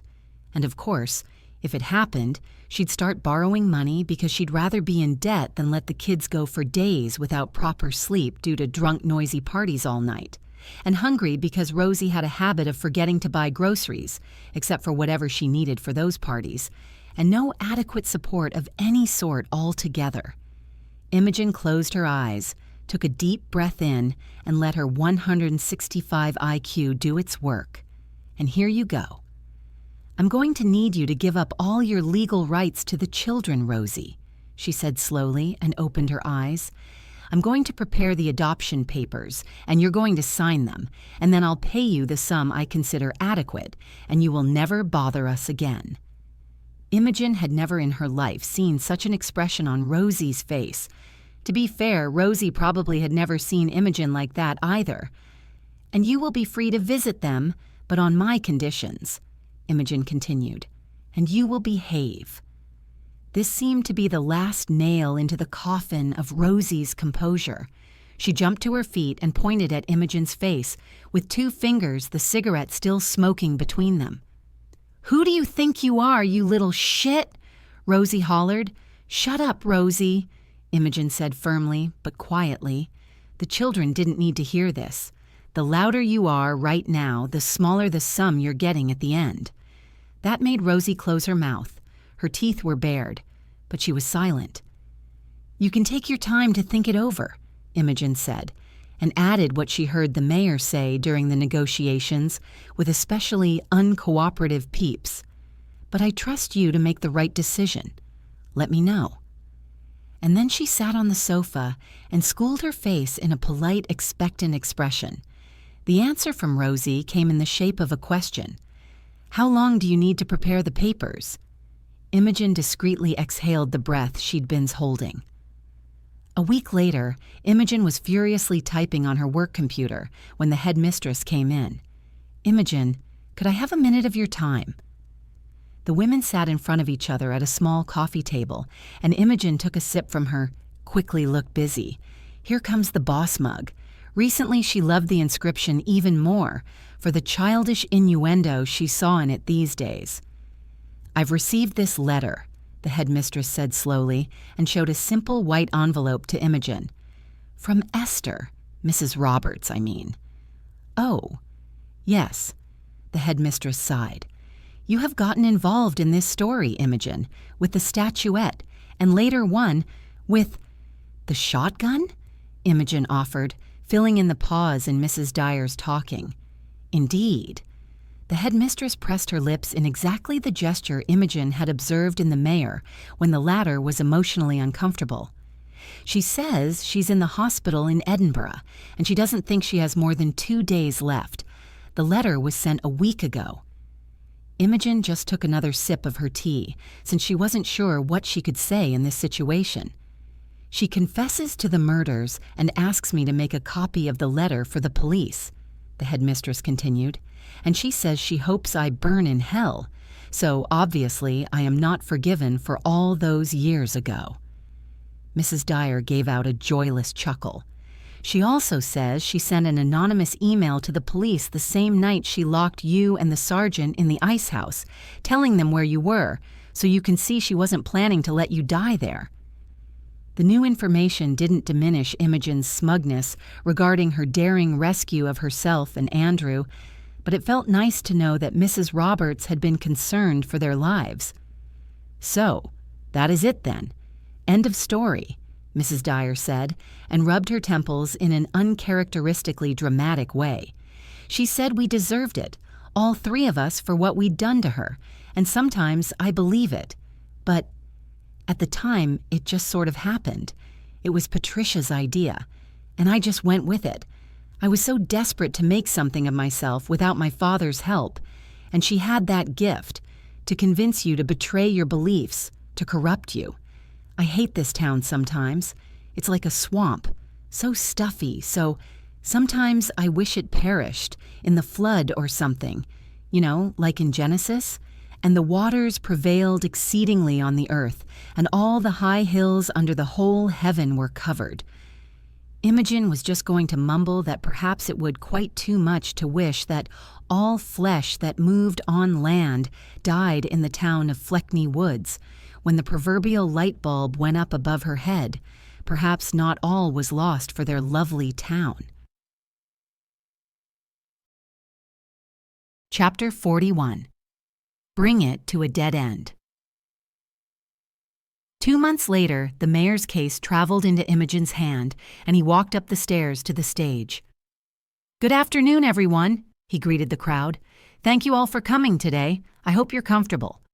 Please pick up your safety goggles and earplugs from the bags under your seats, but don't put them on yet, as tempted as you are to tune me out." The audience, of course, laughed, and Imogen ogled the little wrinkles in the corners of the mayor's eyes. A soppy, loved-up sigh burst out of her chest. The man was a dream come true, a real, imperfect, wonderfully human dream, that is. I would like to start by thanking Mr. Arthur Dudgeon, our noble citizen, for his initiative to preserve the authentic Fleckney Woulds. He was the first person to bring the administration's attention to the dam and to start the petition, which eventually became the beginning of the preservation project, the culmination of which you'll be witnessing today. The old man cheered the mayor from his seat, and an unenthusiastic round of applause followed. Most people were familiar with Mr. Dudgeon's initiatives and were hardly appreciative of them. I would also like to thank the Fleckney Woulds Nature Conservation Committee, the mayor continued, for their support of the demolition of Fleckney Woulds Dam, which gave space to the creation of the Fleckney Woulds Nature Conservation Area, where, by the prediction of Dr. Gisborne from the Highborough University, more than a dozen of protected breeds of our beloved British birds, including 3 breeds of grebes, will reside, hopefully in the next 5 years. The university has also financially contributed into the demolition and the follow-up management of the park, since it'll become the location of their research center. I would also like to thank the Burrick Construction Company for making today's event possible. They're the ones who will spectacularly blow our dam up for our entertainment. The mayor shot the audience a mischievous smile, and giggles and chuckles followed. I would also like to thank each and every one of you who'd purchased the tickets to the main event. And now, without further ado, please, put on your gear. The mayor jumped off the stage. Imogen suppressed another sigh and put on his goggles and earplugs. Imogen followed his example. The blast was deafening, and Imogen's heart jumped up. She grabbed the mayor's forearm and sank her nails into the jacket sleeve. She couldn't tear her eyes off the blasts, one following another, tearing the town's dam, cracks opening, and finally the water pouring through them. She hardly noticed how the mayor picked up her hand, making her uncurl her clawing fingers, and then his warm lips pressed to the back of her palm. Imogen turned and saw him look down at her with a warm smile on his face. His lips moved. "I can't hear you," Imogen mouthed, and saw his shoulders shake in his usual full-body laugh. He then quickly leaned in and pecked her lips. Imogen blushed. They weren't exactly hiding their relationship. There was no point to try to in a tiny town that had already discussed it from soup to nuts, but they still kept their PDA to the minimum. Later, Imogen was sitting on a picnic blanket on a hill overlooking the now flooded location of the now never-to-happen American bypass. Those who couldn't afford to watch the demolition live had settled to watch the water advance and fill in the future conservation area. The mayor was busy spreading smoked mackerel pâté on a slice of toast. "How soon do you think the Americans will suss it out?" she asked the mayor. He handed her a sarnie. "That you've sabotaged their bypass on purpose?" he asked with a chuckle. "It wasn't me." "Well, not just me," Imogen squeaked. "Yeah, but it was your idea. Wickedly brilliant, by the way." He saluted her with his toast and then bit into it with a crunch. Imogen looked at him askance. His cheek was rounded from the food, and he was chewing with such a chuffed expression that she couldn't help but move in and kiss the lovely tanned cheekbone. A couple from the nearby blanket cheered, and Imogen winced away from the mayor. "Still haven't gotten used to the attention, have you?" the mayor asked cheekily. "I don't think I ever will. but hopefully, soon they'll all get tired of discussing us and switch to a different topic. I can't see it happen soon." The mayor shook his head. "Nothing ever happens in Fleckney Woulds, and you're dating the mayor." He widened his eyes dramatically. "What do you mean nothing ever happens here?" Imogen exclaimed. "We just had a double murder, and we've blown up a perfectly functional dam to avoid holding our end of the contract with evil Americans." The mayor's long and warm finger tenderly lay across her lips. "Which no one knows about," the mayor reminded her in a hushed voice. "So pretend you care about the 3 breeds of grebes and keeping our town historically pure." Imogen wanted to tell him she did care about the birds, but his finger and the smell of his cologne and sitting so close to him was muddling her, so she just looked at him and enjoyed the view. And then he suddenly dove in and kissed her. And that wasn't just a small kiss, like the ones Imogen tried to limit herself to when in public. That was a full-blown snog, and then he grabbed the back of her head and leaned her backwards, and the second hand cupped her jaw. Imogen felt tingly head to toe. Even if someone saw and cheered or judged, she couldn't care less. The man was magic. "What was this?" Imogen rasped out when he finally released her. "I'm just so very thankful. For you." He quickly kissed the tip of her nose. Imogen squinted. "And you're cute," he added. To refrain from snogging him back, Imogen decided to focus on the food. "And answering your question from before," the mayor said, making the next sarnie. "Even if the Americans figure it out, they can't do anything. Our dam was demolished following every rule and regulation. The families had been relocated from here earlier and paid off with the town's money. And the new conservation park, which just happens to be born out of this accidental flooding, is a wonderful environmental project, beneficial for the community and contributing into the advancement of the research in botany, ornithology, and zoology of the region. Again, that was a brilliant idea, Ms. Fox." He gave her a funny sitting bow and another salute with a sarnie, and Imogen giggled. "I've done quite well as the second in command, haven't I?" she asked, and the mayor guffawed. "Second in command? You single-handedly saved the town, and its mayor's neck for that matter. You should participate in the next elections, which you will win, fully deservingly." Imogen smiled to him. "You're sweet," she mumbled, her cheeks once again flaming up. "I'm not being sweet or joking, Imogen," the mayor said in a suddenly serious tone. "You might lack legal knowledge, but you can easily learn. While when it comes to the organizational skills and the innovative ideas necessary for the job, you're the perfect candidate. I will help you run the campaign if you need me," he added in a reassuring tone. Imogen's eyes boggled. "You aren't joking," she gasped. "Why would I? I take the official town business quite seriously, and you're the best that has ever happened to this town." "You've done quite well yourself," Imogen rushed to reassure. "I had my ups and downs, but we aren't talking about me right now." The mayor picked up her hand and looked into her eyes earnestly. "I think you underestimate yourself. You are an intelligent, creative, capable woman. I was fortunate to have you help me run my life, and I think Fleckney Woulds deserves the same." Imogen didn't know what to say.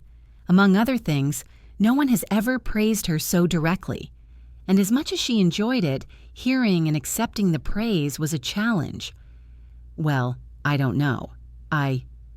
She squirmed under the mayor's attentive, considerate gaze, and then she sighed. "There's still 2 years till the next election, so I will think about it, all right?" she muttered. "Of course. I just hope you realize you have my full support," the mayor answered. "But I properly don't mind being your assistant," Imogen decided to remind him. "And I think you're an excellent mayor." "Well, thank you," the mayor laughed. "And we still have plenty of time till the next election to enjoy working together." "I do enjoy working together with you," Imogen said, and then whispered cheekily, "And I like our lunches." The mayoral left eyebrow jumped up, and Imogen snorted and pressed her face into his shoulder, hiding from him and into him. The shoulder was warm and solid under the light blue shirt. She felt the mayor's warm lips pressed to the skin behind her ear, and she shivered.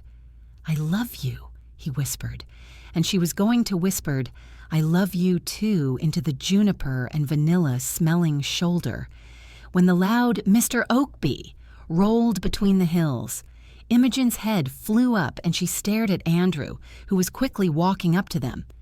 "Imogen," Andrew greeted her in a dark tone, and she edged away from the mayor. "Cooper," the mayor greeted the policeman in a polite, cheerful tone. "There has been an emergency," Andrew said, obviously avoiding looking at Imogen. "We need you both back in the town hall immediately." "What is it, Andrew?" Imogen asked, feeling increasingly more worried. Andrew inhaled, and Imogen saw his jaw set. "2 bodies have been discovered in the debris of the dam." "What?" the mayor barked. "Were they construction workers? Was there an accident?" Andrew shook his head.